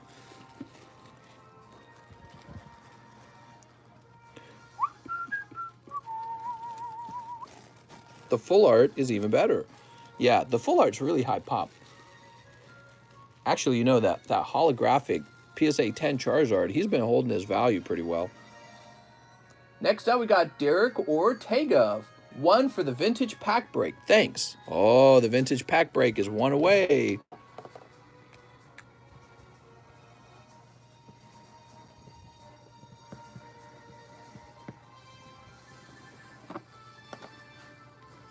Do you have a special delivery Bidoof?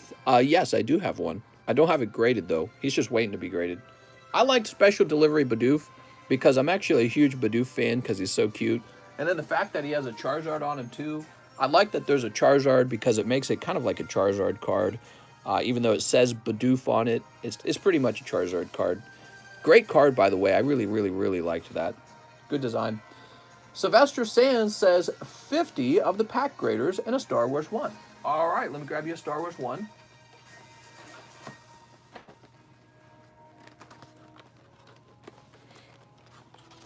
Caleb says, Mr. Evo in 10 years will be crazy. How's it going, Caleb? 11 card pack. Oh, you're right. There's actually 11 cards in there. I forgot about that. That's correct. So there's 2 spots remaining in the pack break, everyone. Now, the best pull, by the way, out of a light pack is going to be... Ooh, I don't know what the rare will be, but I know out of the common and commons, you're looking to pull that Lieutenant Surge's Pikachu. That's what you're looking to pull. All right, Sylvester, let's start with your Star Wars Galaxy 1 pack. The Star Wars Galaxy 1 pack can contain a very sexy booty card, and it is definitely gradable. Somebody actually just pointed out he had some return from grading. No booty card in that round. Maybe the next round. This is for Sylvester Sands. Now, you didn't say if you already had a bag, Mr. Sylvester. Did you already have a bag? Let's go looking for it.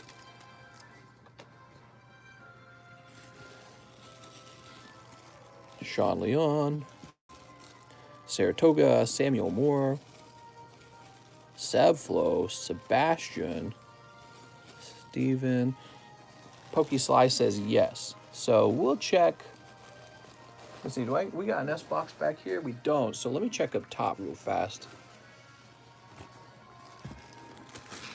Samuel Jepson, Shane Childers, Shahir, Shane Hansen, Simba, Sean, Steven. You know, we haven't had that much action from people with S in the name for a while. People with S in the name, you used to be the main name on this channel, R&S. Used to be crazy busy. It's interesting to think that today it's not as busy. Steven Demas. All right. So let's bring this out. We haven't had to bring the S box out in a while. Got any games on your phone? Hey, mister.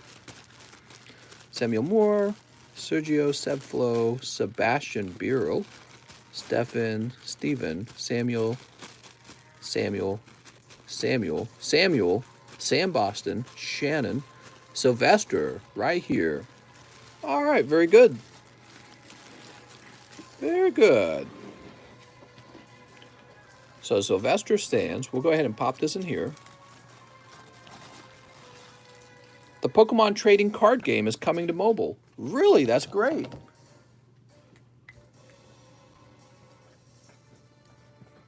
Oh, I did it again. Should be card grader. I'll understand this. 1 CG. All right, so that goes into the front of your bag, and it should stay there. Hopefully I read that. The code cards had Pokemon TCG Mobile. Code cards will go up in value. Probably not. I mean, all it means is that, well, I mean, yeah, maybe they'll go up. Initially, they might go up for a moment, but I don't think they'll go way up or anything. All right, let's go ahead and refresh. I think that there could be an increase in people playing for a little while, but then I think it'll probably revert back to the people who already were playing. And I'm guessing that you can transfer all your cards from the PC to the actual game. Would you get a code card graded? You could. I wouldn't waste my money on it. They're not rare, even in the slightest. But yeah, you could probably try to grade them for fun. Just for fun. All right, so we're refreshing the stream, and there are more orders coming in. Very cool.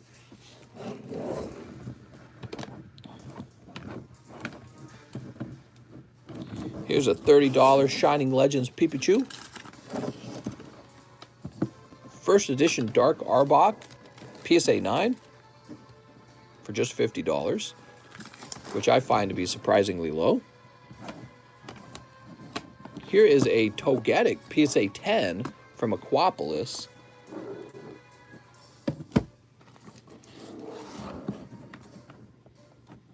Here's a reverse holo Pikachu for 40 bucks. Somebody was asking about, actually here, I'll put that right here. Somebody was asking about XY Evolution slabs, and so there's one right there. Here's another one, actually, $30 Magneton. So there's some evolution slabs.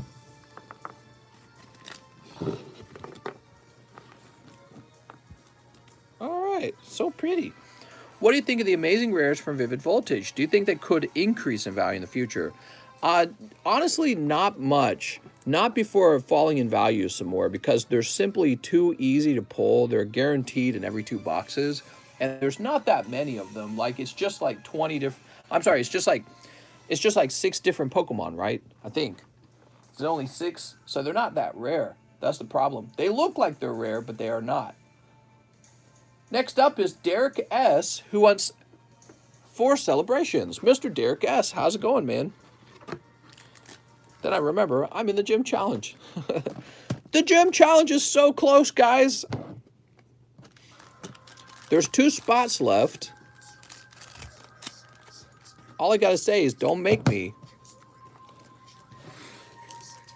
All right, let's see. Derek S. Cold. Oh, Mewtwo EX. Nice.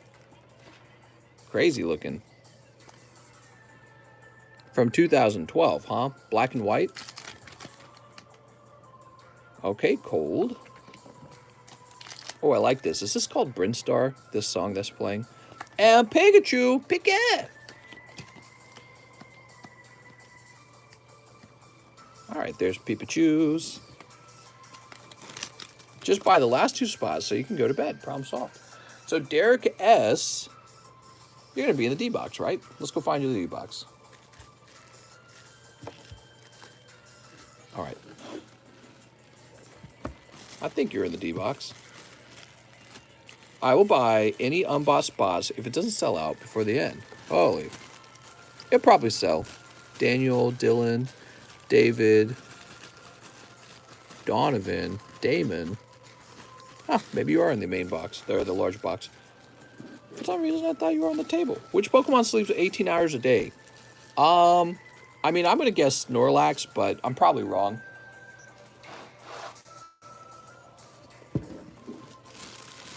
Devin, Danny, Darwin, Dontrell, Dustin, Doric Ortega, Derek S. Hey! Wow, look. 2 pulls, 50 bazillion hollows. Skyla. Bullbutt. I can't get enough of that Bullbutt. Now we have a large order from Emiliano. He'd like 1 more vintage pack break. All right.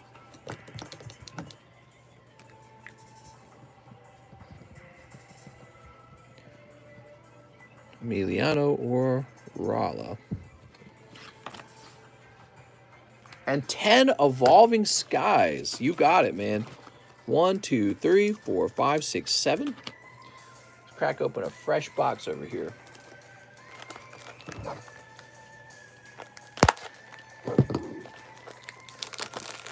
Mister, I'll have the Pikachu, please. Use my store credit. It says Dave O'Callahan. Which Pikachu? The Shining Legends Pikachu?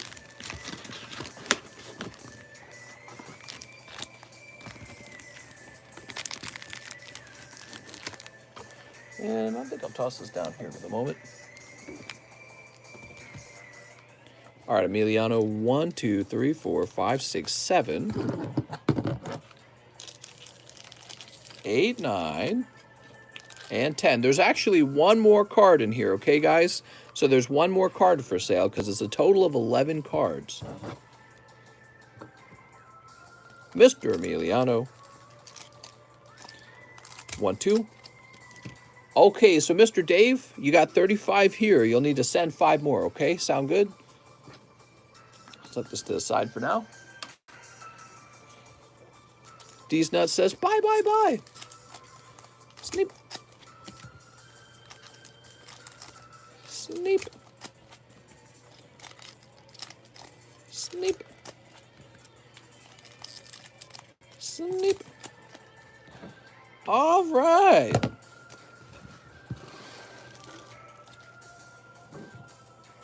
He says, doing it right now. Yay. Here's Smeargle. Sharpedo Zoroark. Lombre. Fletchender. All right, so far cold. I feel like this is illegal. How do I buy a spot? What's up, Nicholas? You just send the money over PayPal. There's a link in the description. You can also see prices in the description. There's Gorgeist. And when you're ready to ship, you pay $6. Here's Altaria Jumpluff. Swablu. Scraggy. He's so cute. Was that a round of 10? That was a round of 10 with 0 hits. Oh, man, that's terrible. That's pretty rare for that to occur. So, Mr. Emiliano, let's get you some pity pulls. Let's see what we can do for him, guys. So, I can get you a Greninja, obviously. I don't know what I got. So, I think that's it. I don't have anything left from Tyler Matson's generous donation. So, I'm going to give you the Greninja Gold Star. And I tell you what else I'll do. I'll open up 1 or 2 more packs. Let's just see what happens, okay? I don't like to see that.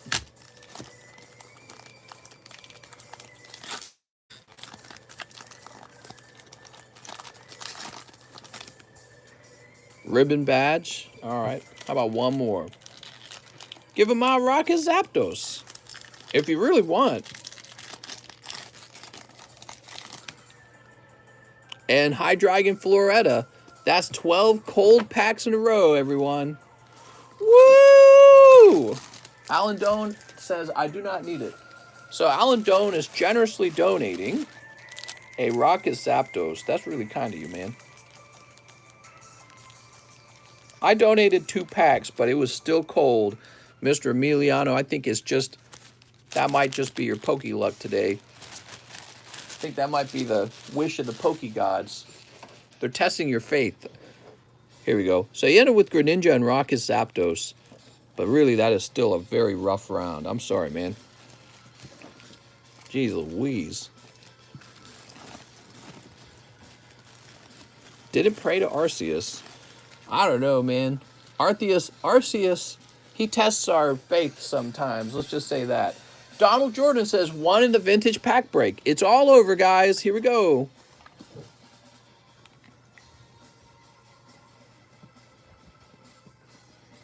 Time for the pack break.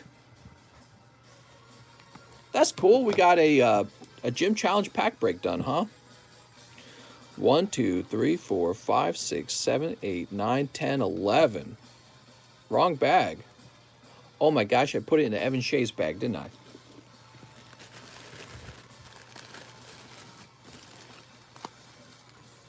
Here we go. That's because Evan Shea, he is sitting in the exact spot I used to keep Emiliano.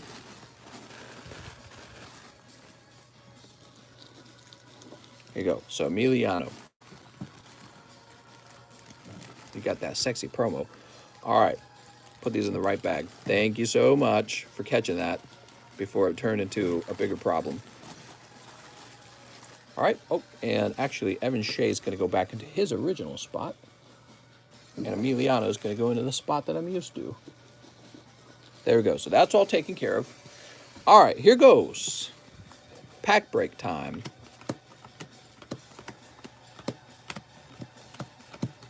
We're going to shuffle this up real nice.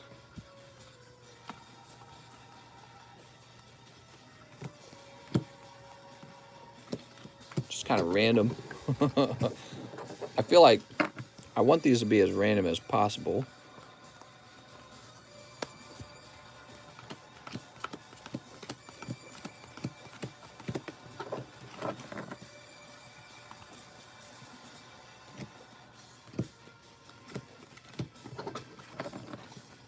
Thanks for the Zapdos, says Emilio. Yeah, that was really nice, Alan Doan. After the Zapdos, between the Zapdos and the Greninja, you end up with 2 hits, which is that average 2 hits per 5 packs. 2 hits per 10 packs, I mean. But yeah, I mean, that was really cool. I don't know what the deal with that was. Just some bad Evolving Skies. Sometimes the Evolving Skies are really stingy. All right, can I get a number? Nick says 1 million. 4. 1, 2, 3, 4. 1, 2, 3, 4. All right, the shuffle is done. Now for the pack opening. You ready?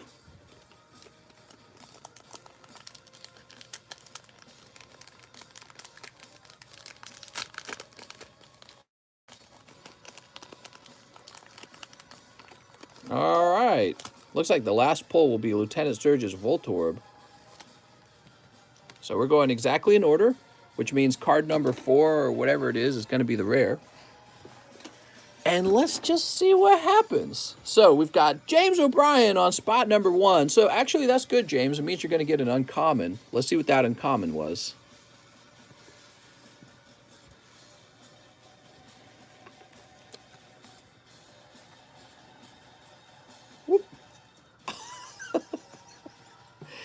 Apparently, it is not good to be the last card. Apparently, it is an energy card. I thought it was going to be uncommon. Oh my god, dude. James, I'm so sorry that you waited for that. Mr. James, I'll give you a bonus card. Let's give James a bonus card, guys. All right, I pulled a random vintage card. Looks like Bellsprout. Mr. James, that was not what I was hoping for. I forgot there was even an energy card in the pack.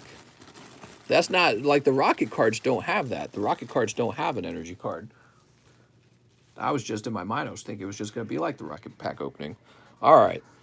Holy Jesus. Derek Ortega, you're number 2. Now, there can't be 2 energy cards in a row, right? I guess base set has that. Oh, of course! The next card is Lieutenant Surge's Eevee. It makes perfect sense. First edition Lieutenant Surge's Eevee. You know, PSA 10 of this is like $400, I think. It's actually really hard to pull that because it's an uncommon.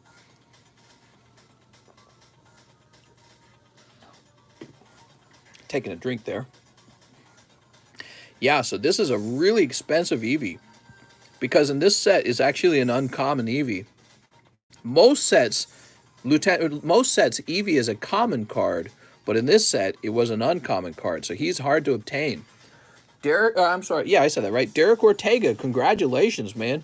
Let's go find his bag. I cannot believe that there was an energy card first. That is a good outcome for you, especially if it grades well. Here it is, Derek Ortega. Kyle Sexton says, I need it. All right.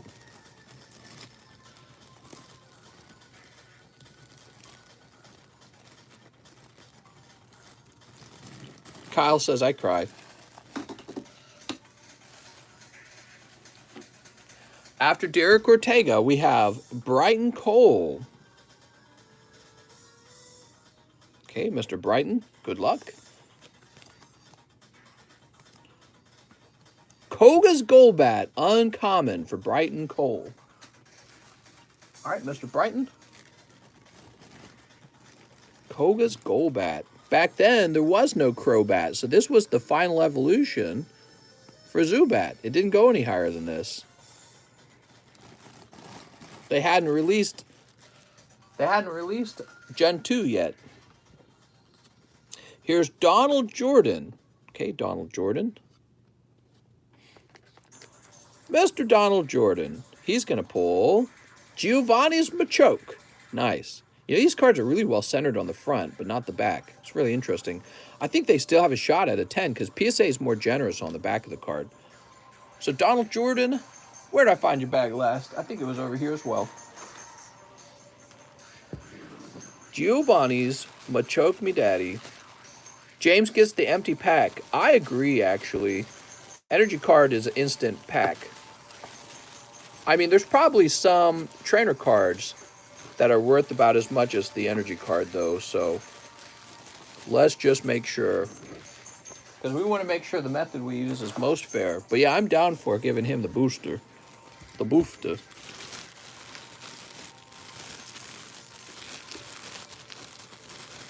Is this it? Derek Johnson found it. James gets smooches. Smooch! All right, there you go. Derek Johnson. I don't collect the packs. Well, if you really don't want it, we can give it to whoever gets the next coldest pull. Here's Daniel Sandhue. But it does, you know, it does have some value. It has about a $15 value, I think. Wow, that looks so clean. Erica's Kindness. There we go. And that's the rare, actually. Rare. So, Mr. Daniel Sandhue, congratulations on your pull. You pulled Rare Erica's Kindness. It's actually kind of a cool card. It's got Growlithe in it and Erica, the waifu, right? Wrong bag, apparently, says Nick. Mister, I think you put that in the wrong bag, says Donald Jordan. Uh-oh. Oh, I totally did. I'm sorry. I blame it on me for being silly. We're looking for Donald Jordan. Okay, Giovanni's Macho. I did that twice tonight now. That's really bad. We can't be having that. Donald Jordan, you're right there, too. It's so funny that I was looking for you. I don't know why I felt that I was looking for a different name. All right. Donald Jordan.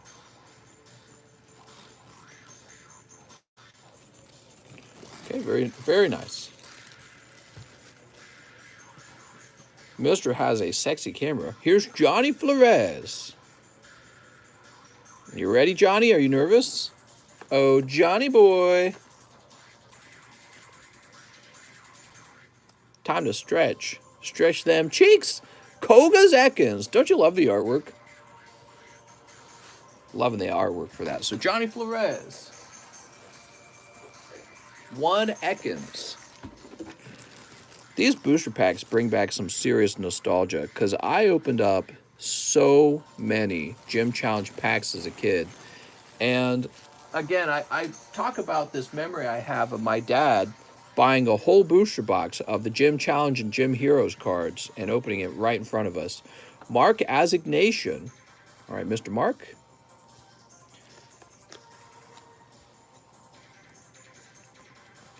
Fervor. So if Mr. James O'Brien does not want the empty pack, it will end up going to Mark unless somebody else pulls a trainer after him. Mark Assignation. I would grade every trainer too.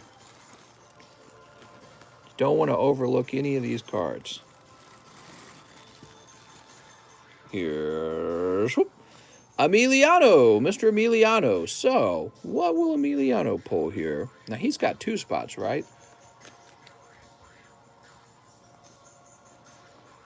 Oh, nice. Check that out, Emiliano. Sabrina's Abra is a great pull. Abra's popular. Excellent. All right, Mr. Emiliano's bag is over here. A very slippery bag. I think it's because of these Data Live cards. I think they have less friction on them than other cards. Boop. Jacob Coriel. So Jacob, I regret handing this card off to you because this card, unlike the other ones, has this white edge here. I don't know what that's all about, but that is going to make it so that it does not grade well. And you're going to pull... and it's a Blaine's Charmander, too. Can you believe it? Blaine's Charmander comes out, and it's got a cutting error on the edge, on the back. I don't know why it does. Such a great pull, though. All right, Jacob Coriel, let me grab your bag. The other cards didn't have that. It's just this one card. Like, you can see it. It's like there's some leftover paper where it was cut. I have no clue. Still a great pull. There you go, Mr. Jacob. I think that would have been like a $200 card if it graded 10. Ruben Aguilar. Brock's Geodude for Mr. Ruben. All right, Mr. Ruben. Find your bag. There's Rudolph Serrate. Joe Harris. Here it is, Ruben. All right.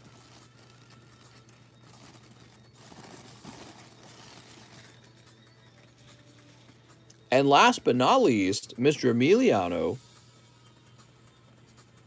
You get the last card in the box. Last card in the pack. Lieutenant Surge's Voltorb. It's a nice little card. All right. Sweet. So, Mr. Emiliano, you ended up getting 2 Pokemon, so that's nice. I'll place you back over here now. And the empty pack. So if James O'Brien does not like this, I'm going to hand this off to Mark Assignation. But if you want it, you can have it, okay? Because you actually pulled the energy card, and I think that is a little bit colder than a trainer card. Damn, Mark, you need to ship. You got a lot of stuff in there, man. Mr. Mark. I would only take it to gift it to Alex, so if should go to someone in the pack break. I think it should probably go to someone in the pack break, though. Ooh, look at all this. I like Alex, though. We'll give Alex free... Alex, you can have all the free smoochies, okay? All right. So, with that pack break being done, let me jump over here and just mark this as sold out because we are not going to start another pack break tonight.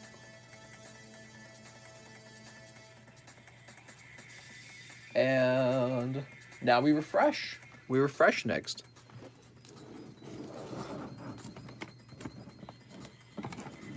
Holographic Flareon from Jungle.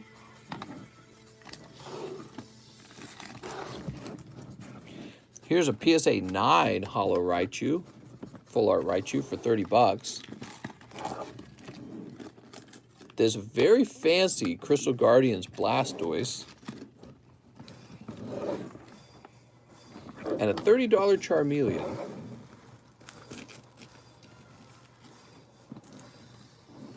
The Alakazam was so tempting, says Cameron.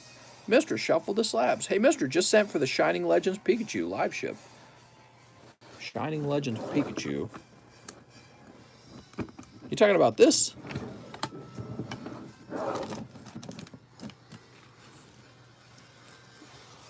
All right, we're logging back in. Let's see what's happening now. It's a busy night, man. Busy, busy night. Busy as heck.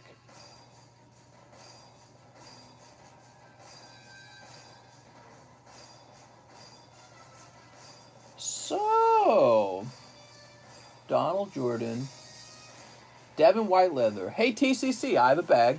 Please let me know if you have any slabs with the name Shining in them, like Shining Celebi, or any slab that have multiple Pokemon on one card. They all say tag team. I will buy one tonight. If so, appreciate all you do. I mean, I think there was a Shining Celebi somewhere.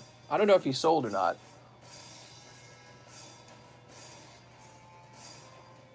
I think he just left me a tip, says Devin Whiteleather.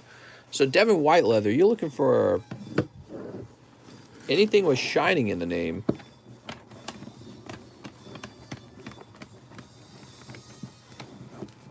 Not that pile.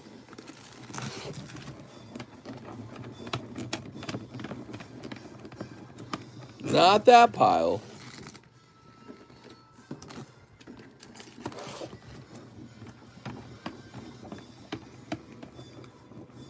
Oh, yep, there's a Shining Celebi PSA 9. I think that's about it.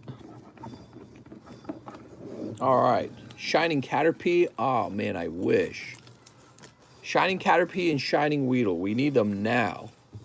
Don't delay, Pokemon. All right, now we have Devin Whiteleather, who says the $6 was for General Mills. Oh, whoops. Here we go. General Mills. Apparently the Pikachu from General Mills going for a whopping $200. Probably because nobody bothered to grade theirs. All right, you ready? And he sold recently for $200. It's kind of wild. Oh, nice. You pick up 2 in your case. You also get the Hatterene. So Hatterene, Pikachu. Okay, not Hatterene, Hatenna. Very nice. That's for Devin Whiteleather.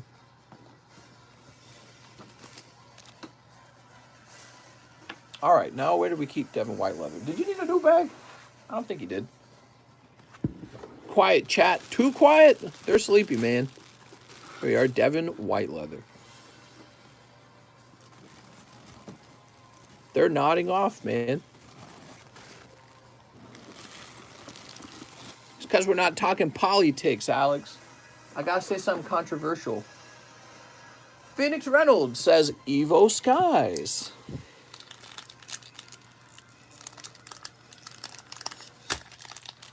Like, why should men have the right to vote? Can we just take the right of voting away from men already? Snorlax VMAX. Rah. Not tired, just searching eBay for Pokemon.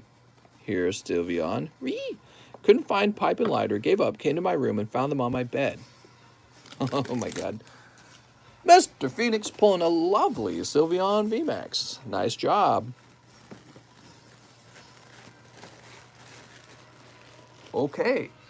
Next up, we got Mr. James O'Brien. 10 Evolving Skies. Add to my live ship. All right.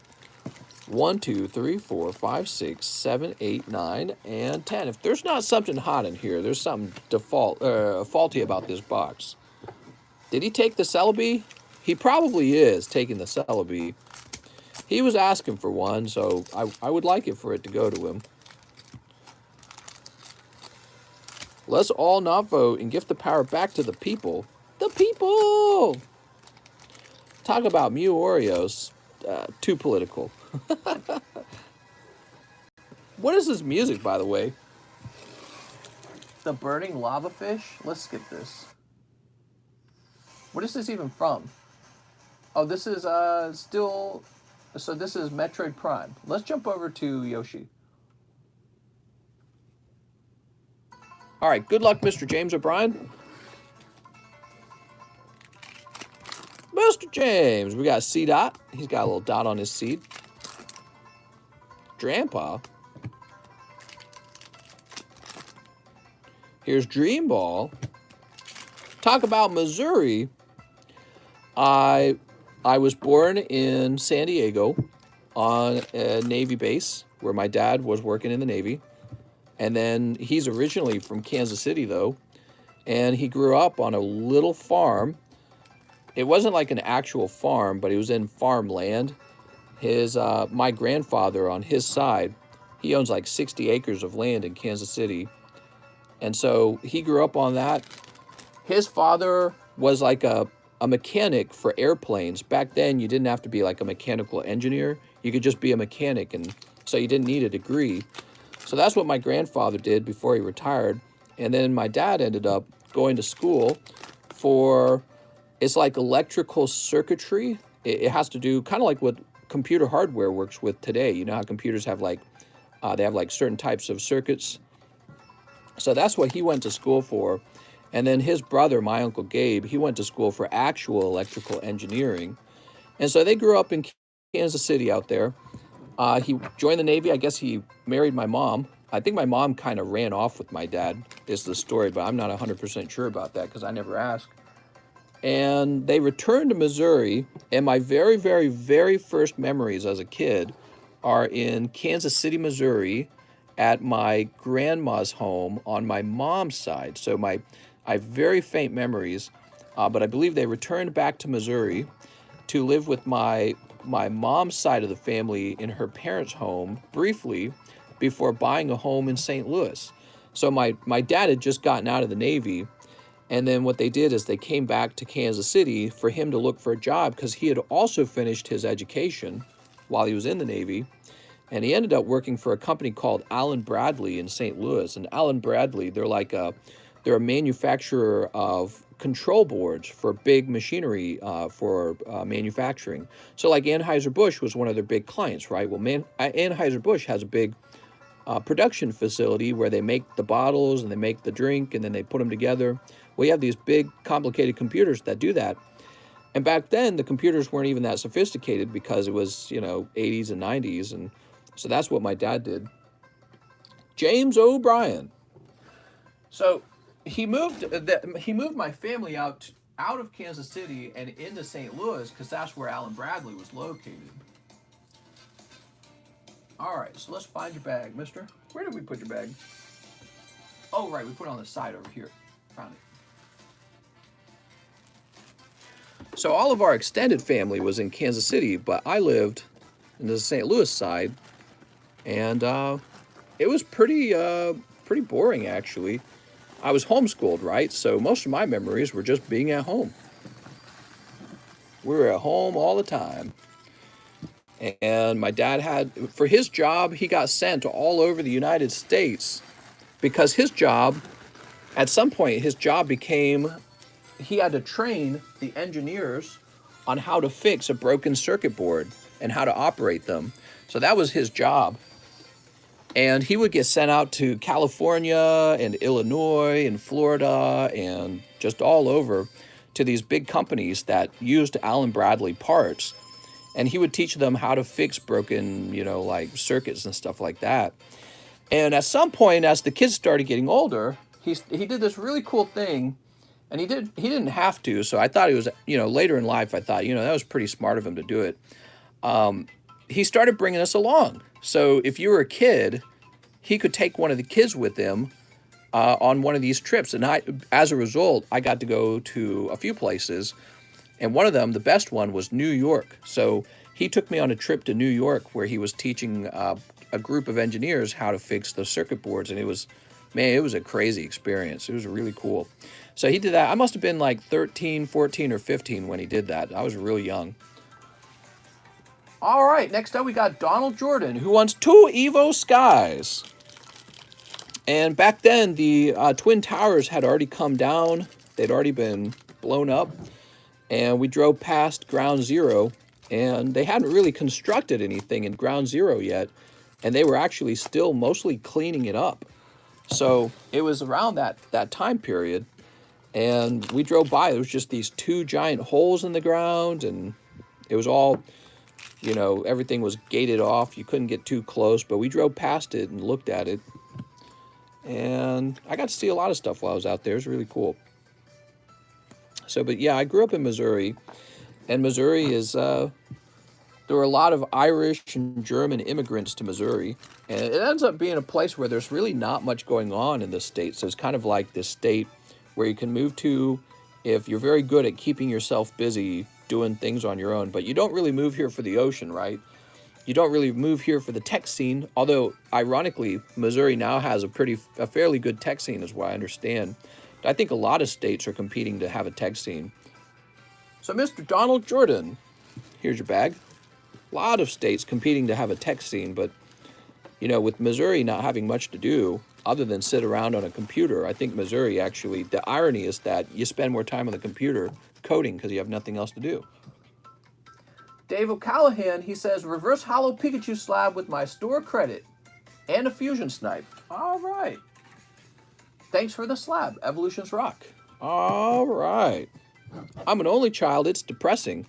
Well, it was depressing being a child of 11 kids, too. So I was from a family of 11 children with the same parents, and it's depressing in a different way. And first of all, there's not enough room. Dave is a cold pack. There's not enough room for 11 kids, not enough money either. But probably the hardest part is also, besides all the chaos and the lack of room and privacy, you really don't develop much of a relationship with your parents because they just don't have time. They got too many other kids, and most of the attention has to be spent on like the 4 youngest kids, you know what I mean? Where'd that Pikachu go? We just had it. Did I set it aside for you and then I lost it? Oh, here it is. Mary says, Derek, you could be my only child. Sounds good, Mary. But yeah, you never had like a personal relationship with your parents. It was always a group relationship. You know what I mean? You're like already in a little society. All right, there we go. And in a way, that wasn't a terrible thing because it's not like my parents were that great to be around in the first place. My mom was so crazy, man. Emiliano says 15 evolving skies. He says, I'm not done. All right, let's see what you grab, mister. 1, 2, oops, 3, 4, 5, 6, 7, 8, 9, 10, 11. So there's 11. 12, 13, 14, 15. Mr. Emiliano, good luck. All right. If I invite you to my wedding and cover your travel, would you want to come? My wife would probably say yes. She'd say yes because she wants to go out. But if I went to your wedding, who would host the Pokemon live stream? Everyone would miss out on multiple days of live stream. It's going to be Gold Cristallia. I have a very important job. What I need to do is I need to hire somebody who I can trust to cover the live stream for me so that I actually can take vacations and take days off. Mister would attend my wedding. What? Do you have a best friend? Well, I did. I had a really close friend. When I left home, I became very good friends with a guy named Dave. And he and I, we were really good together because he loved to talk like philosophical things and religious things and political things. And so did I. So we would sit around talking for hours. So I really enjoyed his company. It was a lot of fun. He moved to South Carolina. So we hung out a last time before he left. It was pretty sad. He went there for a different job. He got a job opportunity out in South Carolina. And I haven't seen him for like 2 years. We talk on Facebook, but that's about it. So I don't get to hang out with them anymore. So it's really sad. And then I've moved, so the remaining few people I knew in the St. Charles region definitely can't reach me unless they drive out here. Triple vacation. Oh, triple vac up or die.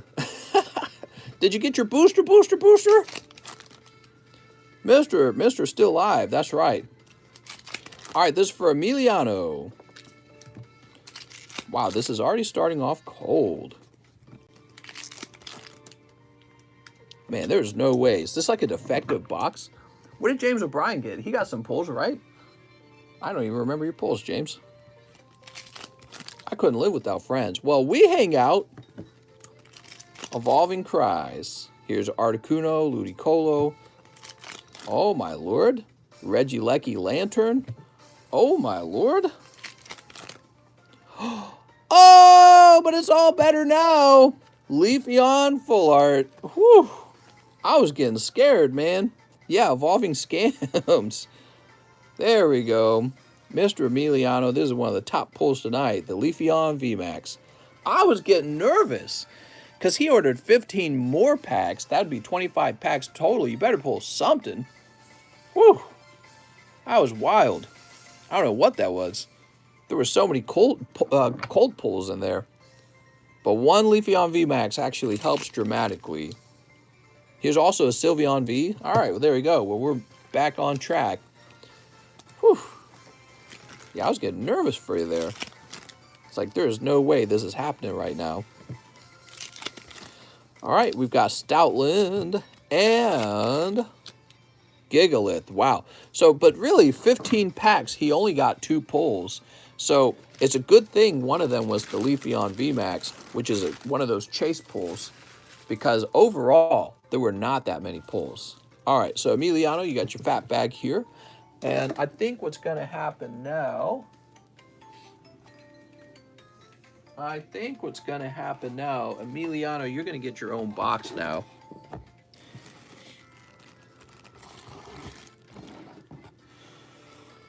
Whew.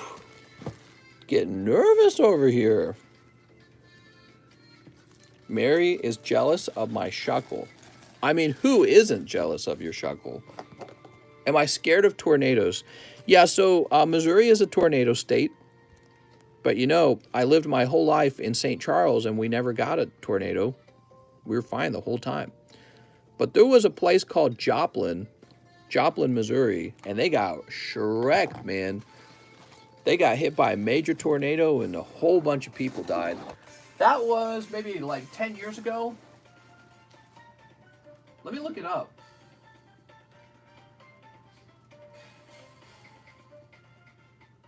Joplin, Missouri tornado deaths. Let me pause this.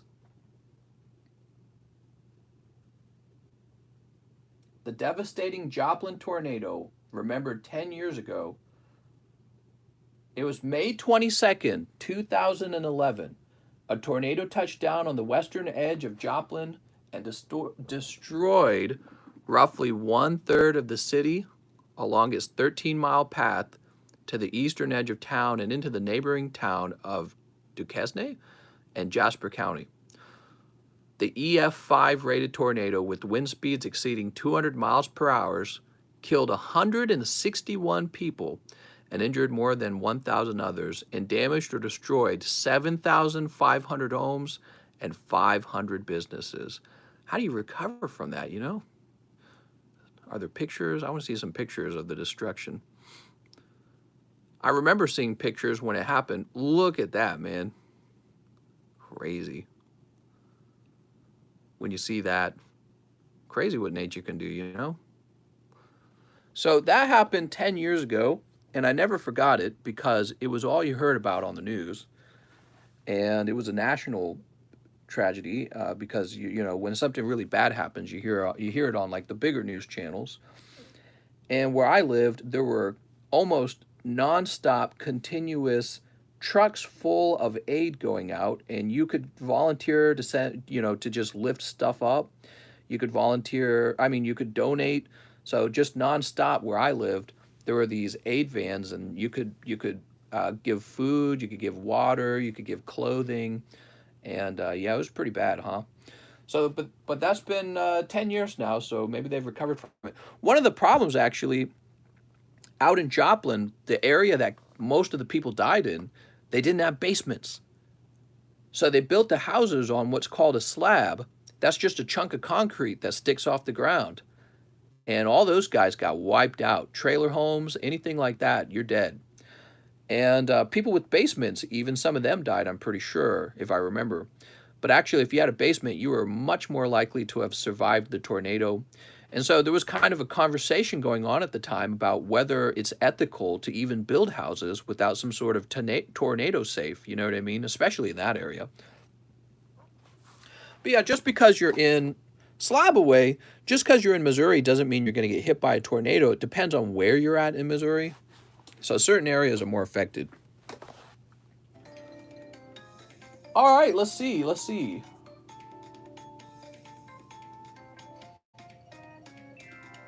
Dave O'Callahan used to store credit. Toss that. Emiliano had his 15 packs of Evo Skies. Kane Phillips says, I've been away for a while. Let's get one Celebration and one Donkey Kong pack. Oh, the Donkey Kong pack, huh? I have no bag, no idea. Oh, he says, I have a bag, but I have no idea what's in it. Probably some XY Evos.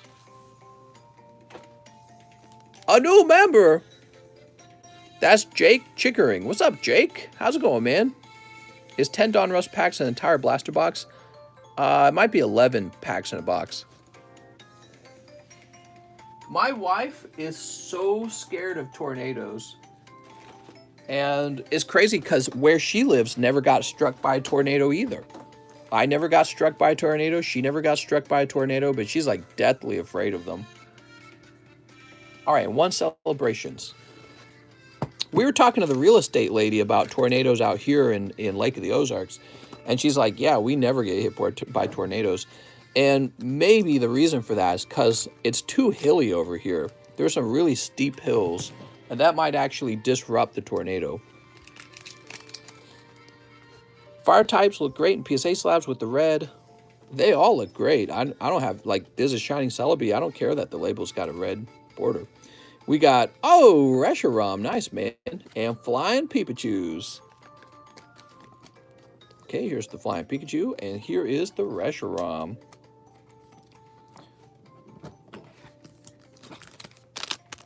There's also been some earthquakes out here, but never, like, anything that really makes the news, you know what I mean?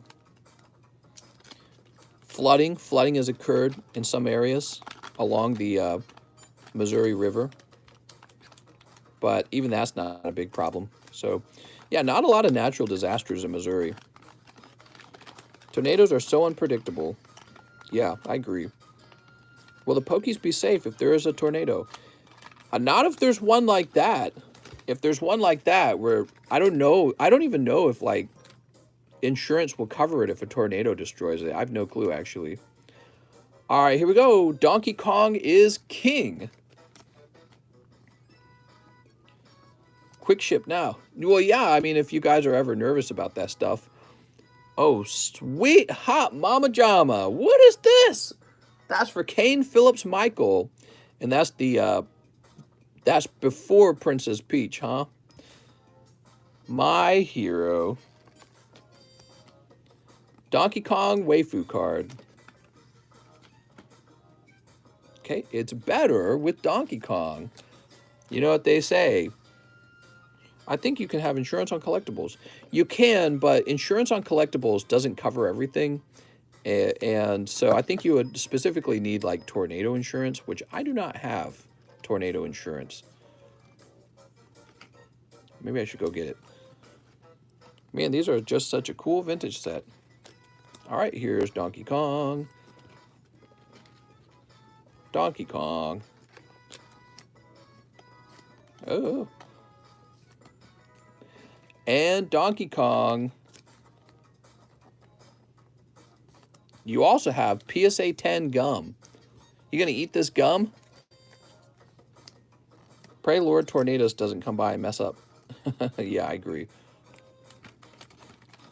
Graded tornado signed card? Well, like I said, I lived in the St. Charles region my entire life, and we never got hit by a tornado. I mean, there would be, like, scattered, like, tiny tornadoes, but it's just like a windy thunderstorm, and that's it. St. Louis got hit by a pretty small tornado one time, and it tore some windows out of the Lambert Airport, but that's about it. Also, I think Jefferson County got hit by a tornado once, and it did a little damage too, but it was hardly anything. So Mr. Kane Michael Phillips, he says he does have a bag. Yeah, I think Jefferson got hit by a tornado not long ago, in fact.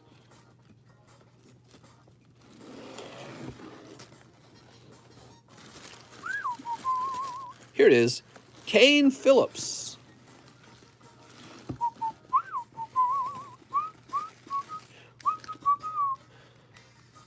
This is Kane Michael Phillips, right? Same guy? Hopefully. All right, Mr. Kane Phillips. Should have written the middle name in. I'm with Jake. What? What are you trying to say? He says, that's me. That's what I thought, mister.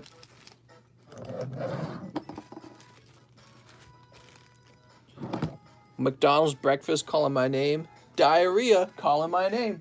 Now we've got Brandon Galligan. He says PSA 9 Shining Legends Pikachu and live shipping to Brandon Galligan. All right, sounds good.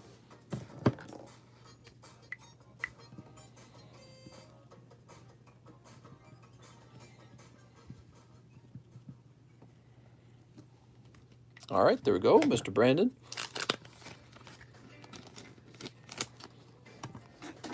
And let me get that shipping ready.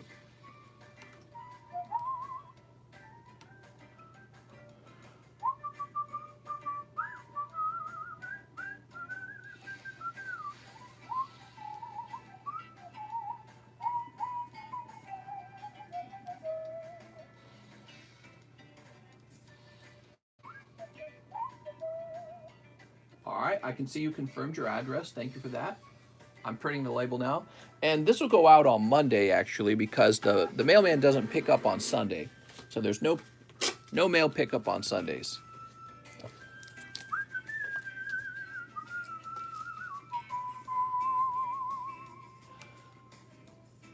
All right, and I'm ready to refresh, but really I'm ready to wrap up. We're at the 5-hour mark, and I don't want to go further than 5 hours, so I'm going to call no more orders, okay? But we're going to see what's left.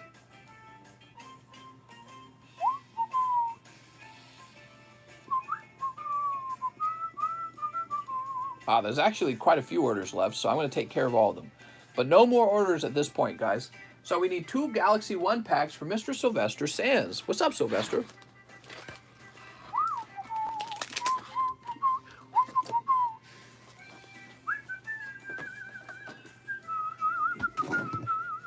So we continue to open these Star Wars packs. They're a lot of fun. And especially if you can pull that Darth Vader etched card or the booty card or any of the other many pulls from this collection.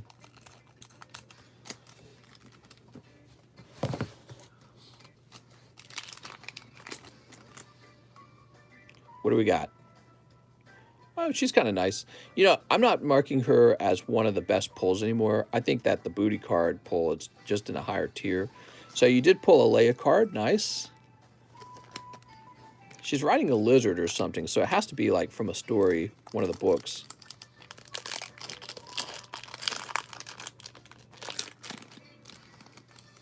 What's worst Pokemon set of all time? Good question. Oh, there's a sexy Leia. So I think this is a much better representation of Leia because she's actually on the ship where they had their little battle, right? So I like that one a lot better. Rebel Trash, question mark? All right, here we are, Mr. Sylvester. It says bag number 2, huh? Wonder why. Bitcoin back to 62. Any thoughts? Yeah, I saw that. I saw that the cryptocurrencies are going back up. I mean, I'm not surprised in one sense because it looks more and more and more like we're going to have some kind of financial collapse, or the government's probably going to hand out another round of stimulus checks as everyone's quitting their jobs. And I don't know. It seems really bad financially right now. And yeah, it doesn't make me want it anymore. I think what happened with the crypto, when crypto initially had its dive, I had to do something I wasn't doing before. I had to ask myself why I liked crypto. And when I thought about it for a long time, I didn't actually like it that much. It's not tangible. It's not really collectible. You know, like there's nothing to look at. It's just a number on your computer. I didn't feel like it was protected from government regulation. I didn't feel like it was protected from manipulation. Like gold has the same problem. It's manipulated. So after a lot of thought, I really did not like it. I also didn't like that it cost a lot to transact in crypto. So, but I do see why people buy it. People buy crypto for the hope that it will continue to jump past 62. And I think that's great for people who can make money off of crypto. But for me, I don't have any FOMO, and I'll stick to Pokemon cards because Pokemon cards do very, very well for me. So I'm doing very well with Pokemon, and I have no interest in, I guess you could say, gambling with crypto, because that's how I view it. But, you know, if other people like it, hopefully they make money. I don't know what the future of it is. I think that it will be a lot like gold in the way that the government will just tax it. And if it appreciates, the government will tax it more. I think that what people want it to become is a replacement for the dollar. And I think if the U.S. government ever really perceives it as a replacement for the dollar, they will go and knock it down a few notches. And so that, along with the fact that there's a finite number of people in the world with a finite amount of money, to me means there's going to be some kind of hard cap to how much it can grow. And from my point of view, it's probably already overvalued, but when it stops growing, and it really stops growing, I think you're going to see the price of Bitcoin drop pretty substantially at that point for all the people pulling their money out because there's no reason to hold it anymore if it's not appreciating. Because that's really only the reason. If you're hoping to make money off of Bitcoin, it has to appreciate. So if it ever reaches a sort of like hard cap on appreciating, you're going to pull your money out because you're done now. You know, you got to move on to the next thing. And then you got all these alternative, whatever, like Bitcoin, crypto coins. So that's probably what people will try to do next. And I think that's already kind of what's happening. But so, yeah, all these months later, it's basically just back up to where it was. We'll have to see if it shoots to the moon this year. Next up, we got James O'Brien. He says, okay, 10 more Evo Skies last round. All right, 10 more. We got 3 here. Now we're going to open a fresh box, and hopefully in this fresh box, we pull another hot one. That's fine to say, as long as you know Bitcoin has historically been 100 times better investment than Pokemon by the numbers. I mean, again, I do extremely well with Pokemon cards. I think when you talk about Bitcoin that way, you're referring to a time when almost nobody was buying Bitcoin. And so it did really, really great for a really small number of people who happen to be owning it. 1, 2, 3, 4, 5, 6, 7, 8, 9, 10. So you can refer to how much Bitcoin appreciated for those early investors back when nobody had Bitcoin. But if you're talking about people this year buying Bitcoin, you know, they might have bought at 61,000 and now it's back at 61,000. So it hasn't moved at all for them this year. All right. So, Mr. James. And it's not like Pokemon didn't go up a lot too. Like, how much does the first edition base set box go for? Like $500,000 now? That's really wild. You had like the first edition Charizard not too long ago. He was going for like 60,000. Now he's going for like maybe $350,000. You know what I mean? The other thing is Pokemon cards are not like Bitcoin. They're not the same thing. So if you're talking purely, let's say you're talking purely about appreciation. Well, you don't just make money in Pokemon cards from appreciation. You make money in Pokemon cards from flips.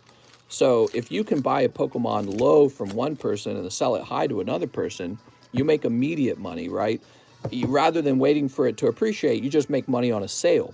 Well, you can make those sales at a really rapid pace with Pokemon cards. That's why I'm saying, like, if you've got $1,000 sitting in the bank and you're waiting for it to turn into $2,000 with Bitcoin, but then you gave me $1,000 and told me to do shit with Pokemon cards, I'll turn that into $10,000 in a month. You know what I mean? So it's very different, and that's why I don't park my money in Bitcoin, because I can do quite well outside of Bitcoin. All right, did that guy buy Celebi? Maybe. He probably did. Trevenant. All right, so there's Trevenant. Here's Mareep. You can stake crypto and make passive income. That's passive income. Oh, my Lord. Mr. James O'Brien picking up this Rayquaza V. So does this make this the hottest pull of the night? Mr. James. Hey, that's one of the chase cards. Holy moly. Ooh. Take a look at that. Jesus Christ, man. Woo! James O'Brien. All right, so, but yeah, I mean, getting back to topic, you know, if I buy and sell a vintage booster box and I get it sold in a month, I might make $8,000 in a month selling off one vintage booster box if I decide to sell it, or I could just hold it, you know, and it won't appreciate too fast if I hold it, but I could just be selling vintage stuff all day long. And maybe part of that is because I'm in a unique position as a box breaker. Maybe that's not possible for everyone. But it's not just box breaking either. It's just in general, like just having PSA slabs come back from PSA and they grade 10. But there's a little bit of a gambling aspect to that. But there's also kind of not a gambling aspect. Like, the better and better you are at this, the better you are at predicting what to grade and knowing how to acquire it. It's a sort of different skill. And with Bitcoin, you need almost zero skill with Bitcoin. You just go buy Bitcoin and hope it appreciates. But again, you know, back when almost nobody had Bitcoin, that was when it appreciated the most. But that's why it appreciated, is because almost nobody had it. That's my whole point. And now that a lot of people have Bitcoin, it's very hard to get it to appreciate now. It's very hard to get it to double in price. It has to go from, what, like 61 to 120 or something like that. Is that how it works? So many more people would have to get into Bitcoin for it to appreciate the way it did appreciate in the past. And that's what I've said. And that's one of the problems with it. That's why I've called it like a Ponzi scheme or a pyramid scheme, because it works that way. For it to double in price again, an even larger group of people have to adopt it than before. So again, those early guys who really enjoyed the appreciation, they did great. And that was clever of them for being in it and realizing that it was going to go up by a lot. But, I really have to question, how fast will it double in price now? Maybe it'll double in price really fast. I don't know. Or maybe the United States will come out and start regulating it like other financial institutions, and it'll actually drop a little bit. It's hard to say, especially right now at 62,000. I will say this, if it doesn't kind of blow past 62,000, I think people will really start to get nervous, because they'll be wondering, have we found that sort of like hard cap? Like, are we going to struggle and just float around 62 at this point? And people who are hoping to see large appreciation on their investment in Bitcoin might actually start to feel kind of shaky and look at all those alternative cryptos. So James O'Brien, pulling out the hot stuff, man. Sorry if I missed any comments. All right. I was thinking about what I was saying. I just have a little bit of Buttcoin. Buttcoin, now, if there was Buttcoin, I would be heavily invested in Buttcoin. But you got like the guys in Dogecoin hoping it'll go to $1. Why do you think they'll hope it'll go to $1? They just want to get rich off of it. You got the Shiba Inu guys. It's the same deal. They're just hoping it'll go to the moon. And I compare this very much to like what's happening with the GameStop, the meme stocks. It's just everyone hoping for that pyramid effect where you were in early and then everyone piles in behind you and then you get out before it collapses again, because that's part of it. You have to then sell off so that your Bitcoin isn't just Bitcoin, it's actual cash, and you can use that to buy stuff like a home. So the question is, where along the pyramid have we reached, and when is the right time to sell off? And I don't know, maybe there's still plenty of time left. I swear, Evolving Skies is jam-packed with hits. I pulled over 2,000 worth of cards out of one booster box. Shiba made me tons, says Cruder Holder. Well, yeah, and again, I'm just going back to that sort of analogy where I'm comparing it to the GameStop memes. If you can be in early, you might make a lot of money. But really, what is causing Shiba Inu, or whatever it's called, to have all that value? And then once you start talking about what's giving it this value, it's almost nothing. You're like, I don't know. It's just like a bunch of other cryptos, I guess. Shiba, it's the dog, right? And then you go, well, it's the dog coin, and that's it. And so it's really just impulse and people looking for that pyramid effect, and that's it. That's the only thing giving it its value. And they have a term for that. That's the whole greater fool theory, where you're buying it pretty much only with the hope of selling it to somebody else for more than you paid for it. Other than that, it doesn't really do anything. So Phoenix Reynolds, he's got a $16 order. He wants more Evo Skies. So 2 more. Oh, mister, you were this close to that Rayquaza. See, I sat down and I thought about all the arguments for crypto, and in the end, I didn't like it. I have heard you in other streams say the other coins would take away from Bitcoin, but Bitcoin is within stone's throw of... Well, I mean, if there were no other cryptos but Thompson, there's... Oh, my God, he did get a pull. Metacam. This is for Phoenix Reynolds. Metacam alternative art. Nice, man. All right. That's one of the hits. So my point probably... I don't remember exactly what I would have said over there, but I'm sure my point is something along the lines of Bitcoin probably could have already jumped up if not for all these other alternative coins. And the alternative coins, to me, they represent this desire for people to get rich quick, which is why you might see a slowdown on Bitcoin, and then all these other coins, you just see millions of dollars being poured into them. You know what I mean? And it's almost like a game of musical chairs. Like, so all these guys in Bitcoin right now, well, if you had pulled your money out rather than sitting in Bitcoin, and you had jumped into the biggest appreciating coin, like let's say Shiba Inu, or if I'm even saying it right, if you had jumped into it before it did its big jump, you'd be rich again, right? So you'd be making that great money. You'd be bragging. Everyone would have FOMO. Hey, it went up times 100. You know what I mean? So, but that's not possible to predict that all the time. Phoenix Reynolds, here you go. And the predicting, what's that based off of? It's not really based off of anything other than a hunch. Medizu equals Lambo. Mister will finish the box. Devin Whiteleather says, I have a bag. Can I switch my Raichu for the same promo one on the table? The price difference should be $6. I would like... Can I switch my Raichu for something? I'm a little confused. So here's the Shining Celebi.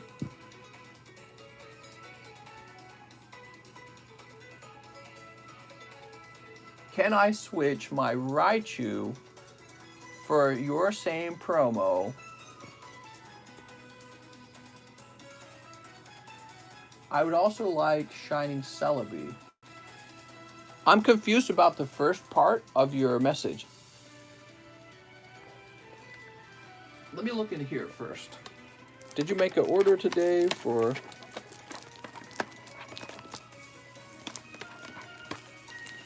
It's a hot box. It is a hot box. Let me go ahead and grab this Shining Celebi for you, Devin Whiteleather. I don't understand the first point, though.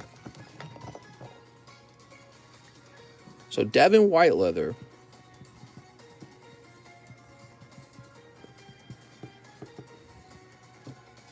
There we go. As for the Raichu portion of your message, I didn't really understand.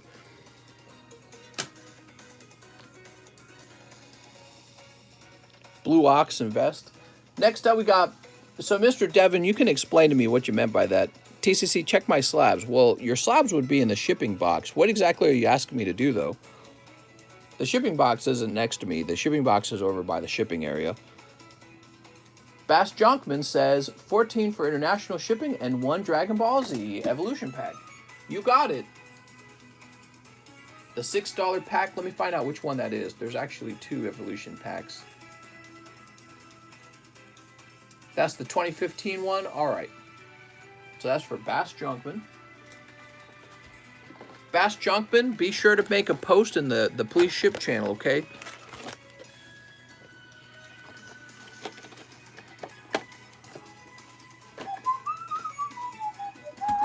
I might make a post for you. All right, let's see what we got. Sneep.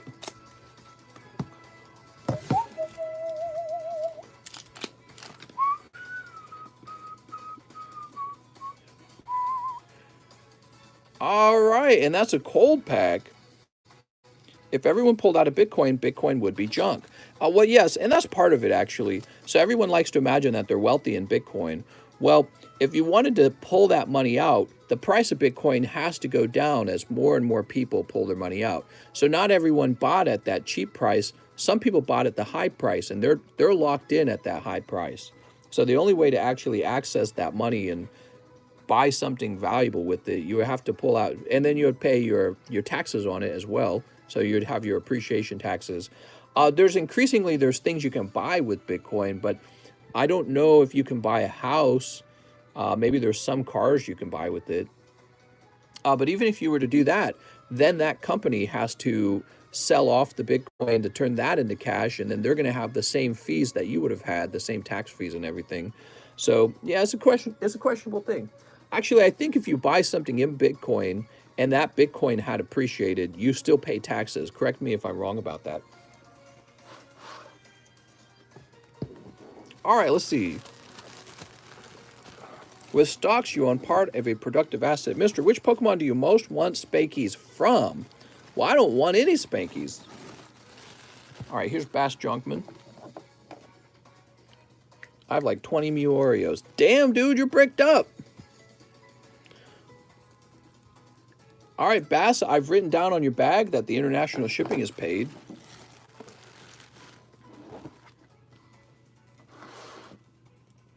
And I'm going to refresh for the last time. No more orders, anyone. No more orders. Yeah, it's a fun conversation to have. But honestly, I in a larger picture way, I just kind of look at crypto as sort of like magic money. It's made up. It's not tangible. And people have way too much faith in it. And I like to think really long term. I don't trust governments. And I really don't. There's this thing going on where we want to be free of the central banks. We want to be free of the Federal Reserve. We want to be free of the government. I totally get that, and I'm so down with that. Do I really believe that gold and Bitcoin will set us free from those things? Not even slightly. Not at all. Because you live within the borders of your country, and your government will set the rules for gold and they'll set the rules for Bitcoin. And that's the real problem. So if you want to be free of the central government, the only real path to freedom is to win elections. You need to win elections with politicians who say they'll change how the central bank will work and how the Federal Reserve will work. That's the only way. I don't think that Bitcoin, you might as well just own any commodity that you want rather than Bitcoin or gold, just anything at all. Bitcoin happens to be the one that's moved up the most in value over time. I also fear that it's the most in a bubble or the most capable of dropping because it's so unregulated. I feel once those regulations start to land, it could cause a pretty serious sell-off. And so anyone buying in right now could end up really being hurt by that later. But again, to its other point, it's like, why would I pay for things in crypto when it's so easy to pay for anything with PayPal? You know, I just got PayPal or a credit card. It doesn't make a difference to me in terms of convenience. You know what I mean? I think China made a good move. Can't rely on banks. Have to go check it out. You can't hold Bitcoin. You could be buying nothing. All right, so I think we're all done. I think we are all done. And they're the biggest crooks in the world. Yeah, I mean, so if you guys really want to change how everything is turning out with the money inflation, you have to stop the government from raising our debt ceiling. They have to balance our budget. They're going to have to cut back on all kinds of social welfare programs, but our socialist government's doing the opposite of that right now. They're saying we're going to spend $5 trillion giving money out that we don't even have. They don't even have it. Some people say we can pay for it by raising taxes on the wealthy. That's actually not true, even slightly. If you took all the money from the wealthy people right now, 100% of it, it would only pay for the federal government for about 3/4 of 1 year. It wouldn't last at all. It'd be gone. So our government just spends too much. And if you actually gave them that money, you know what I think they would really do? They would just spend even more. So they would be like, well, we got this extra money. Should we all of a sudden balance our budget? No, they're just going to spend more over that. So we could increase taxes on the wealthy. America already has pretty high taxes, if you didn't know this, compared to the rest of the world for the corporations. We could, I think ultimately we just got to cut people off of welfare. I think that's what you have to do. And it will be really unpopular, so nobody's going to do it because we live in a weak feminist democracy, unfortunately. And it's pretty much over, and it will become a welfare state. And innovation will head over to countries that are more competitive. That's the way I see it. Mario Resendez says, Mister, can you cancel my slab? I'll take the fee. If any money is left, live ship. And if there's enough for a celebration pack, I'll take it. If not, PayPal. You got it, Mr. Mario. Give me a second. Let me turn this down a little bit. So, Mr. Mario.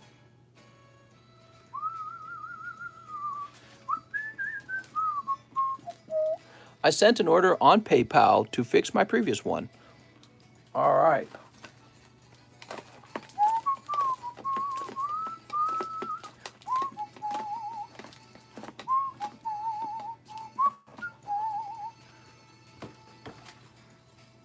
So it looks like it started at $367.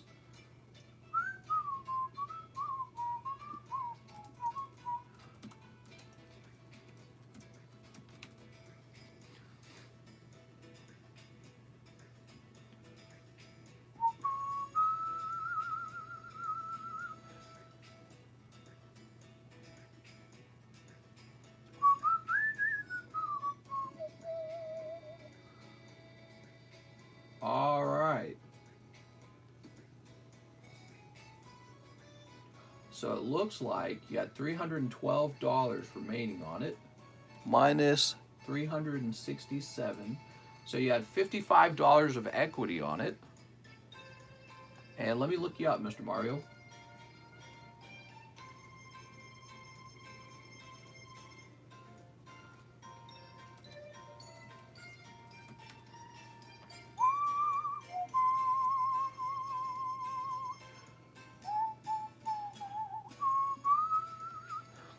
Mothman is the only way to say no to the government. Right. Well, I don't view Pokemon as a hedge against inflation or as a way to cheat the government or be free of the government either. I just view it as a collectible. It's just a nice thing to own, like a piece of art, and that's about it. So, Mr. Resendez.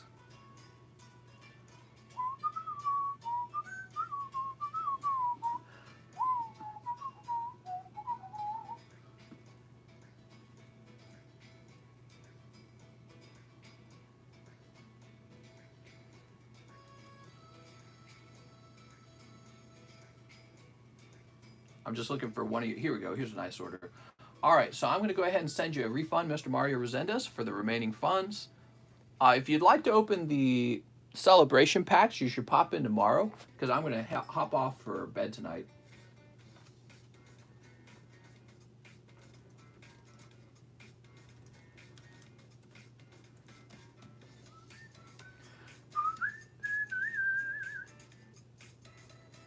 All right, Mr. Mario, that's been refunded.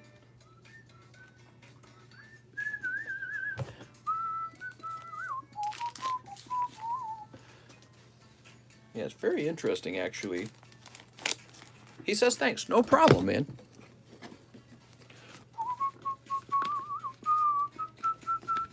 Do you like X-Men, mister? I do not like X-Men. I find it a little boring.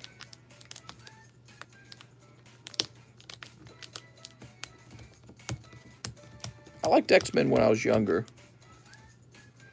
I think I'm ready for stories that are new and exciting and creative in ways that we haven't seen before. I liked Squid Game. Squid Game was really fun. I was talking about how he says, wait, can you live ship? You know what? I think I can do that for you, Mr. Resendez. Have you seen those Pokemon? Remember BitConnect? BitConnect! Yes. It's funny as if BitConnect had simply stuck around, they might have done really well as a cryptocurrency because they went viral with that one video, right?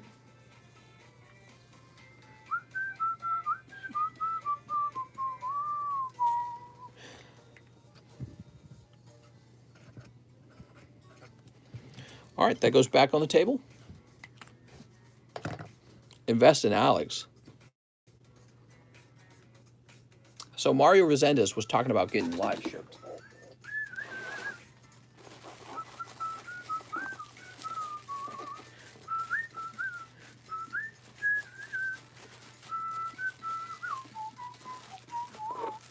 I ordered 11 packs of Donruss and switched browsers thinking I sent.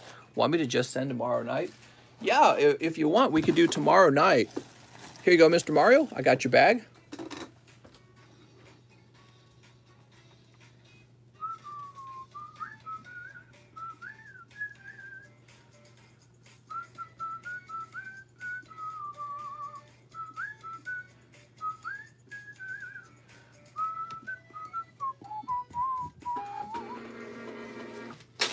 There we go.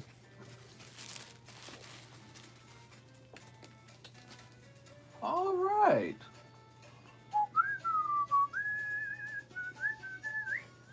So he says, for the $6, I bought a Raichu slab from you last night for $24. The one on the table is $30. I was hoping I could switch them for the difference. It is the promo Raichu. All right. Maybe you had like a PSA 8 Raichu. Let me go look it up.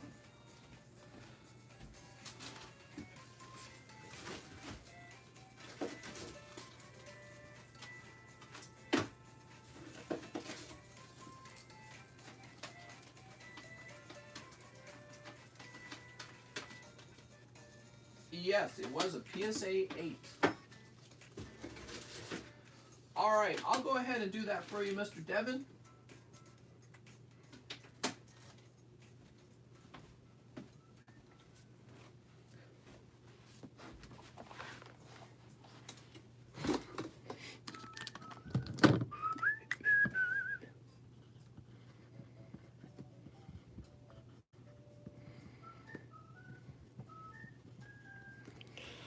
Whew.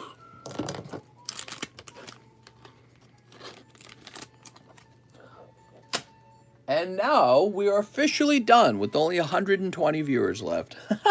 We stayed up so late. 5 hours and 24 minutes. I had a lot of fun, guys. You know, I can feel that my back's kind of tired from sitting too much. So I better go lay down. And I'll see you guys back tomorrow night. See you later.